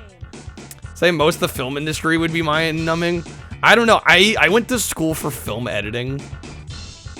And I don't think editing a film would be mindless, you know? Refund it? I mean, I can start the next race with it. I'm gonna take a quick bathroom break. Uh-oh, I'm out of water. Oh well, at least I have a delicious Arizona iced tea. Now I'm gonna go good with my delicious Taco Bell Steakhouse burrito. Returning this month, only $6.99 at Taco Bell. Live mas. That's fine. Yeah, we'll just do the start of the next race with it. Turns out you get paid when you go to work, but you gotta go to work to get paid, Ramen. Words of wisdom. I'm actually almost out of my Arizona. I'm gonna choose not to look at the sugar content. Good thing I limit myself. It's probably the most sugar I've had all week. There we go, the final upgrade for the bus. Dude, that almost looks like the yellow of the original. It's like what? Kind of like a... Is chartreuse the right color? Like a green... Like an olive green almost? Welcome to the Hall of Fame. Chartreuse. Yeah, it's like a chartreuse color. Sugar content a lot, yeah. The mindless hotkey clacking strat. Yeah, I guess it depends on the kind of work that you're doing. I will say the last film-related job I had was pretty mindless, but it was also pretty demanding because it was. I think a lot of film jobs are based on a like, we need this done by this point. You will work as much as necessary to reach that deadline, which I don't love that part of that. You know, that whole sphere of employment. Thank you for the GGs. I'm gonna take a quick bathroom break. We are not done yet, but I'm gonna take a quick break, get some water, and we will probably start on the Jeep here. Hopefully I can get the Jeep fully upgraded tonight, which will just leave us with the cop car, and then the 1 credit clears on medium and hard, which I might leave for later this next week, probably. I'll be right back, guys. Give me like 2 minutes. Oh wait. Oh my god. Yes. Version of the mecha. Have a story about the chalupa with only sour cream. I definitely remember that one. I love how even the Game Over dude's hype. Sings Game Over at us. Okay. Alright. Let's jump back in. Let's try this again. Get around them. Fire truck, no! Supposed to save lives, not take them. Police car, please. For the love of God, we got it.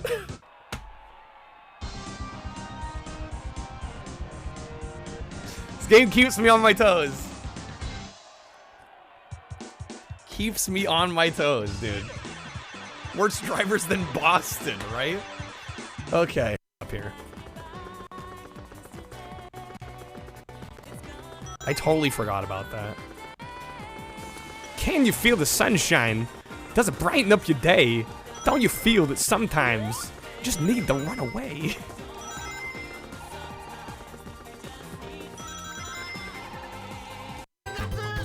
He's actually kind of terrifying.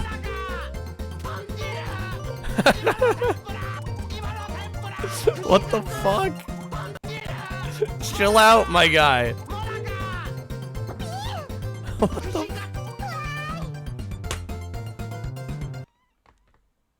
What was that? I have so many questions after that. Why was he yelling tempura? Good game. Available elsewhere, though.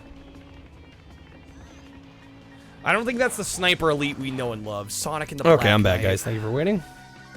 I was warned against this game. Okay.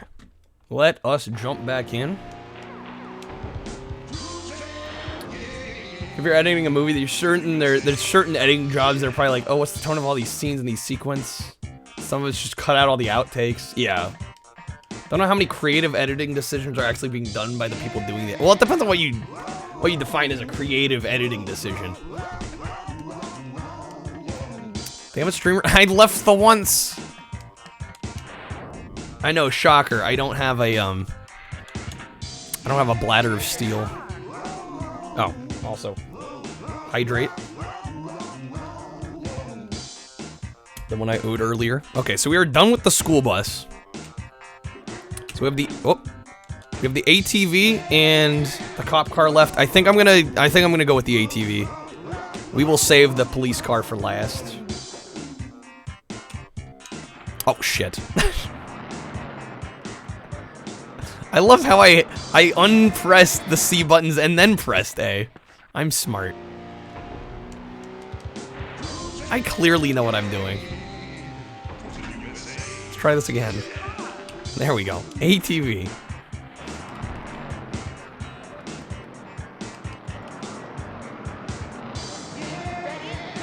No, but honestly, video editing kind of blurs the lines, if you ask me.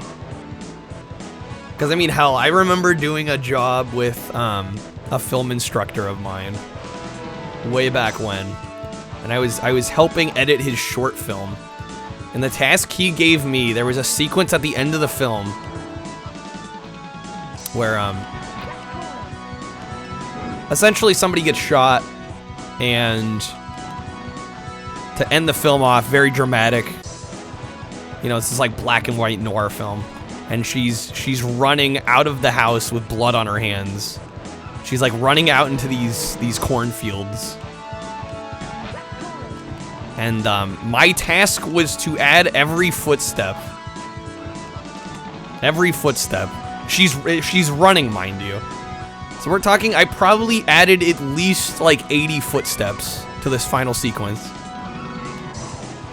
Which sounds mindless and you know, pretty laborious work. But you could argue a little bit of it is creative because you are, you know, you're pacing the footsteps. You are, you know, manually editing the volume in which the footsteps are, you know, sounding in the overall mix of the film. So like there's still like even in aspects of video editing that sound really like laborious and mindless, like I'd argue there's still some creativity there in terms of, you know, the actual end product. It's part of the fully, well, I didn't record the sound effects. I was placing them in the mix. Placing them in the edit. Okay, we gotta do that one again. Should I cast Alec Baldwin? Sounds so, yeah, no, it was tedious.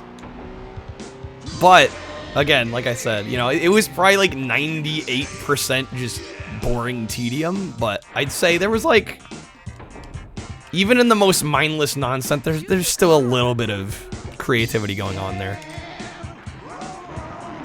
You know, because I had to make decisions like, you know, how are these footsteps going to taper off as she gets further away from the camera?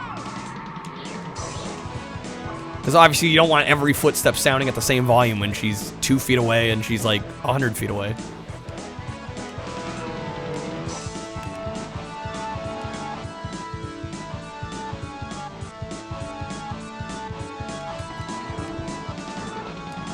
Your mind just goes to, oh well, if you just reach the super big brain editing flow state. Yeah, I don't know.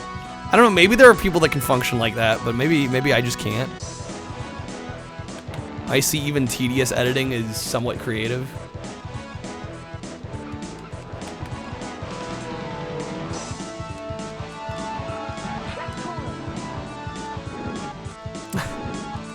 Editing's painful, hamster, it is. Yeah, I also realized I don't like editing as much as I thought I did. For me, it's kind of like, and I think that's a reason that we were talking about music earlier. I think that's a reason I haven't dared. Oh, am I still on medium? Is that why this is so hard? I didn't change. Oh my god, no wonder I was struggling. Guys, I didn't change the difficulty. Shit. I'm glad I found that out sooner than later. I mean, we would have gotten, I guess, an upgrade, but it would have taken way longer. Won't argue it against being creative, but it is. Oh yeah, no, for sure. It's definitely a slog at times. Well, it depends on the kind of editing you're doing, but.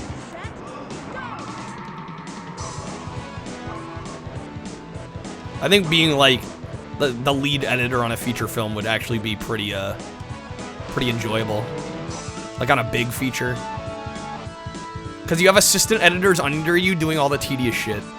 And you just get to be like, the pacing of this scene, I think I could smooth this out. You know, that seems like a pretty cushy job, I'm not gonna lie. Maybe it's not as, it's probably not as glamorous as it is I'm making it out to be, but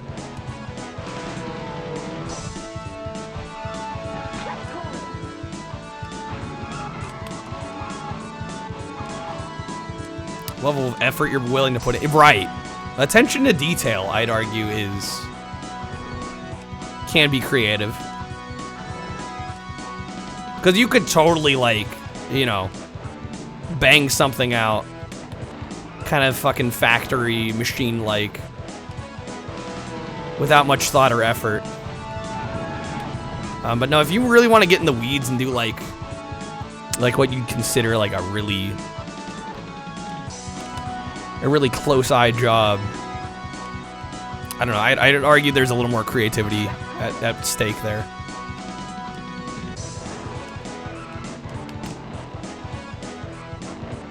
This is still hard. I did switch the difficulty, right? Do I just suck? It feels the same. Yeah, hold on, let me double check that. No, I did not. Okay.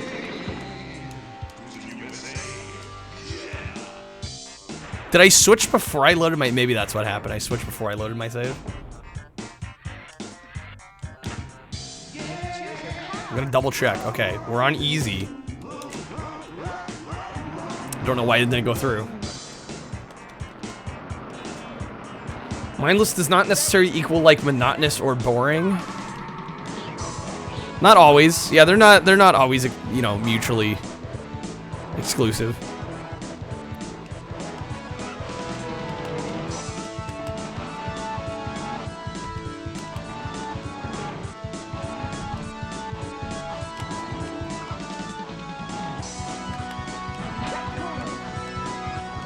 But yeah, I think the other main thing holding me back from wanting to jump, like, dive headfirst into that line of work is it does kind of require you to move to LA in a lot of circumstances to actually, like, get legitimate job opportunities, which the more I hear about LA, the less I kind of want to move.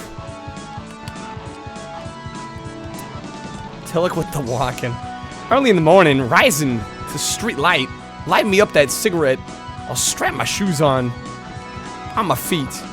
Gotta find the reason things went wrong. Gotta find a reason why my money's all gone. Friend went to school in Florida for film. May I ask if they've found success? He was on the set of the Moonshiners show. Oh, really?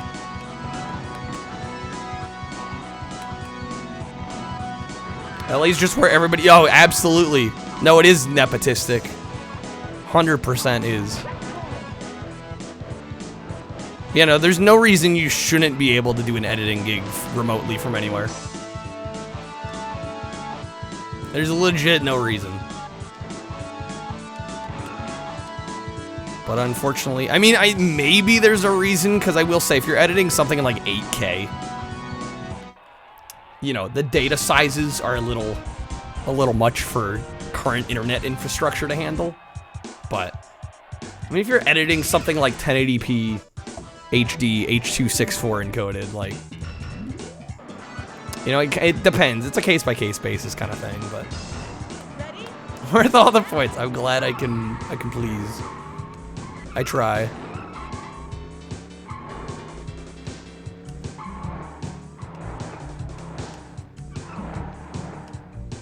Check it out, San Francisco.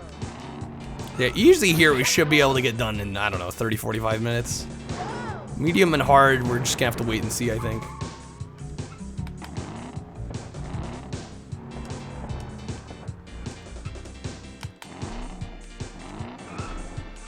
Yeah, I don't know, it's tough. It's tough because you go to school for one thing thinking you want to do something, and then, I don't know, there's just certain things that get you a little disillusioned, and you're like, I don't know, do I even want to do this? How important is money to me?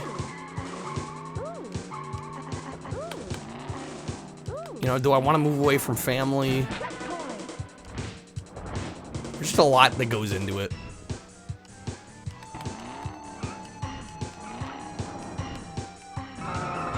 Yeah, and the cost of living in a place like LA.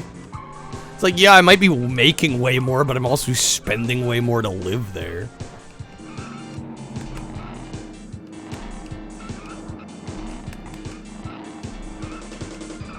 But I will say, I do have a connection down there that is doing very well for himself.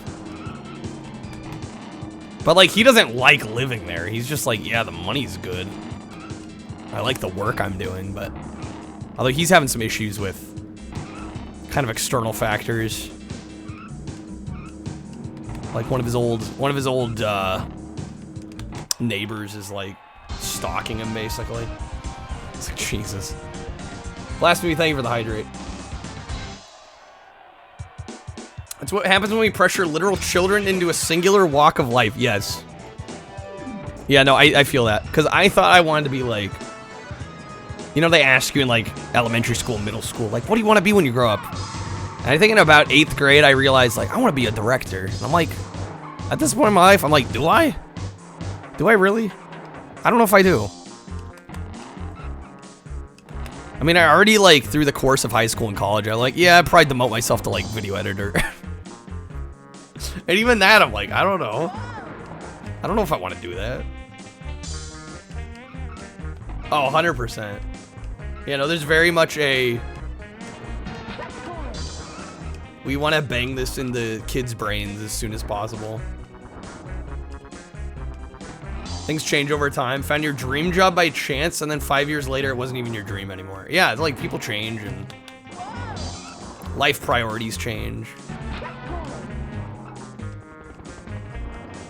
I don't know, I kind of envy people that are able to choose, like, a career path, like, really early in life, and then... I mean, that's basically what my dad did. He knew exactly what he wanted to be in, like, elementary school. And then he went to school for it. And then he worked his way up.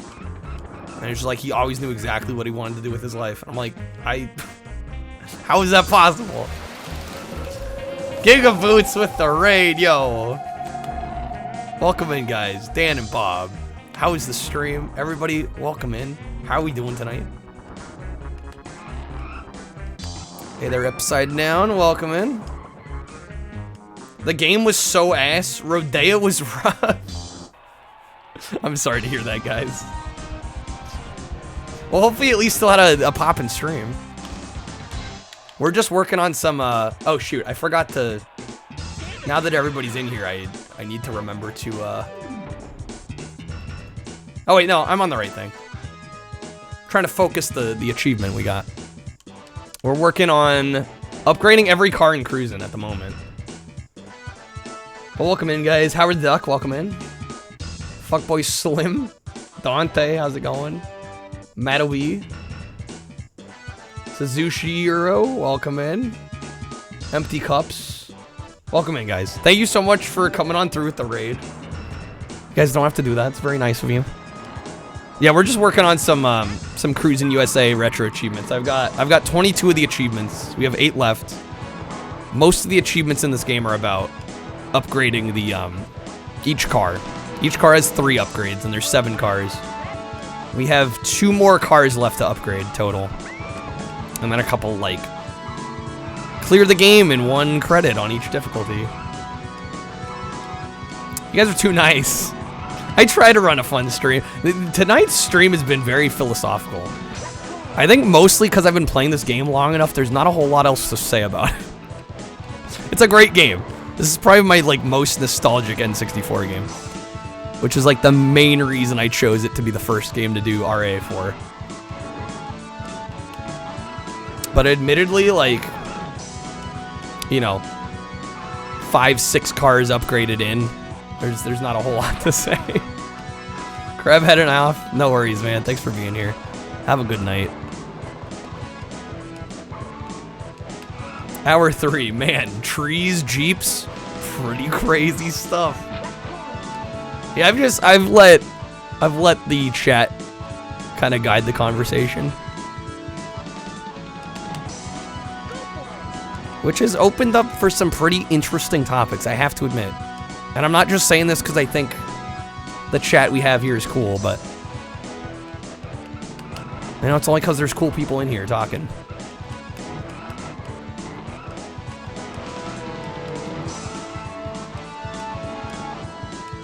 Dude, easy win. Luckily, we're on easy mode at the moment. There's 5 difficulty levels. For the first upgrade, all you have to do is be on the lowest. For the second upgrade for each car, you have to be in like difficulty 3, so like medium. And then for the last one, you need to be on hard. Yeah, 1 credit on hard is gonna be the most difficult achievement. Most of these achievements are like 5 or 10 points. The 1 credit on hard is 50. And now, honestly, it's gonna be challenging, but I don't think it's gonna be as bad as you might think. Because remember, we're upgrading all these cars, so we will have our pick of like all the best cars in the game fully upgraded. So that'll make it a little bit easier. It's still not gonna be an easy achievement, but no, I'm definitely saving that one for last.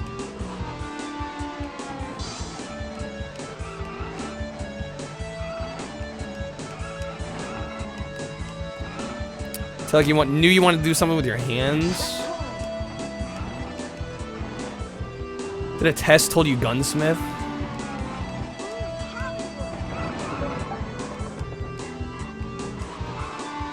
Don't follow your dreams is the moral of the story. What? Now I don't know if we should necessarily make that the moral. I mean, I think having dreams is a good thing. I think being open to also going where life takes you, though, is important as well, right? Dreams are for chumps. Leave it to Ruffian. Why does it not surprise me that Ruffian says this? That doesn't surprise me at all. I think dreams are a good thing. They give you something to strive for, but you also do have to be open. You have to be realistic at times. You know, I've been very realistic. I mean, I'll admit a dream of mine is to be like a full-time streamer, and it's... Admittedly, it's not an easy path to forge, but... It's been very rewarding so far. And I have to be thankful for the success I do have. Probably bothered yourself from looking into what your interests are in school because you felt uncomfortable with taking advantage of your resources. You're also lazy. Dennis, your dream is for me to be a full-time streamer. That's your dream. I'll let Dennis move in with me if it happens.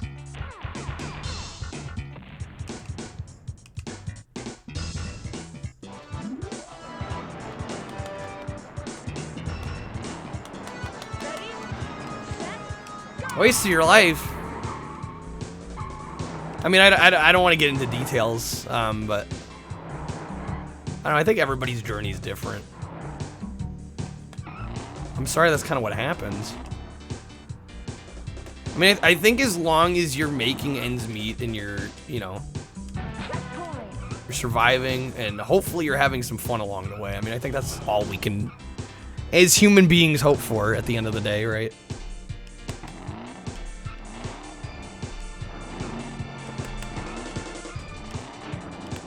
But yeah, I mean, dude, I count my blessings like every day. Seriously. I'm like, yeah, I could focus on the things that maybe aren't going so well in my life. But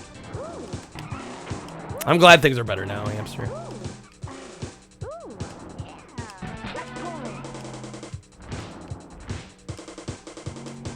Not terrible, Moral. You feel like a kid hearing about all these students that are like A+ grades. I want to be an astronaut type students. Yeah. No, and I had a bit of a wake-up call because I was a very good student, and yet things did not pan out the way I thought they were going to. You know, I applied to a whole bunch of film schools, got denied from pretty much all of them. And honestly, for me, I think it kind of worked out because I ended up going to a state school. I mean, it's hard to say how my life would have changed if I'd gone somewhere else.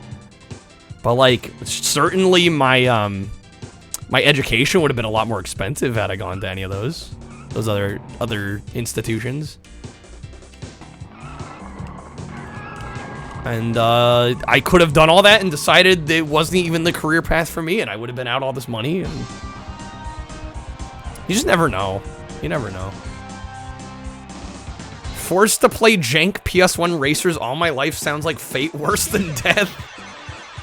Why does that sound like my absolute dream?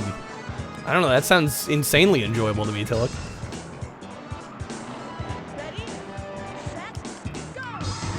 I would have taken a liking to lens flares and never stream. I probably wouldn't have streamed on Twitch. There's a good chance.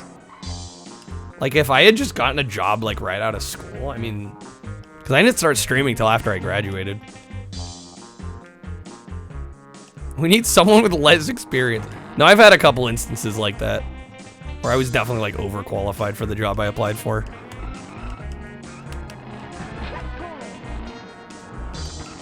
Playing jank games better than... yeah, better than Student Dad, honestly.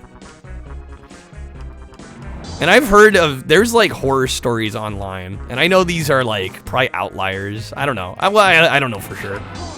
But, like, you hear these, like, anecdotes of people that go to, like, the best film schools in the country. And admittedly, you know, we don't know the full story. Like, maybe they just have, like, a shitty work ethic, or they didn't apply themselves, or what have you. But they'll be like, yeah, I went to, like, you know, the Tisch School of the Arts for Film and graduated with all this student debt, and, like, I still couldn't get a job. I'm like, that could have been me. You know, instead I went to a state school. I had really good grades, so essentially you know, obviously you have to pay a little bit to be able to go to school, living expenses and such, but like, I was very lucky, like, almost all my tuition was covered.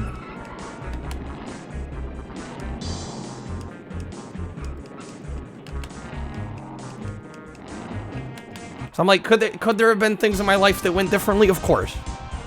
But, like, I'm pretty content with where I'm at. Art school. Well, yeah, that's the other thing, right? You spend a whole bunch of money in art school. I mean, yeah, nothing's guaranteed when you go to art school. 100%. Welcome to the Hall of Fame. Honestly, it's probably less work ethic and more like, oh, my work ethic was so good that I didn't meet anyone or make any... No, I will admit. I mean, I met some people in college, but I'll admit I probably could have tried harder to make connections. I'll fully admit that. I mean, I definitely, I don't know, I think that kind of goes back to the whole grades conversation. Like, admittedly, I went, during my schooling, I was so focused on getting good grades that, you know, I probably missed out on making some connections that I otherwise could have. I mean, I made some connections in school, but I got better about it you know, the further into college I got, but...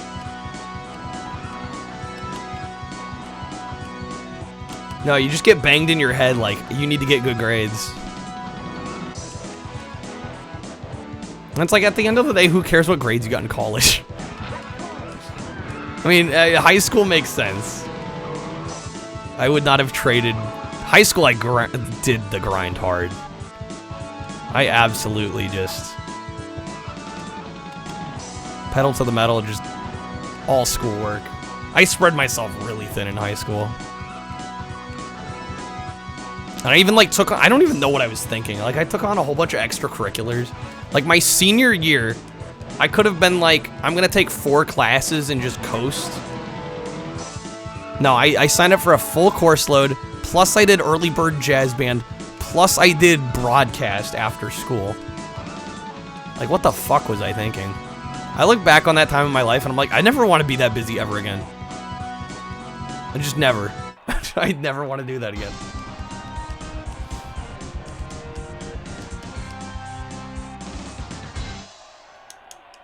Didn't make a lot of connections, you worked your tail off. Yeah. I think it's easy to get in just the school grind mentality. I was definitely like that.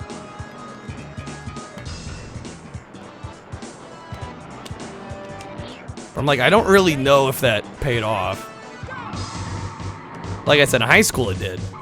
College, I kind of probably focused less on the schoolwork and more on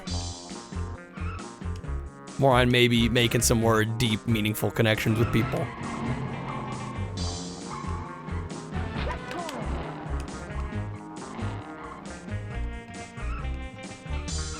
But again, I mean, that's just part of my journey, and like, who knows? Like I said, if I had really made some like great connections and like moved to LA like as soon as I graduated, I probably never would have streamed.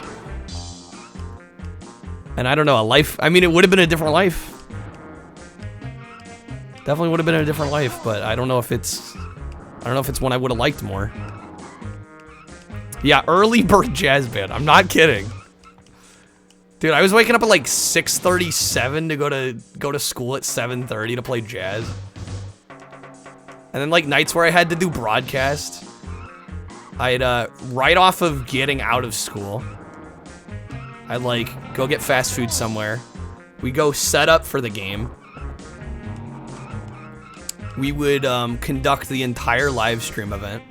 Maybe me doing broadcast kind of got me onto the idea of streaming. I mean, we were live streaming like school sporting events. Only early bird for you is marching band. Quit that the first day. I don't blame you at all.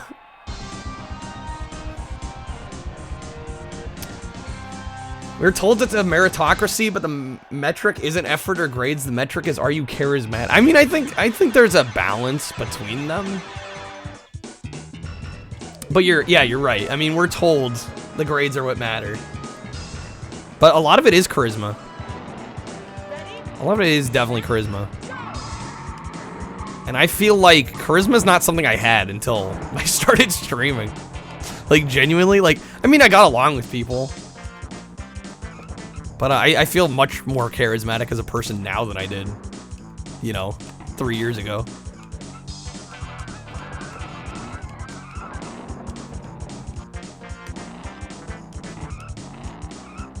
Thought your professors were gonna help you out with the internships, but they didn't. Yeah, I certainly never had that. I never had professors. Even when I did really well and the professors really liked me, like I never had them like giving out internship opportunities to me. That never happened. And I'm not saying they owed me. They definitely didn't, but.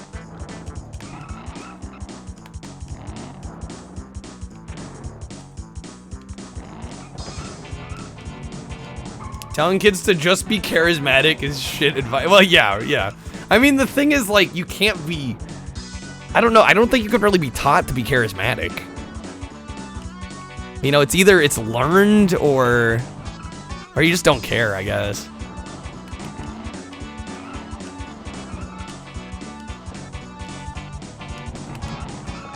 I mean, I think charisma is a huge factor in anybody in entertainment.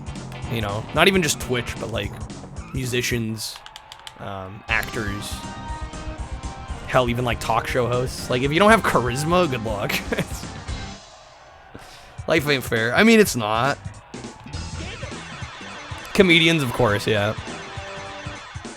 No, you just have to do the best with the hand you're dealt with, you know? Welcome to the Hall of Fame. And that's not to imply that, like, life is all about the hand you're dealt with, but... Ready, set, go! You know, there is some work you gotta put into.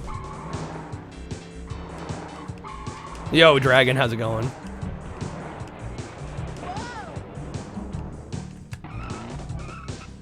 Charisma's also luck. Leave it to Naruto.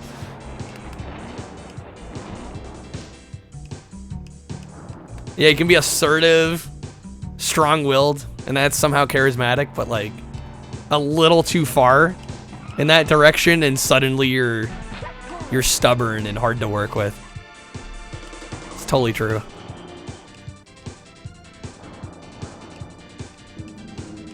I'm sure there's a lot of people. I mean, it's no secret. You look at my old streams, I was very quiet-spoken, soft-spoken. I'm sure people thought I was weak. I mean, I still kind of am weak. But I probably come off as less weak than I used to. Remember playing this at the arcade? I've never played the arcade version. A lot of people have come in here and said, like, yo, I remember the arcade version of this. I never got to play the arcade version of this one. I only ever played Exotica in the arcades, which I loved, and it kind of killed me when I played the N64 version of Exotica, and it was like pretty janky. That was definitely kind of a bummer. Cruis'n World is definitely the best N64 port. This is a good one. I'm nostalgic for this one. World's probably the best though, and Exotica isn't bad. It's just janky.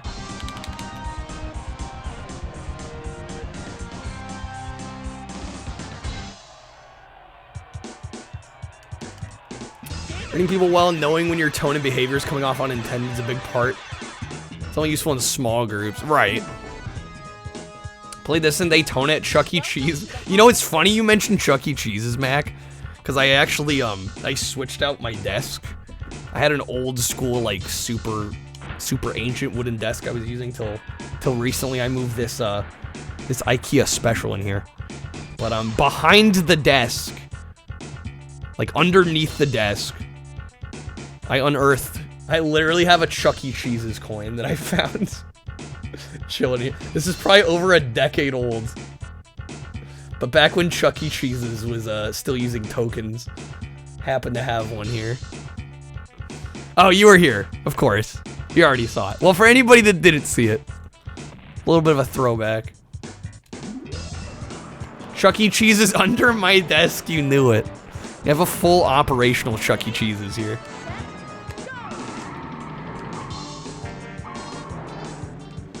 Oh, you want one of those standing desks? Yeah, I've thought about getting one of those. Especially with how much I stream, I'm like, that probably wouldn't be a bad idea. Yeah, I was gonna say, a good one, though, is gonna run you some money for sure. Okay, thanks, game. AI being so considerate, right?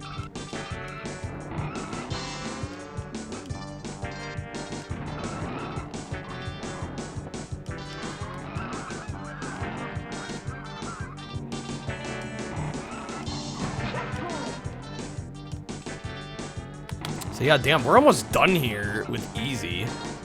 I expected easy to go pretty quick. Medium and hard on this one, I'm not sure. The ATV should be decently faster than the school bus, I would imagine. So hopefully they're slightly easier. I think the school bus is probably the hardest the whole game is gonna be. Use the Secret Lab Magnus desk. Can't say enough good things about it. They even make a standing version. Do they make one that, like, does the standing version have, like, a motorized lifter? Seems like a lot of the standing desks are kind of, like, you know, multi-purpose. What Chivo am I going for? Oh, shoot. This should be... Yeah, no, this is right. It says right here. Getting the first upgrade for the ATV. Essentially, most of the achievements in this game are just getting upgrades for the cars. And we only have 2 more cars to upgrade. We have the ATV and the cop car, the police car.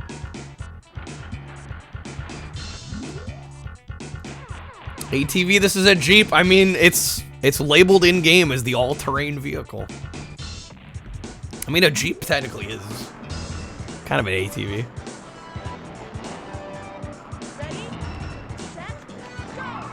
Making your own furniture doesn't seem that hard to make. I was gonna say, I'm no carpenter. I don't know about that. Probably depends on what you're going for. How good you are with power tools. Assuming you have access to power tools, that's probably a big thing. If you're in a small little apartment, I imagine power tools ain't gonna be an easy thing. Plus, it's like, I think for most people, like, going to IKEA and buying something is probably more convenient and cost-effective and time-effective than trying to build something from scratch yourself.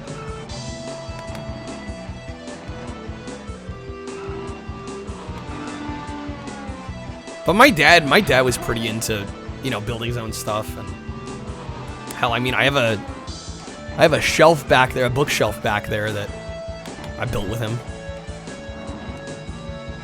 Apparently, Jeep was named after the Popeye character.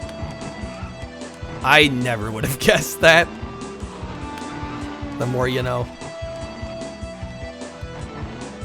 Brother's a woodworker, makes his own furniture. Definitely not easy. Not easy if you want it to look decent. Yeah, I was gonna say the shelf I made back there is like not bad, but it certainly isn't like, you know, professional grade by any means.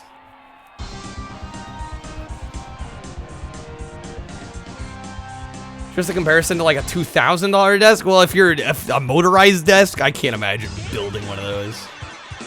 Also depends on what your definition of decent is. That's true. Very true.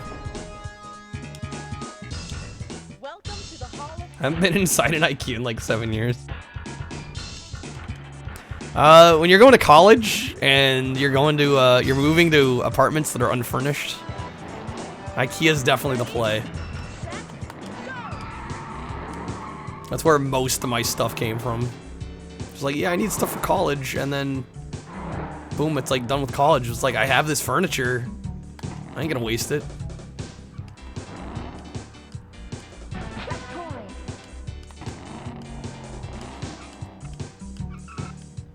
You've been inside an IKEA for 7 years? Footlong needs help. Poor thing. Swedish meatballs every day.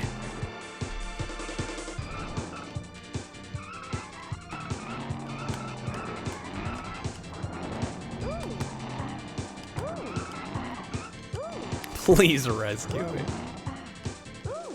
I don't know, the issue, Daruto, with like pegs you could change.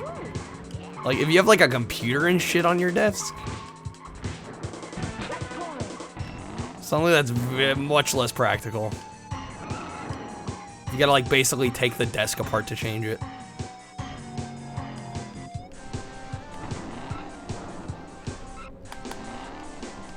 Alright, easy, Chivo.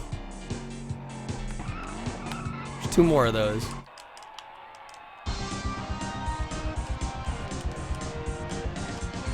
Somebody peeled off all the guide arrows, now you're trapped in a labyrinth. Ah, shit. That's funny. Okay, there's another Chivo. We were doing the second upgrade. We're just gonna focus on the ATV here. I imagine it's Jeep Cherokee, and let me guess, Jeep... Oh, Jeep Wrangler. I was expecting Grand Cherokee, but that works too.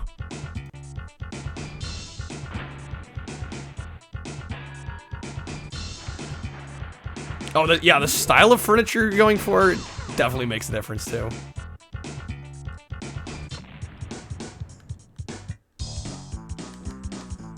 Running out of display toilets.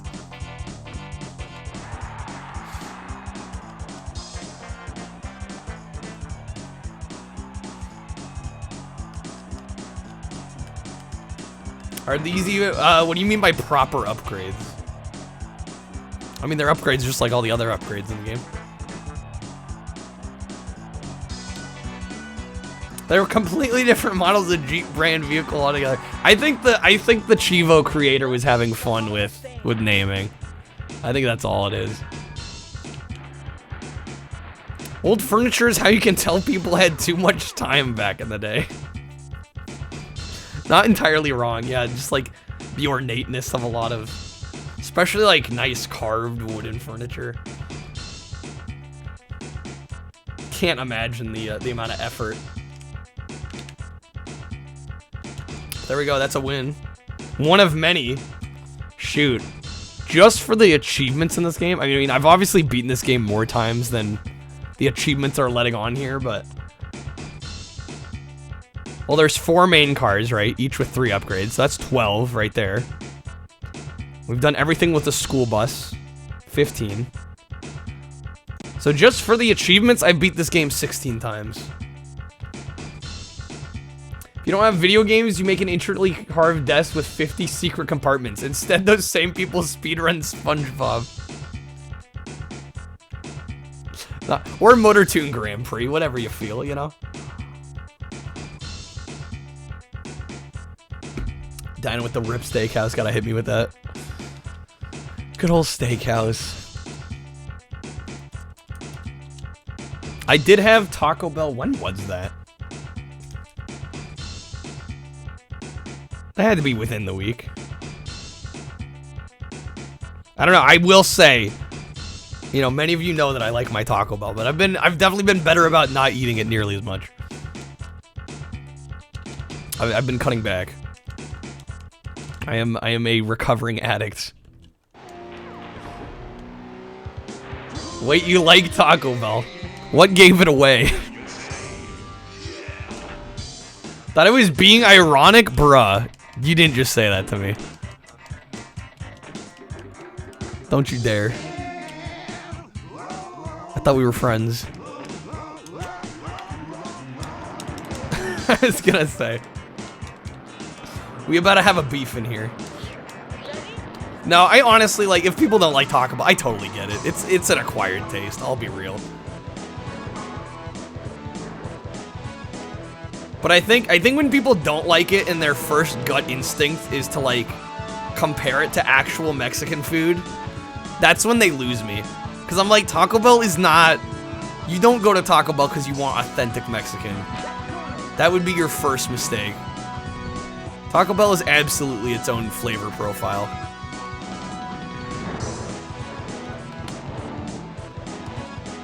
Yeah, how can you say no to a beef quesarito? Or the nacho fries for the 7th time. Yeah, exactly. It's like comparing a decent Five Guys burger with like a McDonald's single cheeseburger. You know, you just don't compare the two.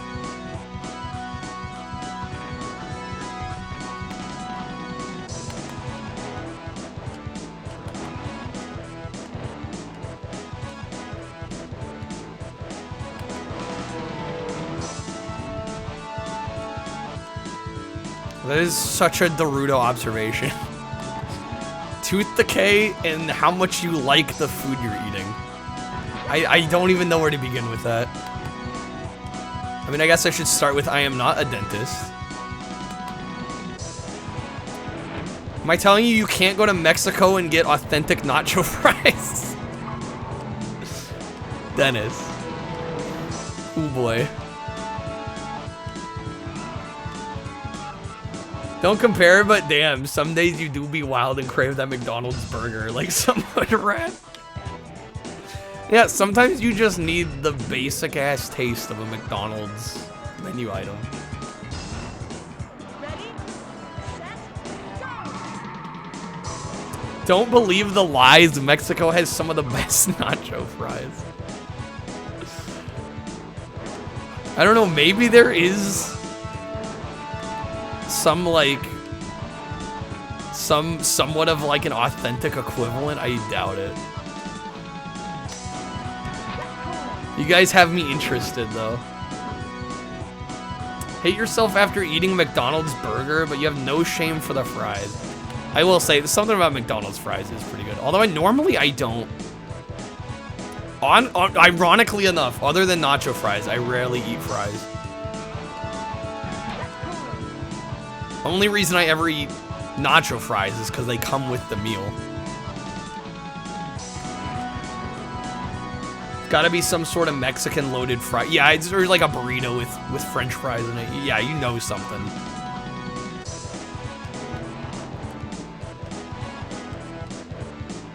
McDonald's nuggets. Yeah, McDonald's nuggets are their own flavor profile too. You can't really get that same taste anywhere else. What are McDonald's fries made up? I would hope potatoes. But seeing how they like can't grow mold makes you wonder.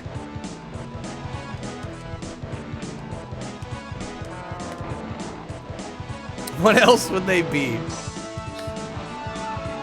Well, I know there's like those videos going around of like they put McDonald's food like in a controlled environment for like a month or two and it like never grows mold. Personally prefer Wendy's McNuggets. I do like Wendy's nuggets quite a bit. But again, they're different.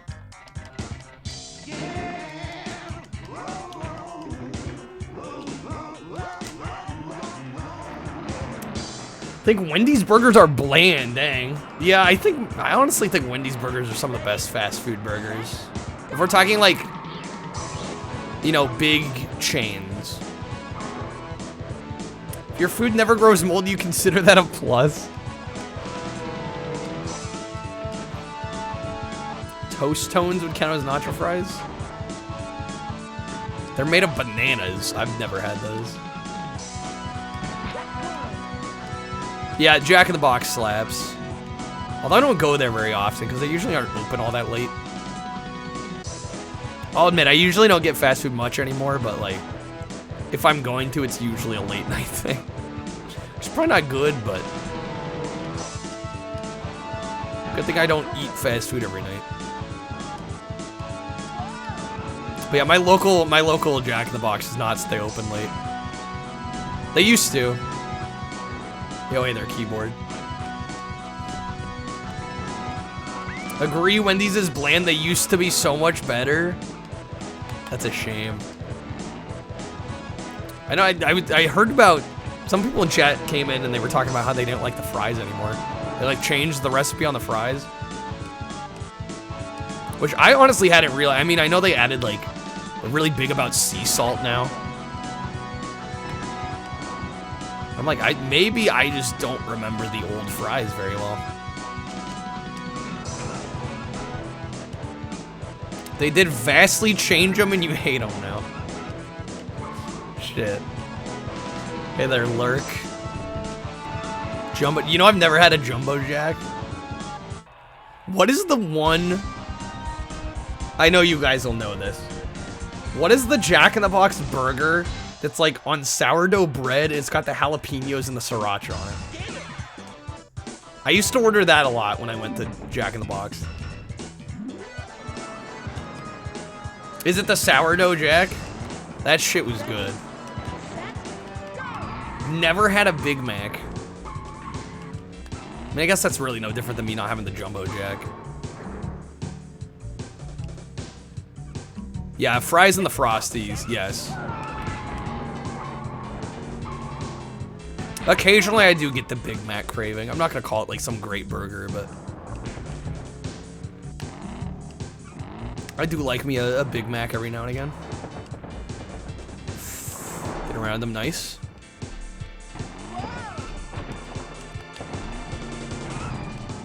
Oh, come on, game. Don't you slander the Mac. I'm not slandering it. I'm saying it's decent. It's not slander. Are we changing the definition of slander to be anything but a 10 out of 10 positive review?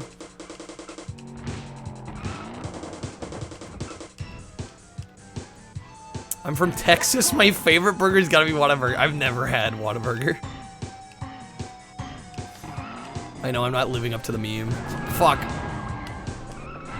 Come on, game. It's making you hungry. I'm sorry. This always freaking happens. It's the Kyle curse. We always get into food discussions. Yeah, never come in here on an empty stomach. That's like a recipe for disaster. I'm better off, it's mid.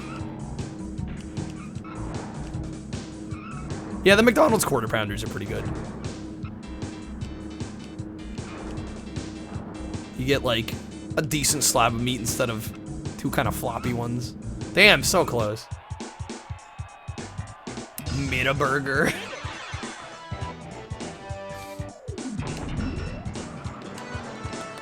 Well, we're not getting the 1 credit clear on medium, that's for sure.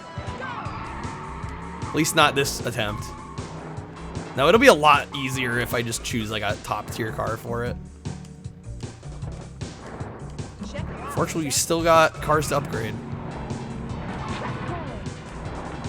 40 nuggets? I can't imagine just wolfing 40 nuggets in one sitting. I usually, if I get nuggets, I usually get like what? I'll get like 10 McNuggets and the hot and spicy McChicken, and that's usually like just about enough. I gotta believe in myself. I think I'm better off not eating that much. Like if I'm gonna eat some trash food, at least I'm like somewhat restrictive. I have some restraint.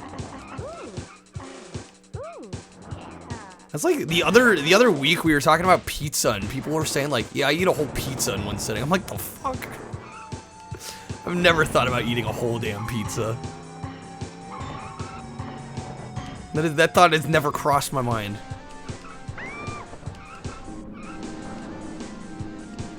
That's a small, I mean, yeah, I mean, it depends on the size, but even like a medium pizza, I don't think I can eat a whole one.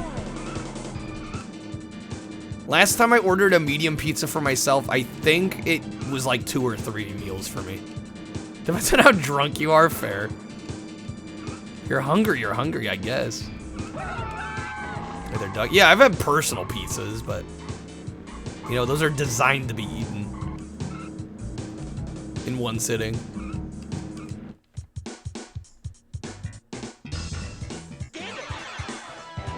You need a large over a day. Like, yeah, that's understandable. Triple stack at Wendy's a few times when you were younger? What is a triple stack at Wendy's? Ordered an unsliced pizza and folded it in half once when you were hammered. You got one of the Breaking Bad pizzas. They passed the savings on to you by not cutting it. You wish you were one of the people that could down a whole pizza or 40 McNuggets? I don't know, is that something to strive for? That's a roof pizza, fair enough.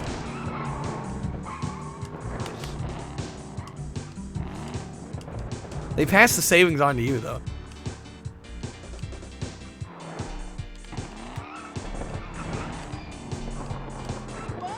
Never see, yeah, it's gonna fly over your head if you never seen Breaking Bad. I don't know, essentially at one point in the show, the main character, Walt, throws a pizza on a roof. And since it didn't come apart, so obviously it was unsliced. And then they kind of call back to it later in the show, and they're like, they order a pizza later in the show, and yeah, they pass the savings on to you by not cutting the pizza. Because they're like, what pizza place doesn't cut the damn pizza? Cruis'n better than Outrun, Duck? I really like both. I don't know, it's hard for me to choose one. I find this game to be honestly a little more luck-based. Especially on the higher difficulties. I feel like Outrun is a little bit more just based on pure skill, if I dare say, but both are great games. I don't think I'm quite reaching this guy. Damn, we're close. Fuck, dude, we're like right there. You don't want savings, you want garbage food that's convenient to shove in your mouth. Fair. Domino's medium pizzas are pretty small. Road Rash better than Korea. I mean, I do probably prefer Road Rash. I don't know. That's a tough decision. Check it out. Don't make me choose one.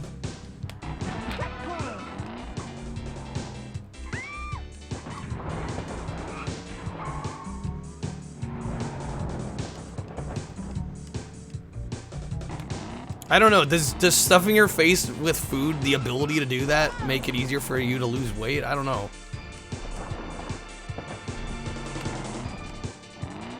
That's kind of two different things at play, if you ask me.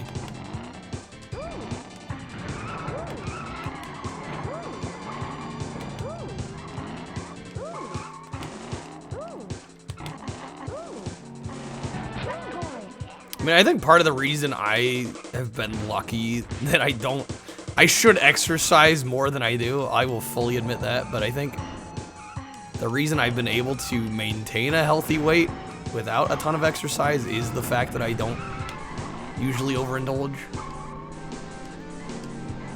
You can expand your stomach. You expel more of it. I don't know. I'm not a nutritionist. I don't claim to understand. Yeah, wouldn't that be worse, though? Because then you have to eat more to feel full.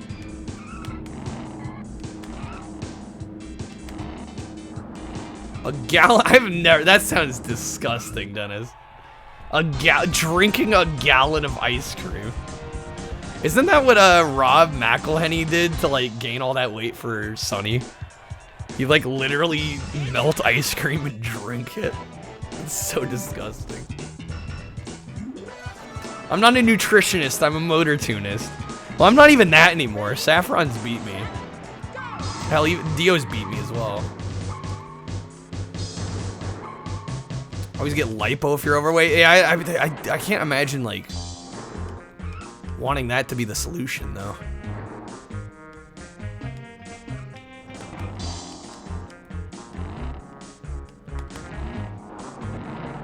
Well, and there is a condition that, like, that regardless of your stomach size, some people can continue to eat and they just never feel satiated.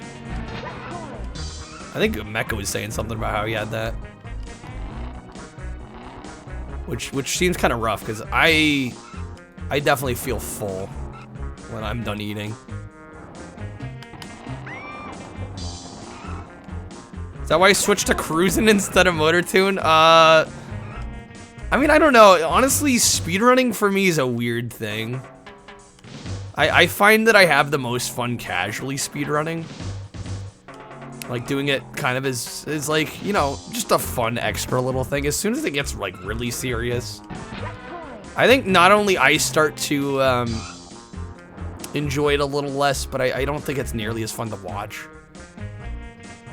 I think something about, like, really grinding a speedrun, I think for a lot of people just isn't. It's not something I want to stream, and it's usually not something I want to do off stream.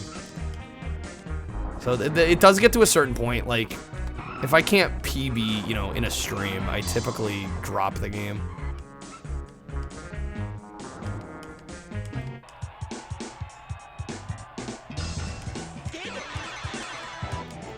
With lipos, people don't usually change. Yeah, that's the thing. With lipo, you need the... Usually if you're to the point where you need lipo, like, you generally need to change your lifestyle. Like, lipo's not just like you know, a magic fix. Solutions to abandon the weakness of the flesh and surrender yourself to the immortal supremacy of the machine.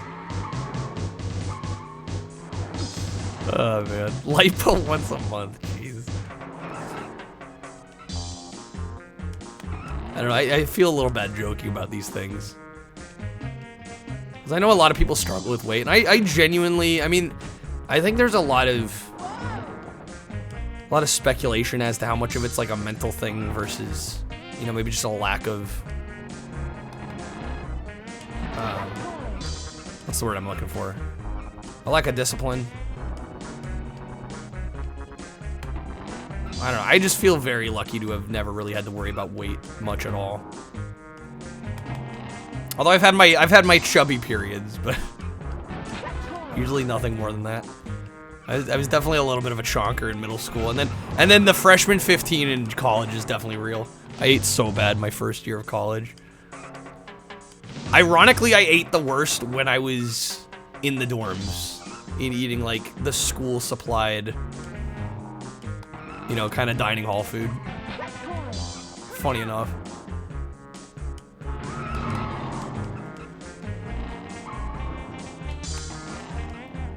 Oh, there's tons of variables, 100%. Never change any of your terrible habits, but once a month you eat a salad. Honestly, can't understand why you're not losing weight. Jeez.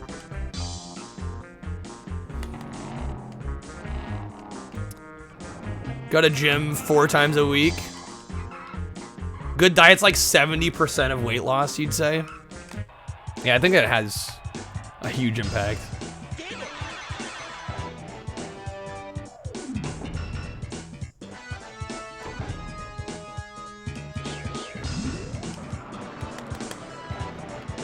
Yeah, eating disorders are definitely real. Definitely real.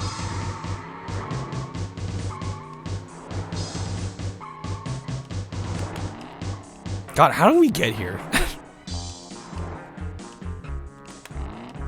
How does this keep happening? We start like with a light topic and then it gets increasingly more heavy.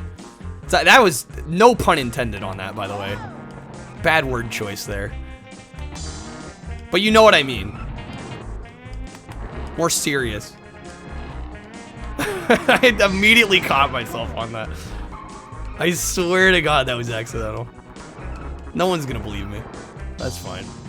We are trying to get that Taco Bell sponsorship. That is true. I'm still waiting. You have no self-control when it comes to sugar. I admittedly don't have great self-control either. I can sympathize with that.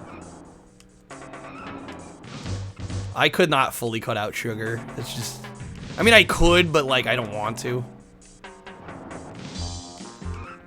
It would probably be better for me, but like, I don't know. There's something about like a nice sugary drink every now and again. Hard for me to shake that.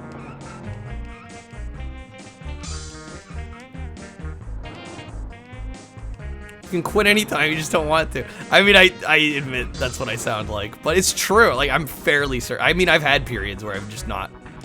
Soda's my main vice when it comes to like sugar. I've straight up cut out soda multiple times in my life. Damn, so close on that. I've done it in the past, so I know I can do it. I'll eat a simple carbs, you're like a bug or something. I have great self-control when it comes to sugar and sweets, but I love pasta too. Yeah, I could never cut out pasta. Spaghetti, Alfredo, ravioli, tortellini, bro. Get me with all the eenies. Yeah, ain't cutting those out. No way. Mine's candy. You can go without soda. You need chocolate snacks and ice cream. Yeah. Alphabeti reigns supreme. Can do a lot of intense work in the gym and still gain weight. Yeah, I mean, a lot of it is, you know, diet.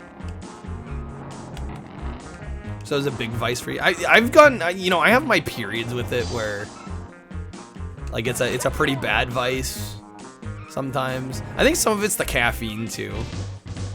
Like, it's not even just the sugar of it, or just the refreshing taste, or, you know, the carbonation. I think some of it too is like a little bit of a caffeine dependency. And you definitely kind of go in and out of phases with it.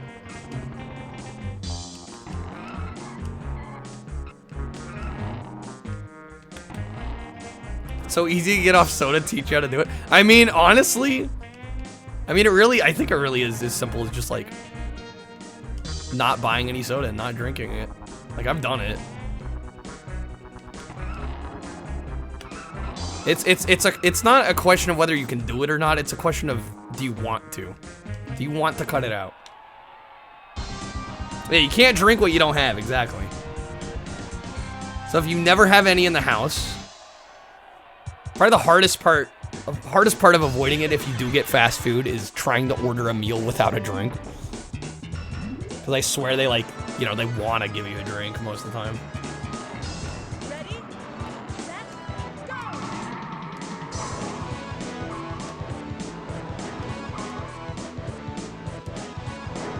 Stop yourself from eating a whole ass bag of chips. Stop by. Yeah, exactly.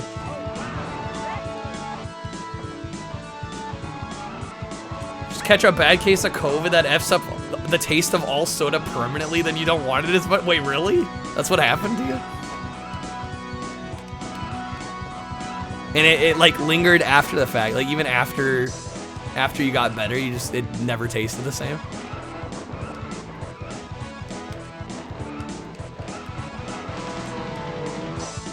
You 100% can drink even if you don't have any. I mean, you literally can't though.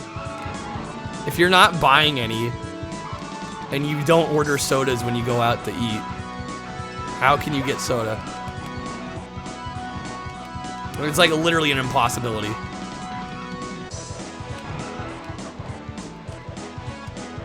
All but Dr. Pepper, which you were never a big fan of before. That's so strange. I mean, I have heard that like COVID can kind of change your taste buds.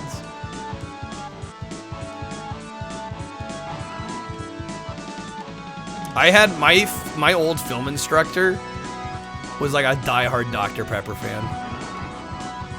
Like we'd meet up every Saturday. Every Saturday he'd go to the convenience store. He'd get Dr. Pepper every time. And I mean, I can't blame him. It's a good soda.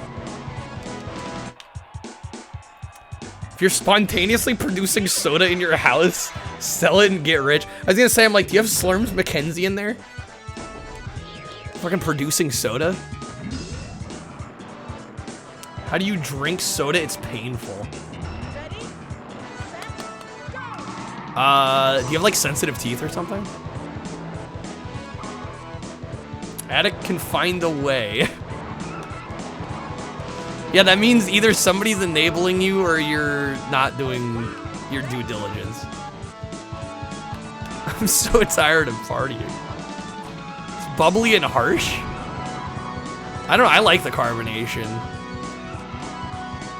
I kind of like the textural profile of soda, if you will.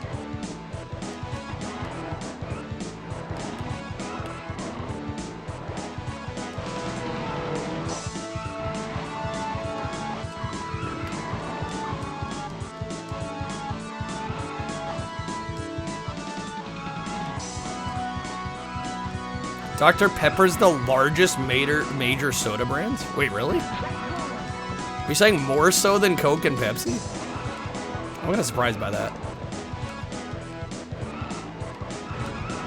Do I drink soda daily? Hell no. Hell no. No, probably a couple times a week. If I'm really bad, maybe like 4 times a week. No, I definitely don't drink soda daily.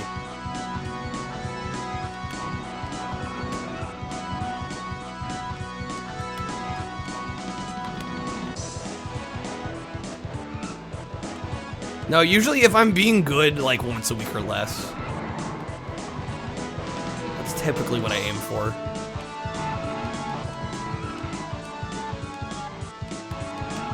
Just made drinking water your habit. I mean, that's what I try. Honestly, streaming makes it easy.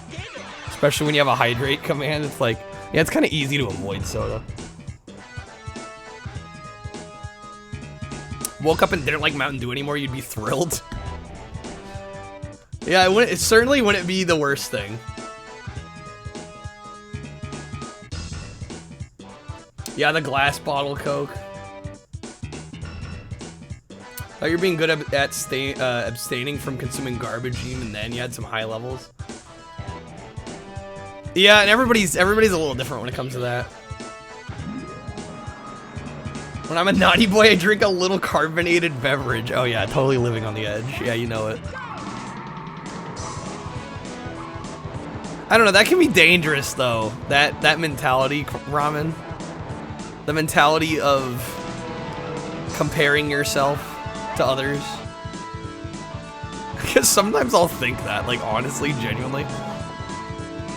I'm like, yeah, it could be drinking soda, or it could be like shooting up heroin. It's like, well, that's not a high bar to set. That's not a good way of looking at it. Because you could do the same thing the other way. You could be like, you know, yeah, murderer soda, exactly. You know, everything's relative.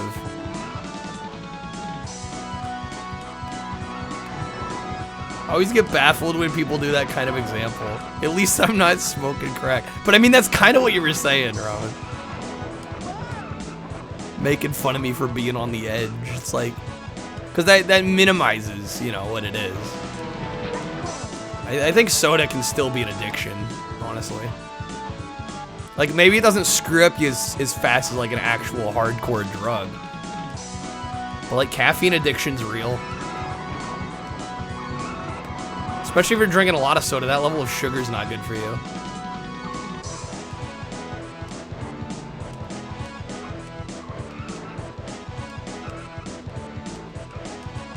Oh, damn it.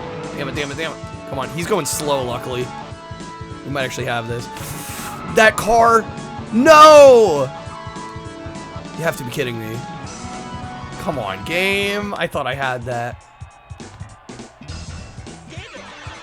100% work with a dude addicted to Mountain Dew. Homie goes through cases and turns into a dick if he doesn't drink it. Gets all like cranky. Can't do Mountain Dew. Yeah, I don't drink regular. You know, it's funny for how much. I mean, hell, even when I go to Taco Bell now, I normally get the that brisk, the Dragon's Paradise. Occasionally, I get Baja. But like, I've never been like a huge fan of OG Mountain Dew. I mean, it's fine. Don't talk until he's at his due. Hey there, kid. Drank 161 cans of soda in one weekend? Holy shit.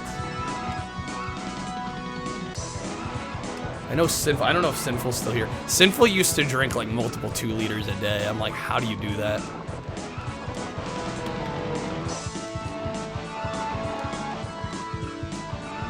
Blast Zero sugar tastes exactly like regular, does it?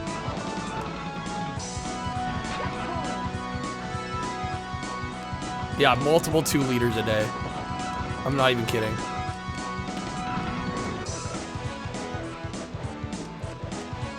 160 cans. Didn't you typed that, right? Did I misread? I thought I saw 161.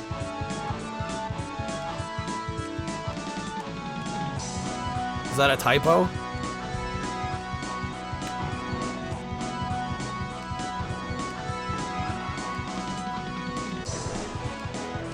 Oh, 16 liters. Okay. You must have put 16 and like a lowercase L next to each other with no space. That confused me. Sorry. 16 liters, I gotcha. Yeah, it looked like 161 with my font.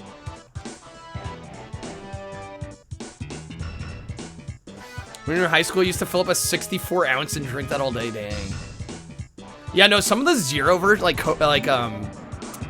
think Pepsi Zero has actually surprised me. I was like, damn, this actually tastes like pretty close to the real thing. Giving up on sour candy has been the hardest one to give up. Yeah. Yeah, those are nasty on the teeth, though.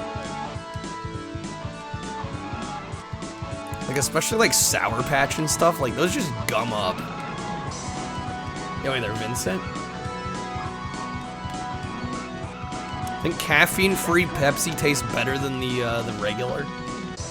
And you love Pepsi. Yeah, they have slightly different flavor profiles a lot of the time. But honestly, the Zeros are usually a pretty good substitute. Right? Diets are usually like way different. But these newer like Zeros that come out are usually actually pretty good.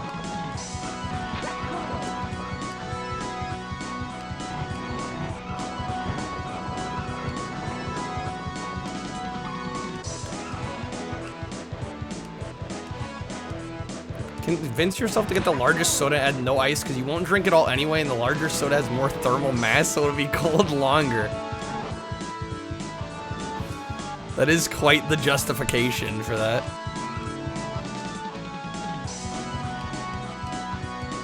Sours can get the, yeah.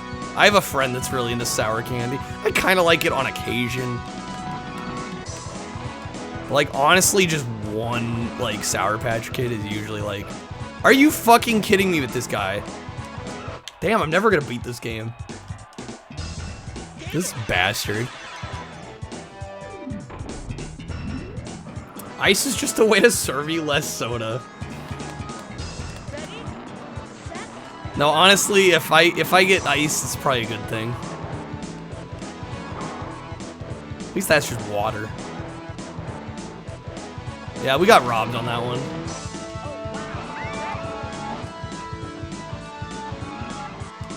Restaurant ice is gross, is it? Are we talking like fast food restaurants or just restaurants in general?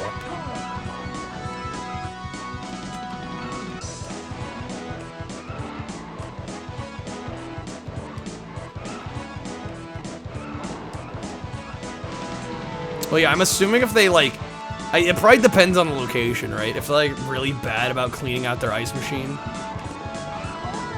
that can get pretty foul.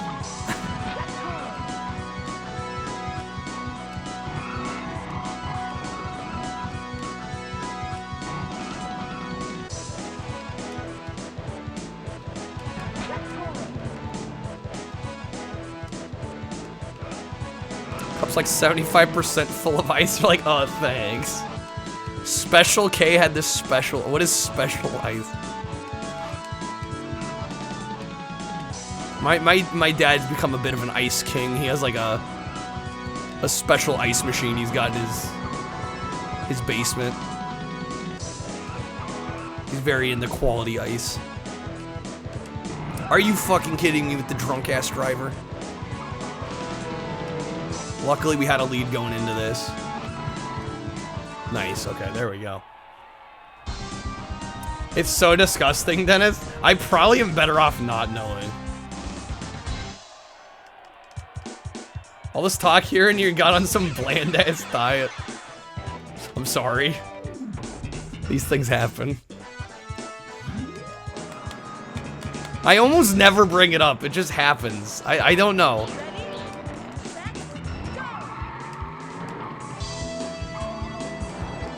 I mean, I can't say it's not my fault.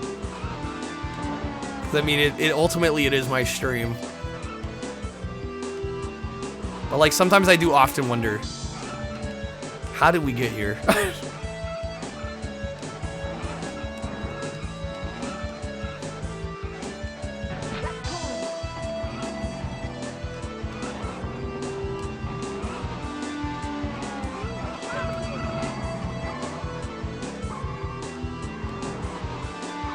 Satisfying the chew. Well, chewing ice is a whole other topic. Probably not great for the enamel. Although I will admit, I'm usually very good about not chewing ice, but there is something really satisfying about it. Like, I chewed a little bit of ice the other night. I'm like, damn, I forgot this feeling. You always chew it. It's not good for the teeth. So I almost never do it. But I can't blame people for doing it, you know?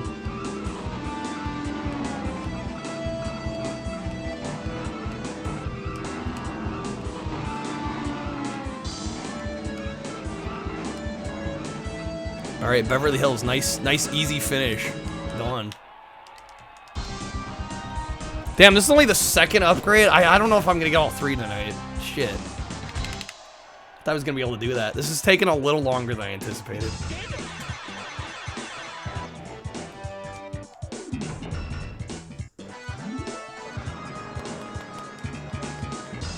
Ice do be nice.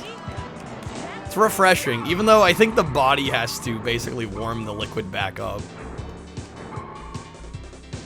It's not exactly the most efficient. But there's something about like a nice, cold, refreshing beverage, you know? Like I barely drink water unless it's been iced. Like room temp water, I don't know. I can do it, but it's eh.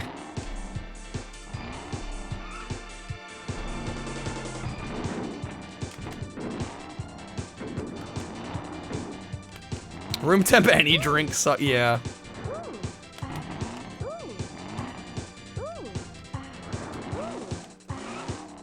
Yeah, I don't necessarily need my water to be like ice cold, but at least just like a little, at the very least, just a little chilled.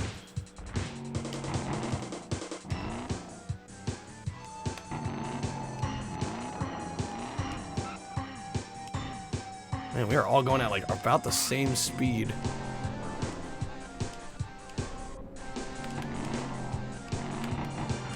What is this song? It's the Cruis'n USA soundtrack.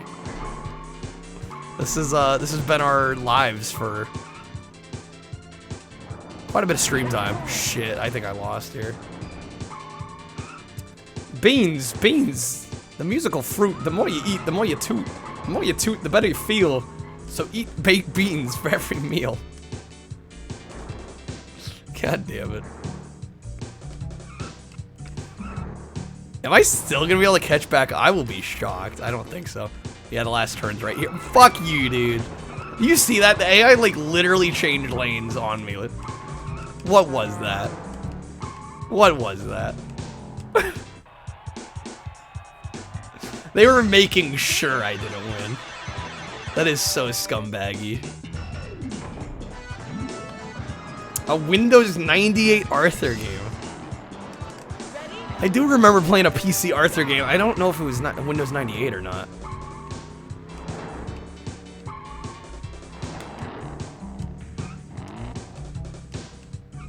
I just remember it was like this carnival themed Arthur game and you could print money. I think I've mentioned this on stream before. But like part of the like activity center was like you could print like fake Arthur bucks. I'm sure my parents loved that.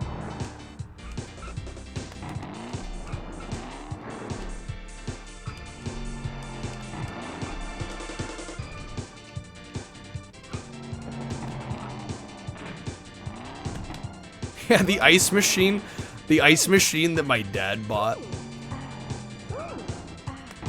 Like right after it got installed, I had some friends over at the house. And because the way the ice is made, it does have like a little bit of an indentation in the bottom. And one of my friends like took a piece of the ice and he like tipped it the other way. And he's like, dude, this like straight, you could double as a shot glass. I'm like, you know, you're not wrong. You're not wrong. Arthur's Math Carnival. That may have been it. I don't remember for sure. I don't know. I probably played this, I mean, 15, 18 years ago. Arthur's Money Laundering Adventures. That's what the title should have been. God damn it. How did he manage to swerve exactly where I was going?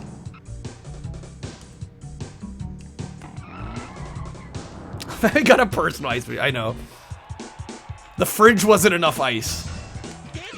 He needed a dedicated machine to produce ice.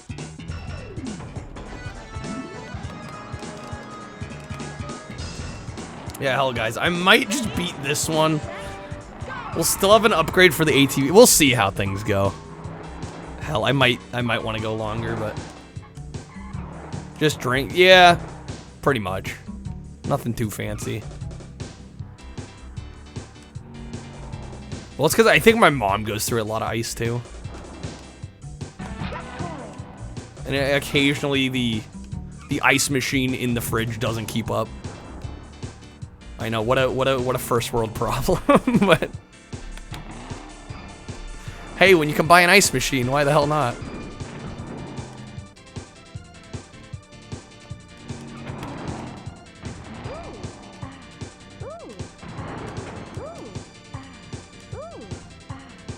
Like the ice that's a long, hollow olive. Yeah, those, honestly, it's weird how many, like, ice shapes exist. Like all the different machines that create these different forms of ice.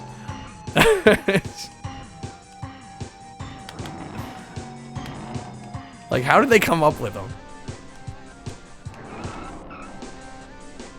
Because, like, the ice machine my dad bought, like, it's almost like, it makes it like a hexagonal shape. It literally looks like a hexagonal, like, shot glass, almost. It's like, you know there was somebody that literally had to create the design for the mold for the ice. Like, imagine that being your job. You create ice fucking molds, like... the most, like, hyper-specialized job. Alright, first place, let's go. Dinosaur-shaped ice cubes, those gotta exist. I mean, hell, right? Like, ice trays are literally just molds. I'm fairly certain there's dinosaur-shaped, like, ice cube trays. Ice machine that makes shot glasses, you say? Well, they're not literal shot glasses. But the shape's, like, vaguely reminiscent of them.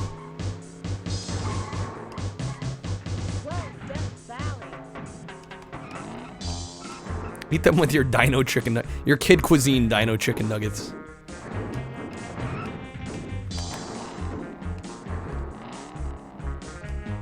See these Cactar ice cube tray ads? That would be kind of cool. I've always liked Cactar.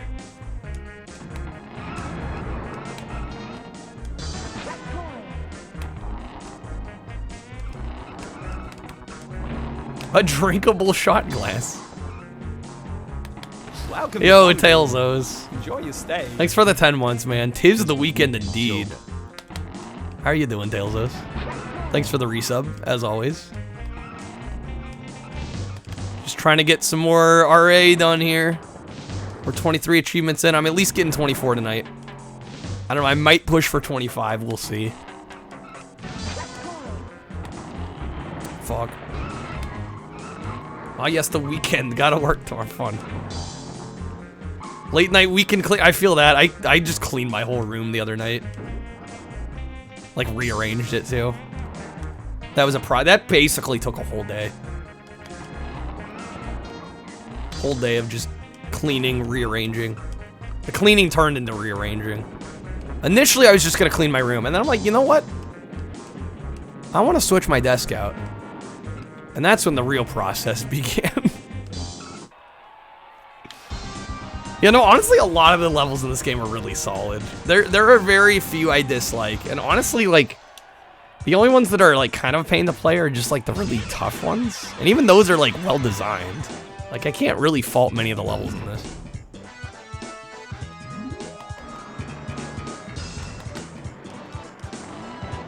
Alright, into Arizona. You got Arizona, Grand Canyon. Arizona, Grand Canyon, I think then Iowa, Chicago, Indiana. I'm testing my memory of this. I think it's Grand Canyon, Iowa, Chicago, Indiana, Appalachia, DC. Ramen with the hydrate. All right, one-handed play.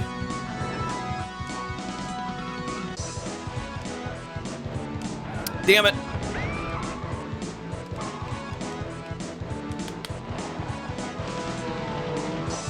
Remember when you asked me to name all the levels? Admittedly, the first couple I don't remember. Like, we start, I think it's US 101. Is it immediately into Beverly Hills? Shoot, maybe I could name them all. I think it's US 101, Beverly Hills, LA Freeway. Fuck. What's after that? It doesn't go to Arizona quite yet. There's like 6 levels just in California. Fuck is a level, yes. I'm not the 4th level. I can't remember the name of it. Is Toronto in the game? No. Is there a Toronto in the US that I don't know about? There's a moon level that's in Cruis'n World. That's like a bonus level you unlock after beating the game.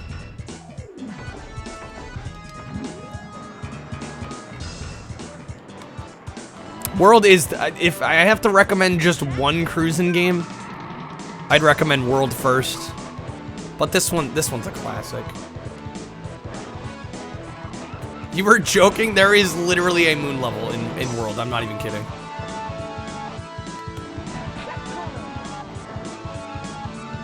It is real. Toronto, Texas. Death Valley comes before LA Freeway, or after LA Freeway, before Arizona. That's the one I was missing.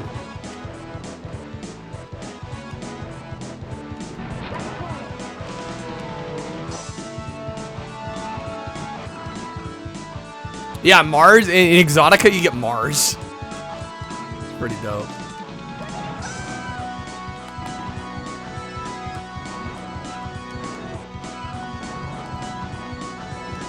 Speaking of beverages, Arizona iced. I literally had some Arizona iced tea today. I had my Arnold Palmer.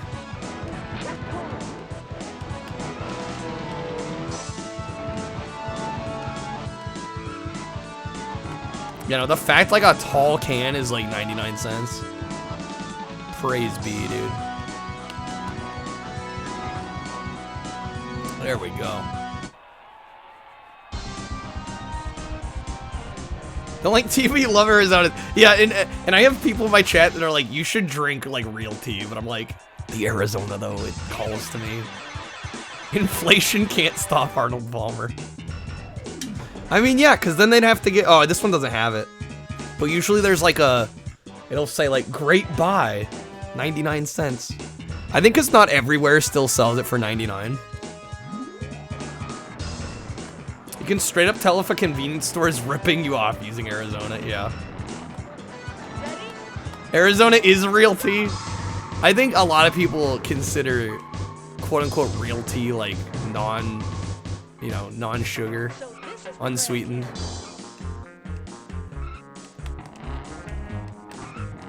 $0.99 is on the can. Yeah, where did I go recently where they upped the price? It may have been my local grocery store. Or maybe it was 7-Eleven, I forget where. But yeah, I paid like $1.19 for it or something. I was like, what? They have the balls to charge more, walkout. 3% tea, 97% sugar. Probably not wrong. Yeah, I'm not gonna praise Arizona as some healthy drink. But I like it.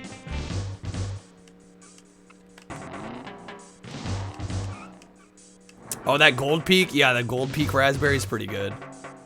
I've had that. Any raspberry iced tea is gonna be good.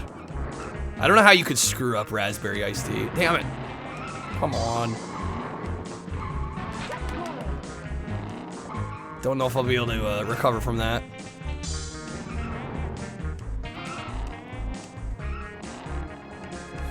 Probably not. But maybe, damn, especially if I do that, it's not happening. Wow, Mount Rushmore. As we all know, Mount Rushmore, scenic part of the Grand Canyon. Yeah, we're about at the end. We tried. We have to try again.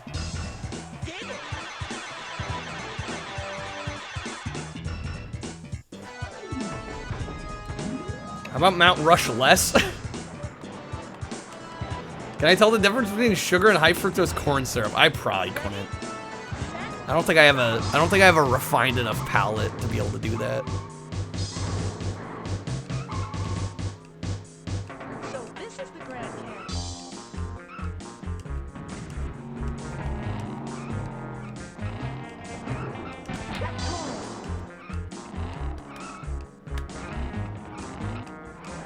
Oh, damn it.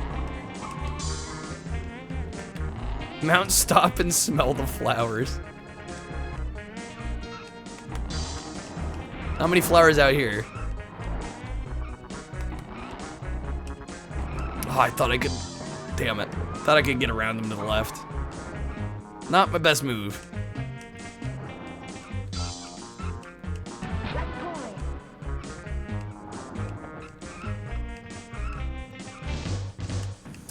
Oh, that dodge. Y'all see that? That was some split-second thinking there. Some flowering cactuses somewhere. I'm sure, yeah, somewhere.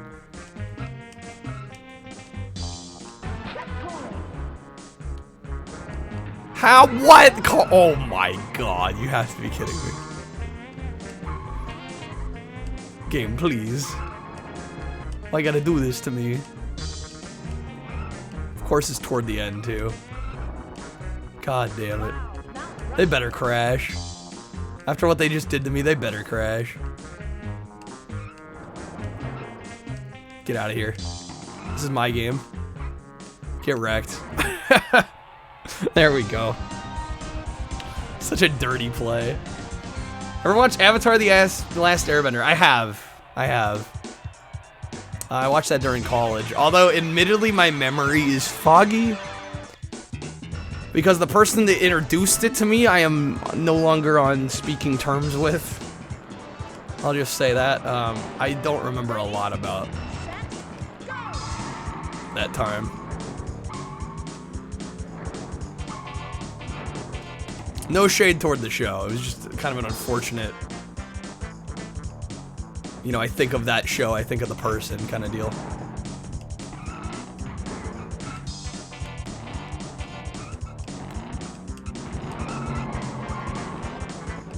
That reminded me of a scene where Sokka drinks cactus juice starts. I vaguely recall that. Vaguely. Sounds somewhat familiar. Yeah, I don't really have time for TV anymore. Time I'd spend watching TV for the most part has been supplanted by streaming for me. Just kind of the way it is. I don't know, I'd love to be like, you know, maybe if streaming took me full time, I could have time for these other things, but even then, I'd probably just stream more, you know? I really do love streaming a lot. That's why I've stuck with it for so long. And I've gladly traded other hobbies for it. Or I've given less time to other hobbies. I think it's been a worthy trade-off. Oh shit. Needed to dodge that. That's no good. Could we not, game?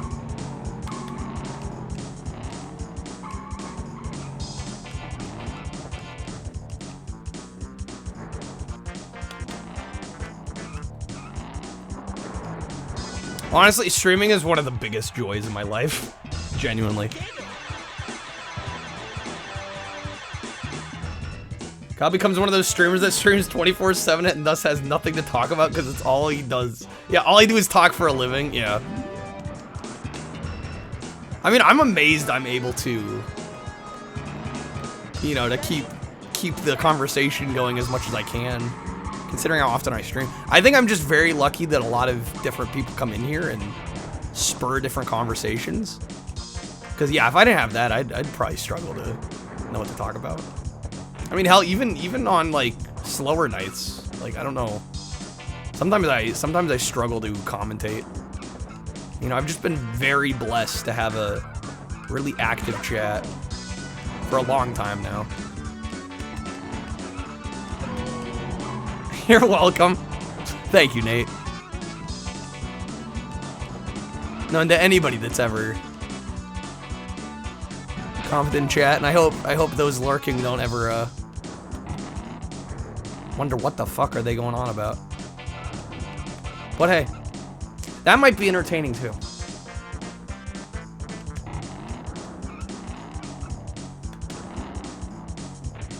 No, it's absolutely huge. Yeah, no, I really feel for smaller streamers that never quite get to the point where they have a really active chat, because genuinely, like, had I not seen the kind of the progress that I've seen, I mean, hell, even a lot of the smaller streamers in here, whenever I'm in their chat, seems to be popping, you know. But like the people that stream to like 1 or 2 people, like I really feel for them. Atakash with the raid. How's it going, Atakash? Welcome in. Thank you so much for the raid. Playing some Saints Row the Third. Nice. Hopefully that was treating you okay. We are currently just working on some more RA for Cruis'n USA. We are very close. We're in the final what, 7 achievements? We're getting there. Hopefully you had a good stream, Atakash. Thanks for thinking of me to raid. Welcome to the Hall of Fame. We too were the driving, just not as well. I have my moments. I think we all have our moments. I think some sort of Twitch Discord type hybrid would be a thing. I don't even know what that would look like. Interesting concept. Honestly, say you should only stream if you enjoy the act and mostly ignore your... I mean, ignoring view count is, I think, a very good piece of advice. Because a lot of times it doesn't mean anything. And I've had streams where, like, maybe the view count wasn't great, but, like, the chat and the conversation was good, and the game was good. And that sometimes that can just carry a stream. But, no, I mean, when you start out, I don't know if I don't know if I can give that same piece of advice to those, like, just starting, because, you know, if you have nobody to bounce off of, that's a really isolating feeling, and I streamed like that for a few months before I got anywhere. So, like, I know how that felt, and it was not fun.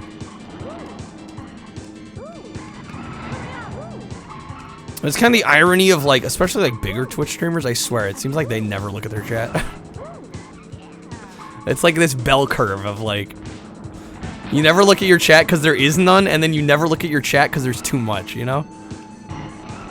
It's really kind of strange how that works. Yep, no, yeah, view count means nothing to chat activity. It means 0. I feel extremely lucky that it seems like most of the channels bigger than me a lot of times have a less active chat. It's like, I never take that for granted. And sorry, I'm not doing the best job of looking over right now, but I just want to make sure we get this. Maybe not. Truck, please. This blue car's got to mess up. That's the only way we're going to win. I can't believe it. We got it. Okay. I went all scatty there. Okay. We got it.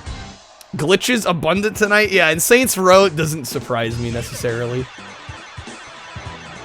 Video calls mixed with streaming? I could see for bigger communities getting that could get really, really messy though. I've seen people do that though, and I could see it working. I just don't know how I'd approach that. Yo, hey there, Gog. Welcome in. How's it going? Good seeing you. I've started doing RA. Just be consistent, gauge whenever you do get viewers, yeah. Oh yeah, no raid is too big or too small. No, I'm grateful for every raid. Regardless of the size. I mean, the fact that anybody else streaming thinks of me to send their people over to is super humbling. That was lucky. I mean, I will fully admit that was lucky, but that's some of the name of the game here. Heard people say you should talk like you have viewers even if you don't. Yes, that is very good advice. No, I fully believe that's what you should try to do. I know sometimes it's not the easiest. And like I said, I'm to the point where, like, I'm so used to an active chat that me just, like, commentating about the game is not something I'm the most comfortable with anymore. Like, it's really ironic. I used to be really good at it because I had no one to talk to, but I've been so blessed to have people to talk to pretty much all the time that I don't usually. I mean, there's occasions where I have to commentate, but any longer than like a few minutes is abnormal for me.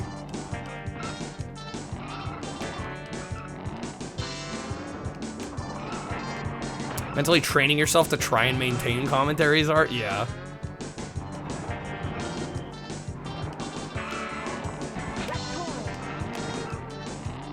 Everyone clam up. Yeah, everybody shut up so I get some commentating training practice. No, I can do it when I need to. It's just not as second nature as it used to be, you know?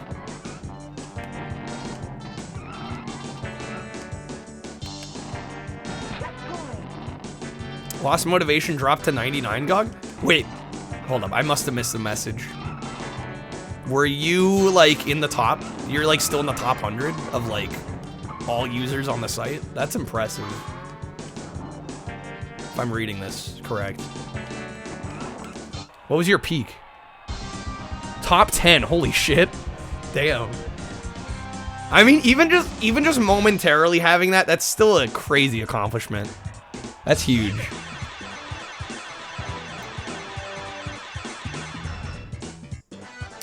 You kind of find it more weird to go in a single person chat and they're having this kind of stereotypical Twitch commentary. Yeah. Yeah, no, I get that. I get that. I think there is, I mean, you could overthink everything, but I do think there is a little bit of a, I don't know, like nobody's chatting, so I don't want to chime in kind of deal. I don't know, sometimes those are my favorite chats. Cause like I just get the streamer one-on-one. It's like kind of selfish for me, but I love it. But I'm sure there are people that are like, yeah, I'd probably be talking if there were others. It's a little daunting to be the only active chatter. Oh, absolutely, Gog, yeah. Like, I appreciate this game a lot more. I mean, I already like this game a ton, but like, I never thought to upgrade every vehicle all the way.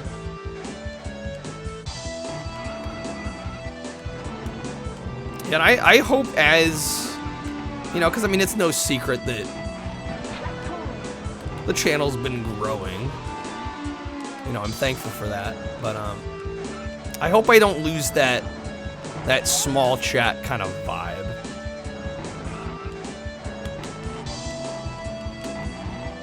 Totally haven't been doing that with smaller streamers. Have or haven't?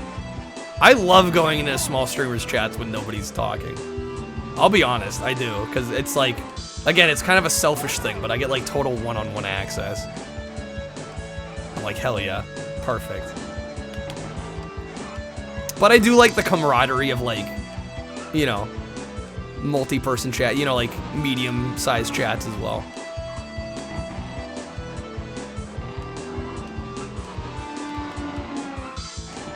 Don't think I'm quite gonna catch up on these guys unless they crashed. Well, one of them did. Yeah, not quite. Biggest advice, you might have to start some sort of other insular community. Oh, absolutely.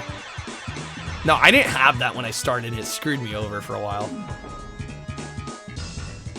Welcome to the Hall of Fame. Yeah, no, I didn't get any I'll be honest, I didn't get like any traction until I started getting raids from other streamers that I was part of their communities. And it just kind of naturally, they naturally kind of found out that I started streaming. It wasn't a, you know, obviously you never want to plug in anybody else's channel. I find that incredibly rude. Not incredibly rude, like honestly, if it's somebody that's been watching for a long time and they're here a lot, I'm usually pretty chill about it. But like, I've had a couple instances where I'm like, I am literally meeting the person for the first time. And they're like, yo, I'm gonna be streaming. I'm like, I don't know you. Who are you? You can at least get to know me a little bit, you know? Only hang out in 10K viewer chats. Right, because that is totally this space. Oh yeah, no, having regulars is a wonderful feeling. No, it is. It's super rewarding. Because you're like, I'm clearly resonating with people and they're resonating with me as well. You know, just that synergy of having great conversations with people, you know, day after day. God damn it.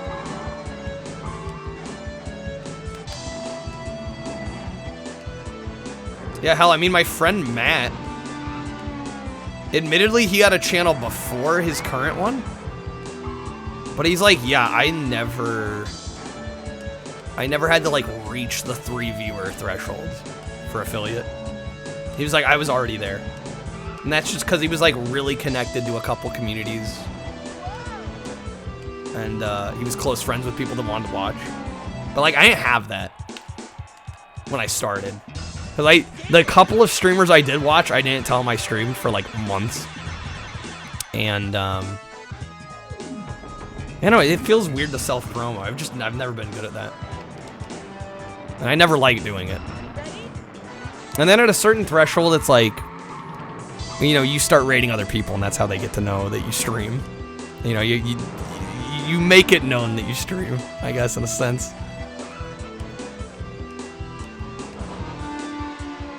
Terminally online, yeah. No, it definitely can't help. I mean, when I'm active in other people's streams, I definitely see a boost in my own.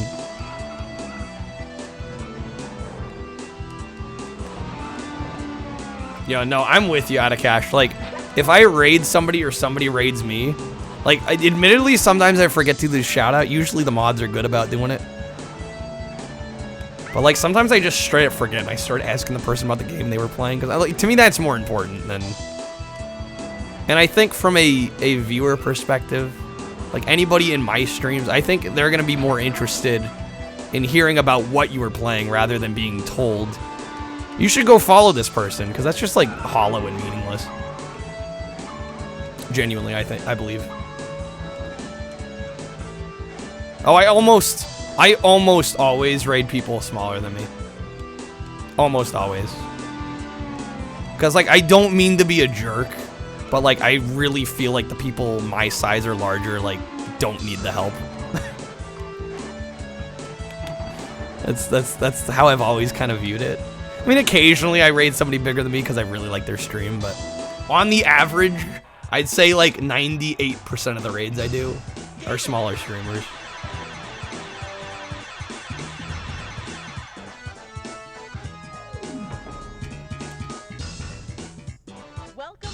Oh, I think about regulars all the time.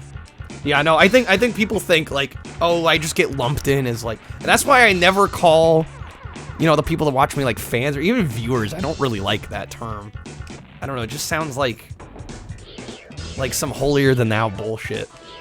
But no, genuinely, anybody that's chatted in here, hell, even some of the lurkers, like, I know pretty well. And I've never thought of people as just, like, you know, like, part of the herd mentality. Having a name for your community, even that feels like a little weird to me.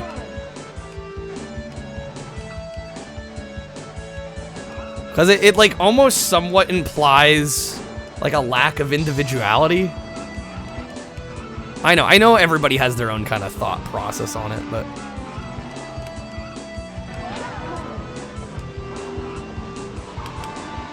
I feel like it's a little, I don't know if the disparaging is the right word.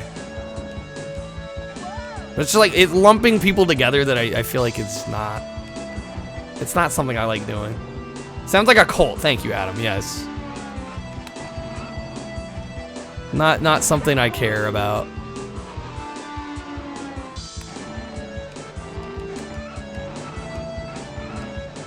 But if you want to start a cult, I mean, I'm not gonna stop you. Again, and I don't, other communities have, you know, names for themselves, but it's just never something I've really wanted to do. I've always felt kind of weird about it.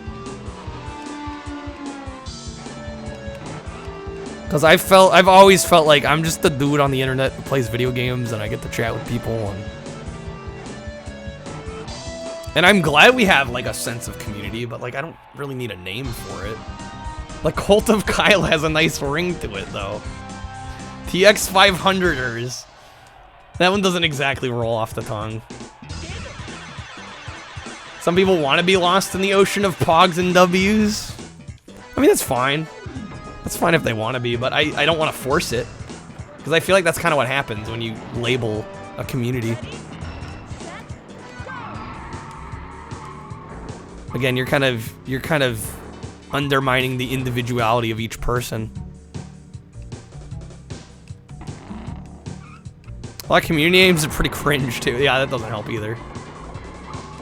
Sometimes it's fun to turn your brain off and just join the chat mob. The hive mind. But again, I'm open to, you know, there being a hive mind. I just don't want to label it and force people that don't want to be part of the hive mind to feel like they need to be, you know? Does that make sense? I hope that makes sense. That's just how I personally feel about it. Oh my god, mess. 4 a.m. Yeah, please get some rest. Thank you so much for the raid. Glad you had a decent stream. Yeah, don't let me keep you up.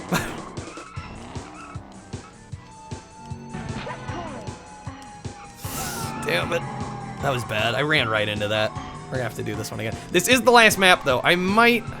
Do I dare go for the... I think we'll go for the last ATV upgrade. I might regret that, but we're gonna do it.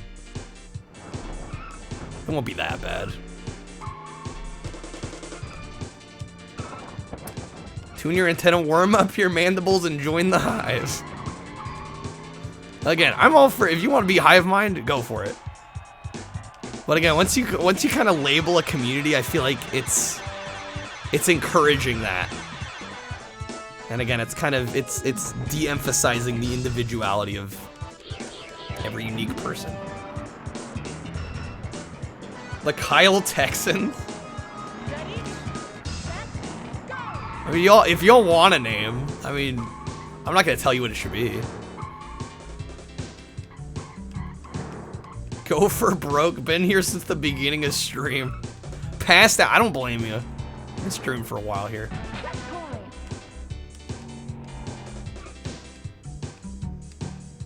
Yo, Rick. Rick, my man. How's it going? How was the stream, Rick? And what were you up to? Been guilty of overestimating your individuality in chat? Yeah, you don't want to be like the center of attention. I get that. I think you can still be individualistic without commanding like unnecessary attention, though. Welcome to the cult. Rick, how was the stream, man? What are you doing in retro?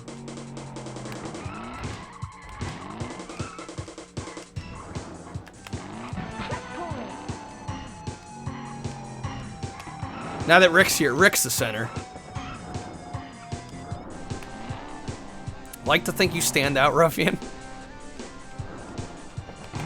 Yeah, you do, for sure. I'm not sure if it's always a positive. Oh, look at us go. There we go. Yo, Yosh, how's it going? Welcome in. Did some FF13-2, then Fortnite, then Contra. That is quite the spread. Yeah, that was a solid win. That was satisfying. All right, another achievement down. Don't even know who Rick is anymore. Came here just for the trophy animation, right? Okay, we're gonna go for the last ATV upgrade. And then I'm probably gonna call it. Nate with the veteran. Nate's flexing his streamloots sub. Thank you, Nate. I think that means you're like the longest running streamloots sub. I think that's what that means. I honestly don't know. I think that's what that means. Don't even use it that much. Hey, I mean, thanks for the support regardless. Got him. We actually got the 7th best time. Not terrible. Stand up with mild humor and outlandish takes about unimportant things. Isn't that most of Twitch chat, though? Right? That's how I feel when I'm chatting. None of it's ever what I'd call important. Every time I get a new high score in Cruis'n USA, my mustache grows an inch. What am I, Pinocchio? Alright, the credits are unskippable. We gotta stall a bit. But yeah, we're at 24 achievements. If I get this one, we'll be at 25. And then all we have to do is upgrade the police car all 3 times. And then 1 credit cruising on medium and hard. Those are probably gonna be the hardest one. Medium's not gonna be that bad because we can use like a fully upgraded vehicle to do that. Talk about what I had for dinner. What did I have for dinner tonight? Oh, I had pizza actually. Speaking of pizza earlier.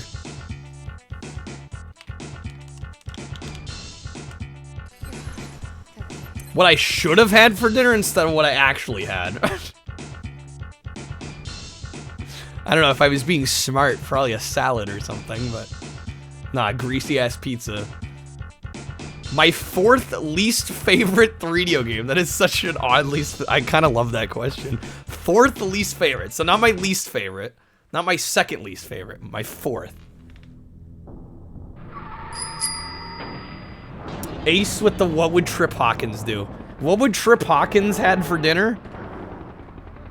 Ooh. Yeah, what would Trip Hawkins have for dinner? He'd probably have a... Children? Bruh. That's a damn good question. What if they are all someone's least favorite? Well, it's not the Rick list. Yeah, I know the Rick list for 3DO would be every 3DO game is the worst. No, Trip would probably have some like nice like, you know, seared, you know, flame grilled roasted chicken breast with a side of jank. That's probably what he'd have. But 4th least favorite 3DO game. I can do the Kirby. That's an easy one. I gotta think. I gotta think about that. Because I would say my like in the collection, I'd say my far and away least favorite. Here's the 3D printed Kirby, by the way.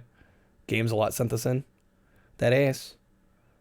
But probably my least favorite 3DO game in my collection would probably be, honestly, Cyberdillo. Cyberdillo is the worst one. 2nd place might be, I don't know, 2nd worst. I don't know, I bought most of these because I thought they were going to be good, you know? Maybe 2nd worst. I mean, I have, like, I could say, like, really easy ones, like John Madden's football and FIFA, because, like, I know I'm never going to play them, but... We're talking off games I've played. I think Creature Shock would be my 2nd least favorite. Honestly, I love Killing Time, but like I can't stream it because the frame rate's terrible. Probably 4th. Yeah, maybe. Shoot.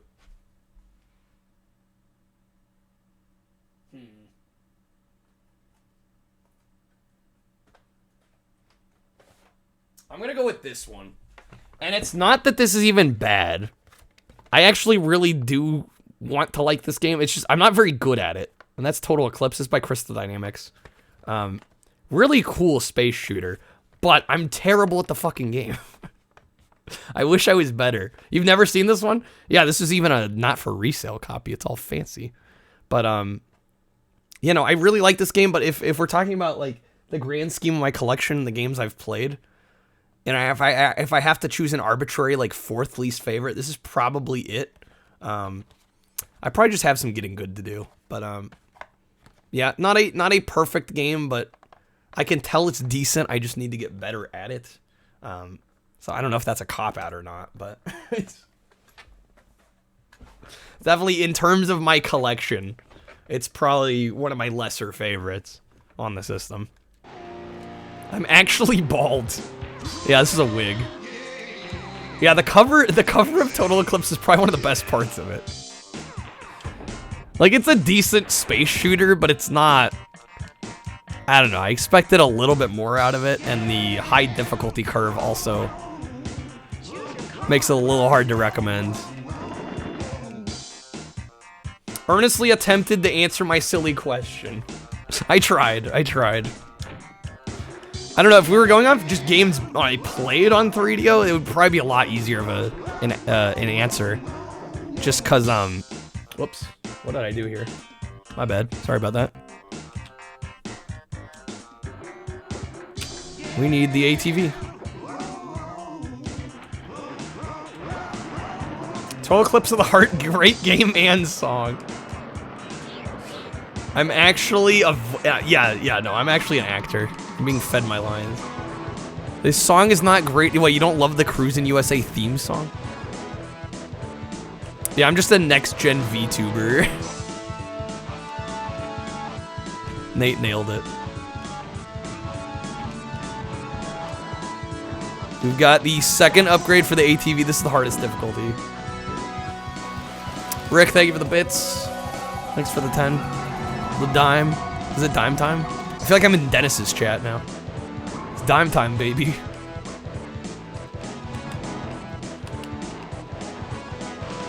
I love that the game actually like goes straight from the garage into the actual first level.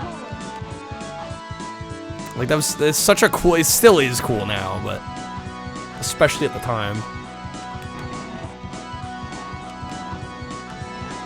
I'm always looking to the side of my teleprompter. Yeah, I'm definitely not looking at, you know, chat or anything. Rip Dennis. He will be missed. Rest in peace.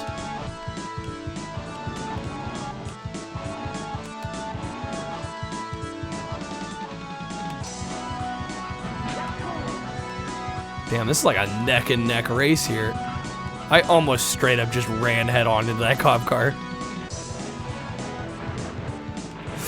No! Okay, wow. We're fine. This is all good. All good, all good. Oh, you fuckers. Get out of my way! Yeah, that seems about right. That's about right. Damn it. I'm always glancing at the bomb that will go off if the jank levels ever reach 0. Thank you, Rick. Thank you for the raid, Rick. Have a good night. Appreciate you thinking of me for the raid.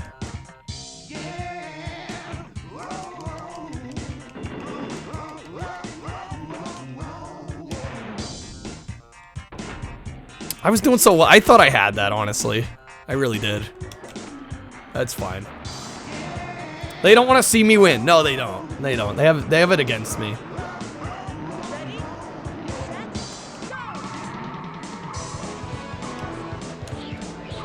In a weird kind of way, Kyle's... Yeah, chat is just the prompt. It is kind of a teleprompter. I mean, like, as meta as that is, it's kind of true.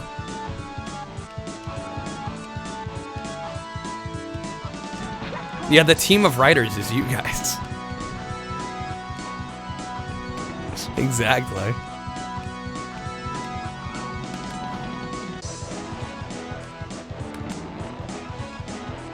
Leave it to Daruda to make something as simple as a Twitch chat, like, oddly deep and philosophical. And you're all grossly underqualified. Now you're perfectly qualified. I wouldn't have it any other way. Being underqualified for this chat is called being banned from this chat.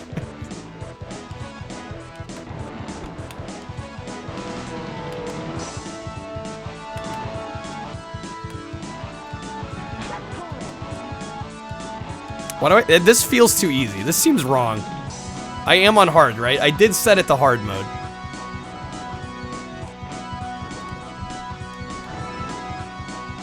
Yeah, how are we so far ahead?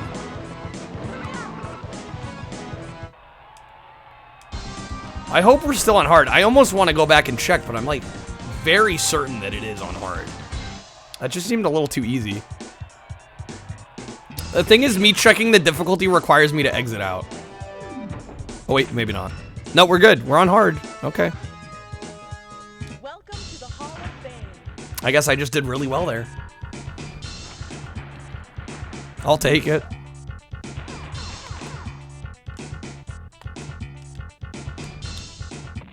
Damn, this might not take me 2 hours. Maybe we'll be lucky. Ready, set, go! The shred holder? Not shareholder, shred holder. CPU took themselves, I guess so. Check it out, San Francisco. Oh, what a mess. Yeah, that's what happened. That must have happened to the AI last race. This all went nuts.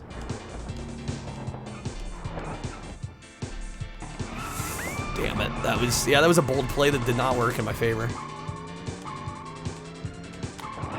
Give me around him.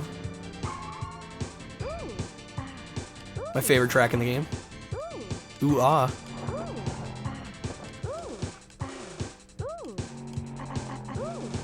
Ooh, one of them messed up there. Yeah, see, this feels more like a hard mode race. This is what I was expecting from the first map.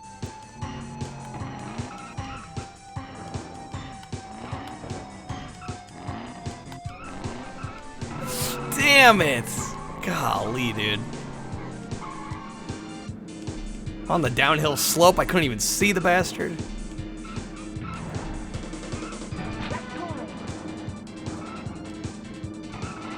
Seen car pileups on freeways, but this is ridiculous.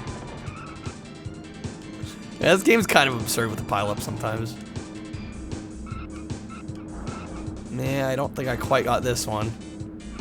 Unless the AI just takes like really bad turns through here. Yeah. Not quite.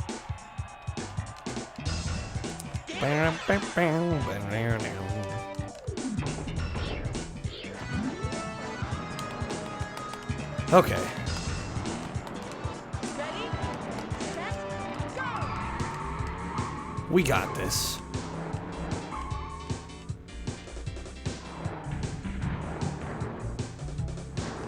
What's a race when the competition takes themselves out? I mean, as long as the game is saying we're getting first, I don't care too much. Now, I will say a game with like really dumb AI with no challenge is usually not a fun time.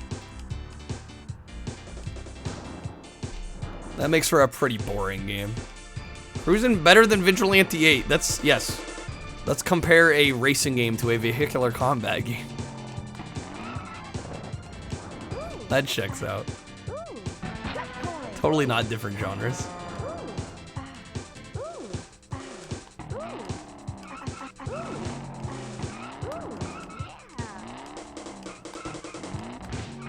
The same car, dude. He's in the same spot even. I thought the AI generated traffic was random. But maybe there is a bit of sameness to it. I don't know, maybe it's the same every time, it just depends on how fast you are.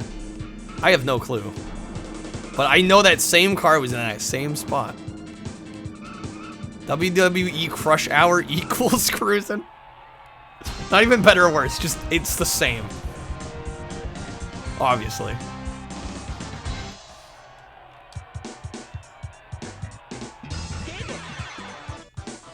God, it's only the second race. Yeah, we got a little ways to go. We'll get this though. We'll have the full ATV fully upgraded. It'll be great. All we got to do is upgrade the cop car next time and go for a couple of 1 credit clears. Nate with the walking. I'm waiting for the paragraph. Cruis'n better than Hot Shots Golf. A million monkeys with a million typewriters still wouldn't turn in the kind of lines you absolute yahoos asked me to read out loud. This amateur hour garbage is so foul I can't even give it to the hobos outside to burn so they don't freeze to death, because despite your attempts to kill every last brain cell I have left, I still have a shred of empathy remaining for those bozos, more than I do for this D-tier material. Someone get me a drink. Bravo, Nate, bravo. Ready, set, go!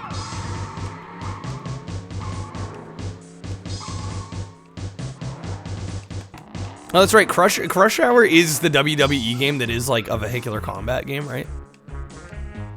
I should play that at some point.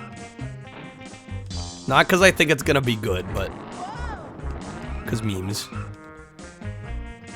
And like, when else can you say, I played a vehicular combat game with wrestling characters?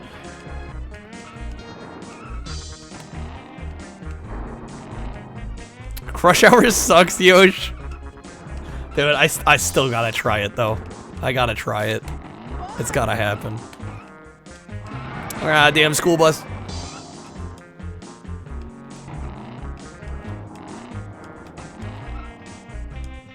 Rather play a wrestling game with vehicular characters?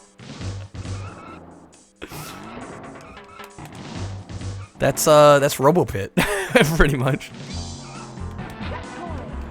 Half them robots have treads. They're basically vehicles.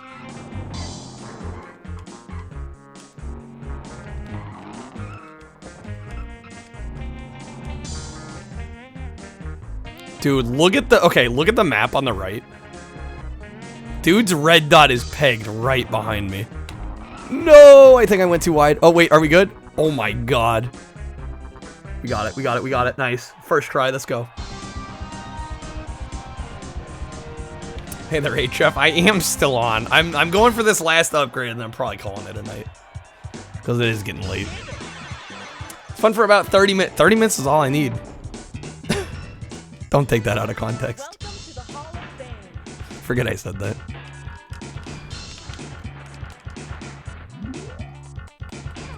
Clip it. Don't clip it and ship it. No. Don't do it. You know better. Don't disappoint Papa Kyle. You don't want to do it. Do we though? Yes. Yes, you do. You know, I'll probably honestly like stuff like that. I tend to. Occasionally I do go through the clips and like delete some. So even if you do make it, it might be wasted effort. Insider info from your old pal. 60-minute man? Yes, I have heard of that. Or Rocket 69. Heard of that one? Yeah, there's some like gritty and like sexual as fuck songs.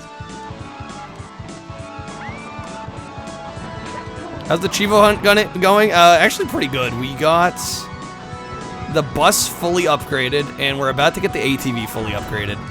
And then all we have left after that is the police car. And then like the 1 credit. There's 2 1 credit clears we have to do for medium and hard. I think medium's not gonna be too bad, but I think hard might be a bit of a grind. But I'm definitely saving that one for last. Because it's the achievement worth the most points, and I know it's gonna probably take the most time.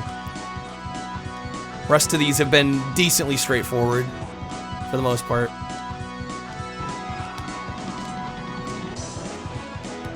Don't think I'm catching up to this blue car unless he crashes right at the end.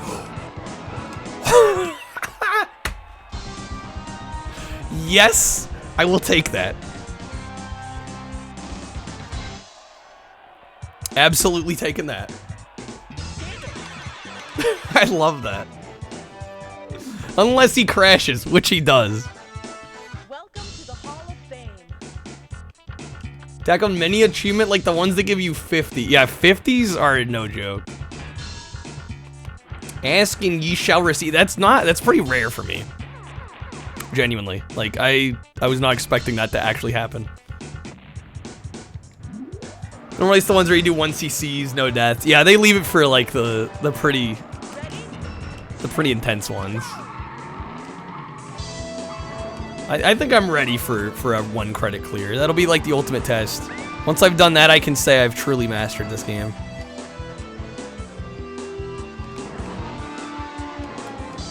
A lovely game. I've definitely...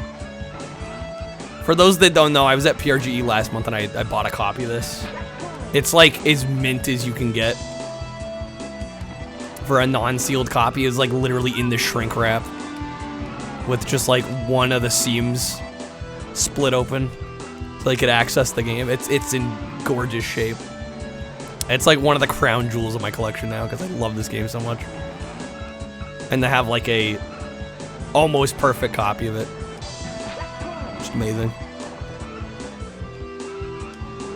Luckily this level tends to treat me pretty well. Ooh, I'm hearing a car. Short video. Bruh. Ooh.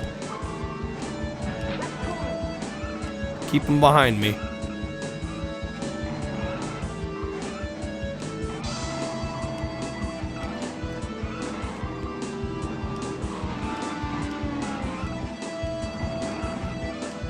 Okay, nice.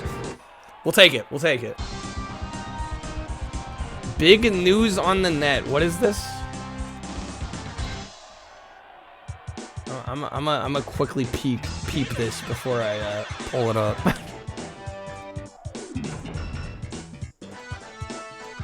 Welcome to the Hall What am I getting into here? Crash right at the finish line just for style points. Oh my, okay, this one's great. Okay. This might be one of the best YouTube video cards I've seen played. I love this video so much. It's so good. Just some news happening down at Rail Oak. Oh, of course. All right, we're gonna quickly watch this. Wait, whoops. There we go. If you know, you know. That's all I'm gonna say. Wait, let me pause this real quick.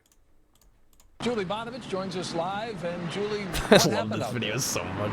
Well, David Glenda, they just finished boarding up the window pane and part of the wall here. This is a very He busy knew it was gonna hour. be this guy. He's so good. In Royal Oak near This 13 guy's a Mile Road, so genius. as you can imagine, there are quite a few people. He nails inside the at time. socially awkward. I don't want to say Big too much. window went pop, and it was But he's just so glass good. everywhere.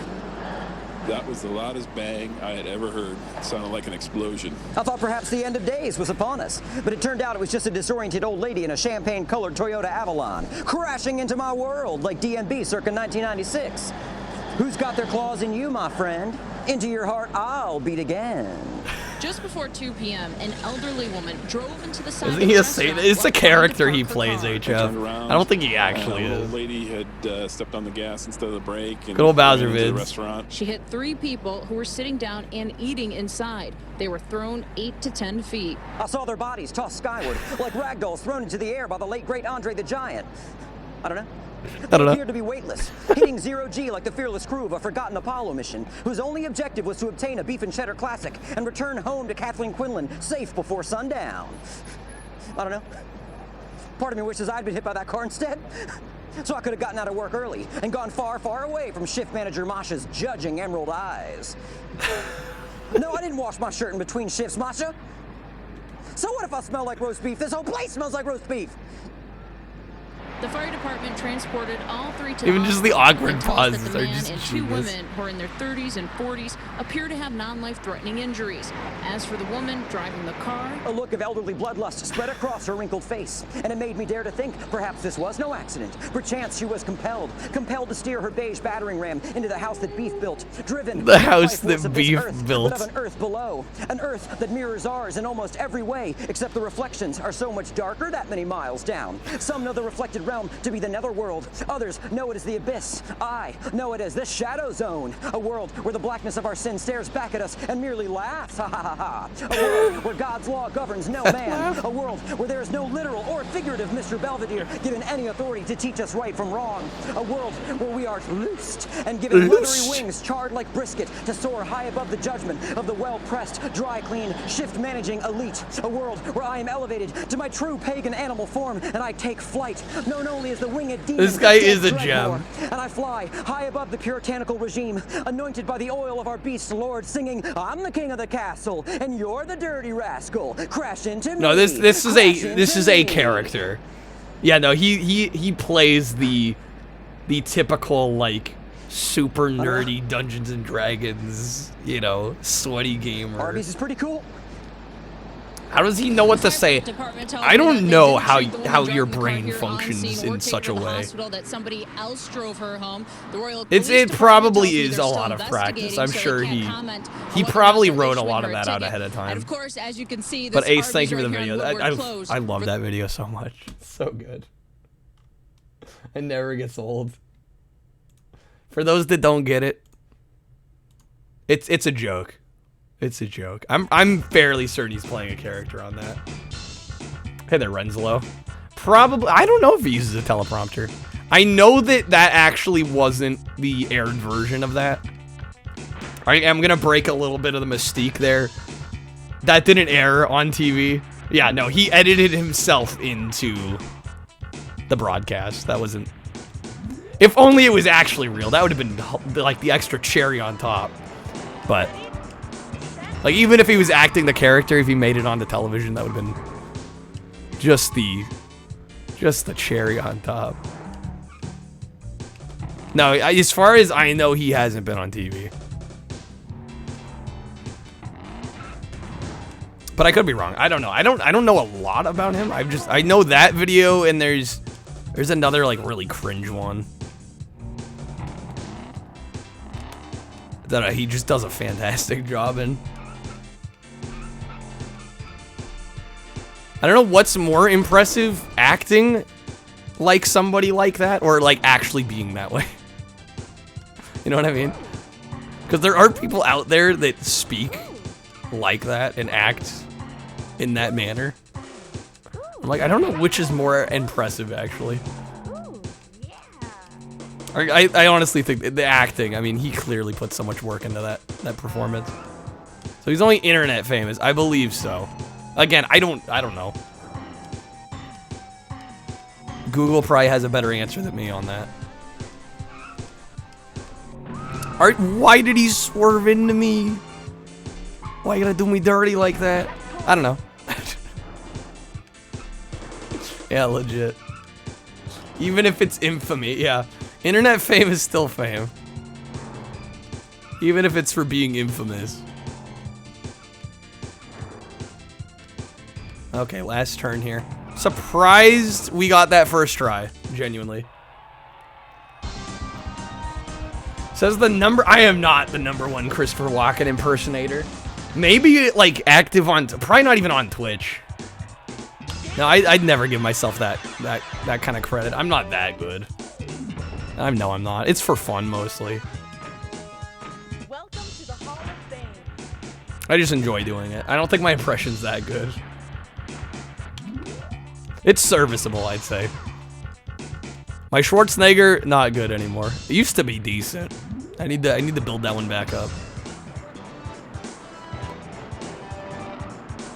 Ready, set, go.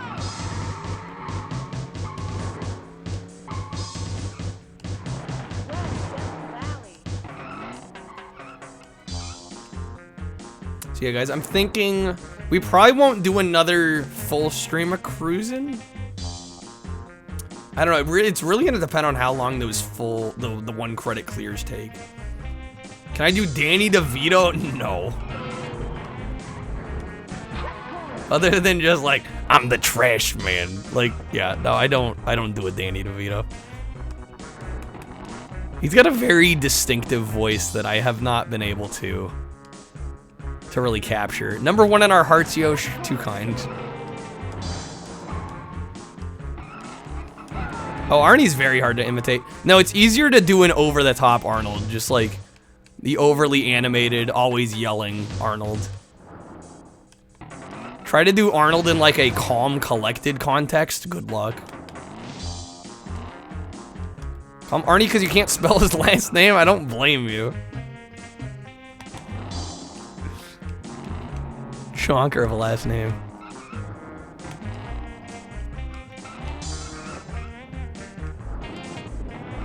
That was a beautiful run of this level, can I just say? Absolutely gorgeous run. Easy. That was such a satisfying run. Gilbert Gottfried. Well, Gilbert Gottfried you can do if you literally yell. You know, like if I really wanted, I'm not going to right now. But like if I really wanted to, I could probably do a halfway okay Gilbert Gottfried if I'm just like yelling. It's kind of a yelled like New Yorker kind of. I don't know, that's what I think of at least. Like a stereotypical New Yorker just at the like almost the top of their lungs. Even yelled when speaking. I think it was an act. I've heard some like phone recordings of him talking in private, and apparently he doesn't actually have that. I think that voice is purely for show. But I don't know for sure. Yeetus, gotta go to bed, no worries. While doing a bird impression, yeah. It's fitting they got him for Aladdin.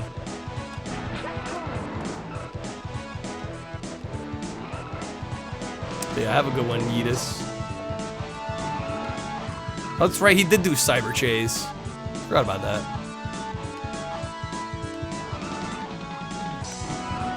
was a great show.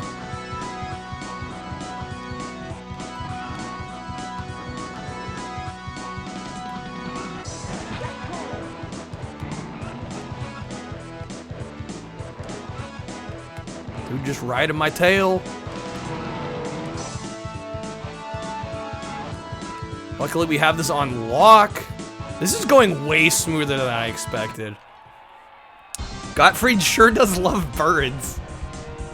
He's got the voice for it. I honestly think it's less of him loving birds and him sounding like a bird. And casting agencies wanting him to do birds. I think that's what it is. Yeah, this is going smoother than I thought. We might actually be out of here before 2. Imagine that.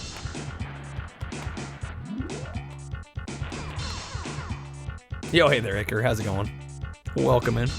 I was about to say happy Friday. I'm like, technically it's Saturday, isn't it?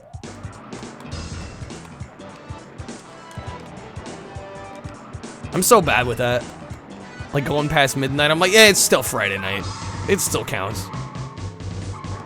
Technicalities be damned. So this is the Grand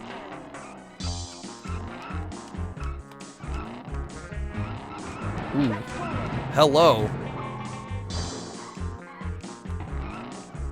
The day doesn't change till you go to sleep. I'm with Adam. Which means if you pull an all-nighter, it's still the previous day. Friday, Saturday, it's the weekend, right? Who cares about anything else?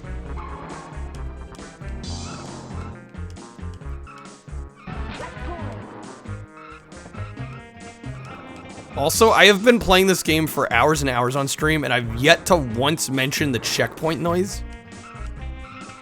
Like, we've talked about the chick that goes checkpoint, but like, the little jingle behind it, I don't know why, I get like a minor adrenaline rush when I hear the ding-a-ding. Sound design in this is really good.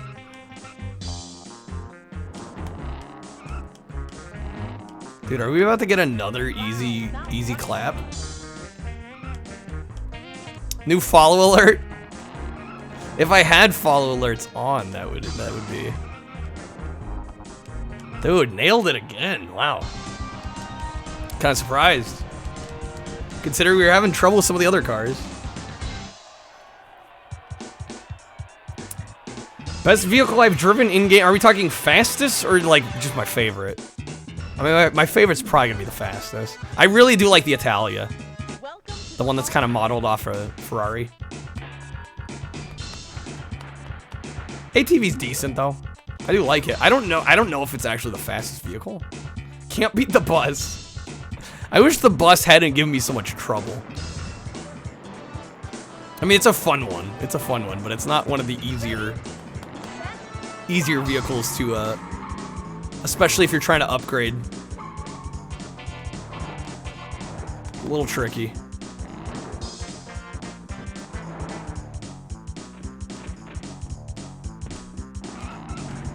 Oh my god. I'm shocked I got that car to spin out.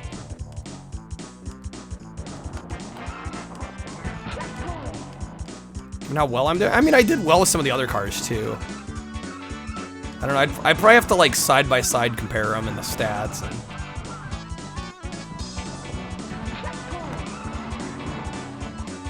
but yeah, who knows? The ATV might be kind of funny if it was the best vehicle in the game, although I could see it.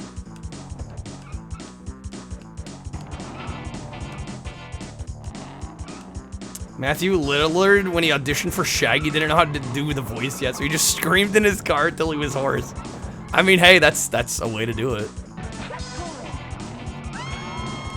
Because to get that, like, oh, like the kind of like the voice crack kind of sound that Shaggy has.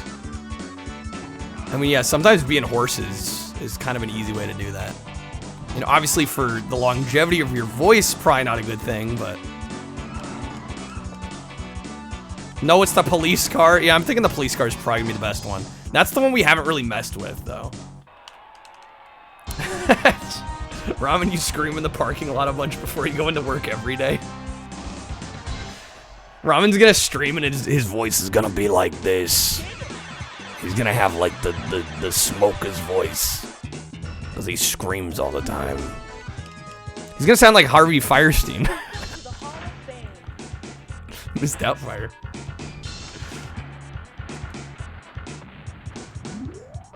Or yeah, the snail from Monsters, Inc.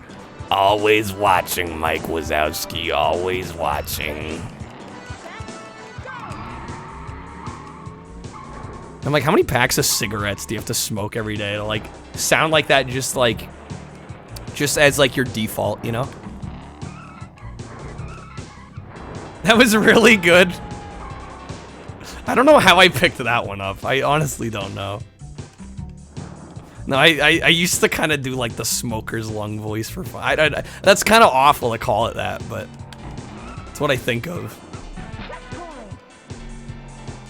It's like a really beat up and battered voice box.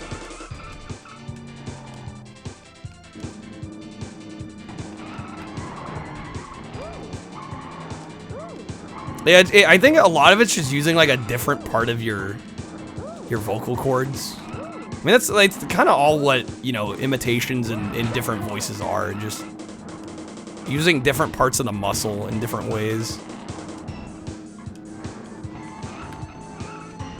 Damn it. Okay, come on, Chicago. That blue car needs to mess up. Yes, Roz from Monsters, Inc. Drunk driver on the road, that's not... Fuck. No. Come on, this is like the final stretch. Yeah, I think they got it. So close. Wait, whoa! Okay, I'll take it. I'll take it. I didn't think we were gonna win that first try. This is the hardest level in the game. Yeah, 100%. Definitely. Chicago is the hardest level. Think of it as somewhere between Joan Rivers and Dr. Girlfriend. Yeah, I could see Joan Rivers. Oh, shit. Okay. Yo, we got 3 levels left. I'm shocked how fast this is going by. And then, yeah, I'm gonna save the cop car and the 1 credit clears for a different stream. Venture, I've seen a little bit of Venture Brothers. Admittedly, only a couple episodes. My friends are kind of into it.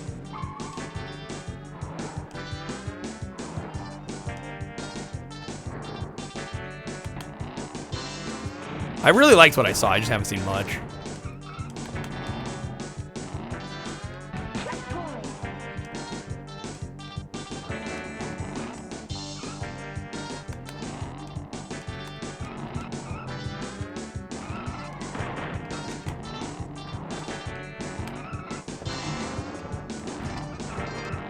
Damn, that was a dirty as hell play. I love that.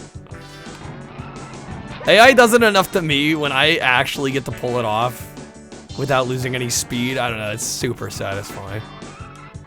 Like, screw you, AI. That's right, I can play dirty too. I can mess you up.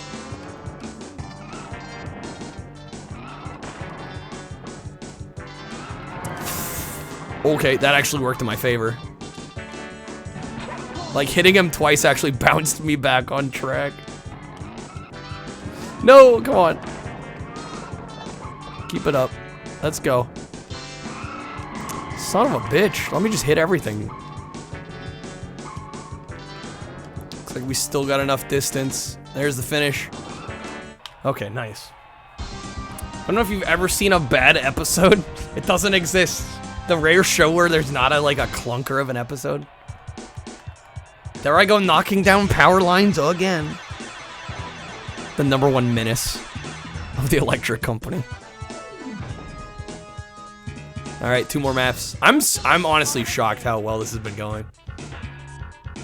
I thought this was gonna be kind of a tough clear, but it's honestly not too bad.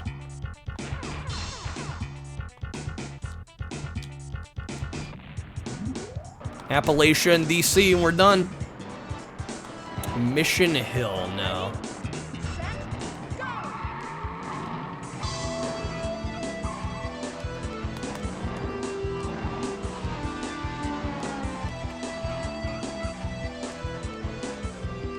Ramen into the cartoons.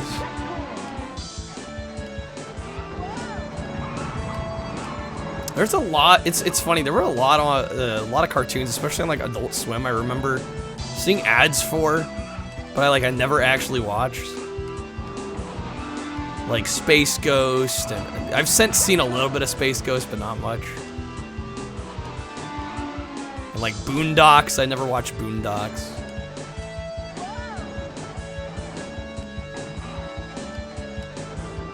Favorite music track in the game, GOG? Yeah, this is a decent one. I know, I like a lot of the music in this game. Definitely a soundtrack full of bangers.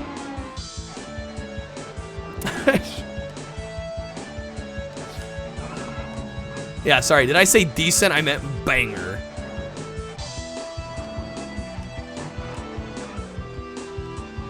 Part of me wants to double check this on hard, because I'm like, we've been having a pretty easy go here lately.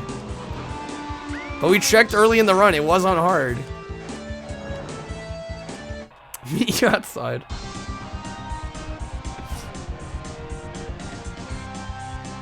Pretty much all you watch aside from the usual Better Calls, yeah. I finished season 3 of Better Call Saul, and I've yet to go back to it. Just because, I needed, a breather after the season 3 finale. I don't want to say anything to spoil it for anybody that hasn't watched Better Call Saul, the offshoot kind of prequel to, Breaking Bad. But damn, season 3 finale, shit. Man, I probably watched that over a month ago, and I haven't returned to the show. This is just such a big moment. I'm like, oh man. Plus, I've been busy, so I guess that's part of it. I probably would have watched it sooner otherwise, but just happened to coincide with me kind of getting busy. The season 3 finale. Great show, though. I highly recommend it. And there's if you're into collecting physical media for your TV shows, I think there's a Blu-ray either about to come out or it's already out. The whole series, you know, like a little box set. Might have to pick that up. You need more TV shows? Yeah, I barely can handle one at a time.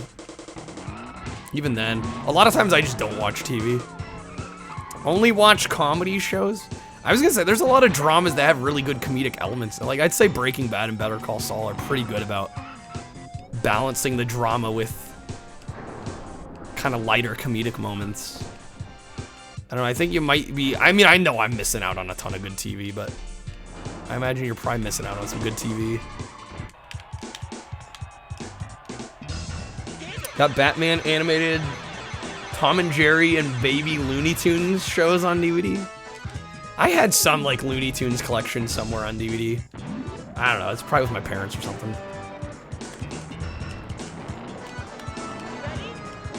I also remember having a Pink Panther DVD set. The old school Pink Panther cartoon. What are TV shows that aren't on TV called?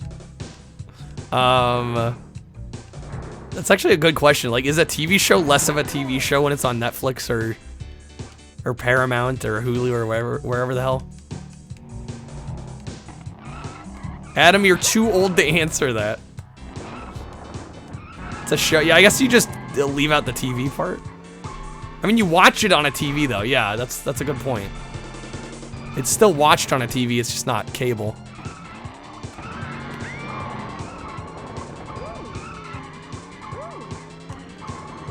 You can watch it. Well, I mean, you can watch it on your phone, but let's face it. The vast majority of people watching shows are probably doing so on their TV most of the time.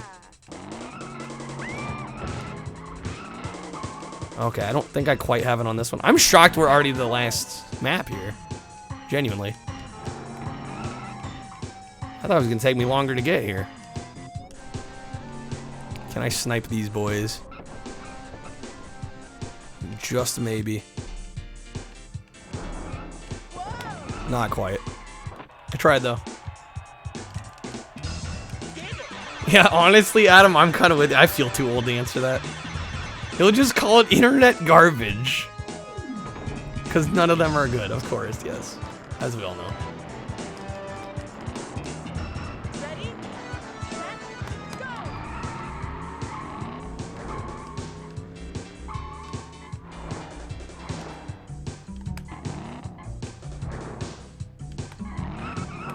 You know, it's kind of a weird thought, because I'm like, I think about how much time I spend playing video games, and like, I could watch TV shows with that time. And it's like super daunting when you think about all the media that's out there and how much you'll never be able to experience because there's just like not enough time in a human life.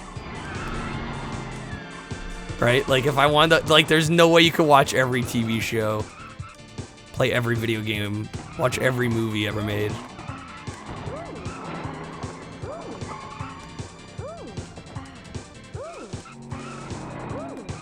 Why is OG Law and Order not available anywhere? You can watch the first 2 seasons and then it jumps to season 22.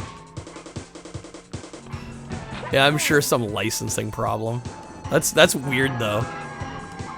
You get seasons 1 and 2 and then bam, season 22. Nate, you just gotta fill in the gaps with your own imagination. You create the story for those 20 seasons. Damn, that was close. Rarely watch movies or series, but you'll get a kick every couple months. Yeah, I kind of get like that too. Like, I probably haven't watched a TV show in over a month. But for a while, I'd like watch a couple episodes of Better Call Saul a night. I definitely feel that kind of phases of TV watching.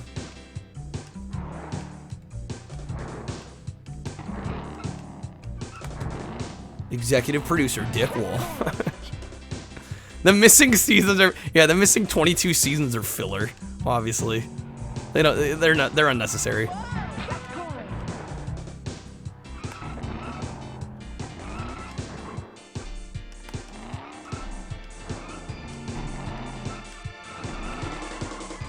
Oh shit, okay. Not my greatest take through there. That's fine. We're still in the lead. That's all that matters.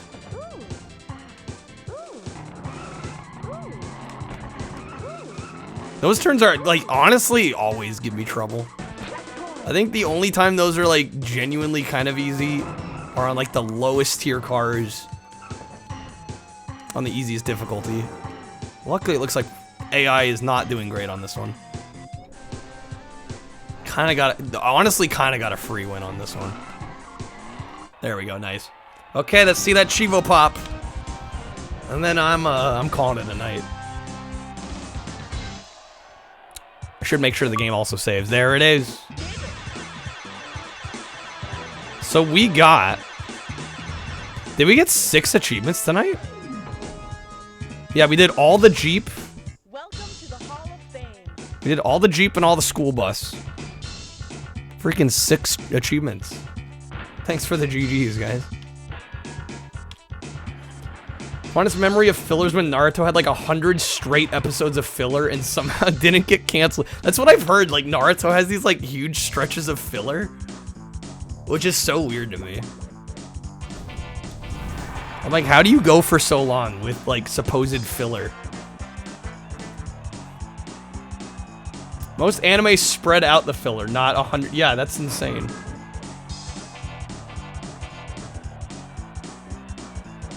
Can't even remember fillers, but you sure how you'd notice it and get annoyed? Yeah. So yeah, the only car left to upgrade, I mean, you can see 25 Chivos left. Or 5 left. We have 25.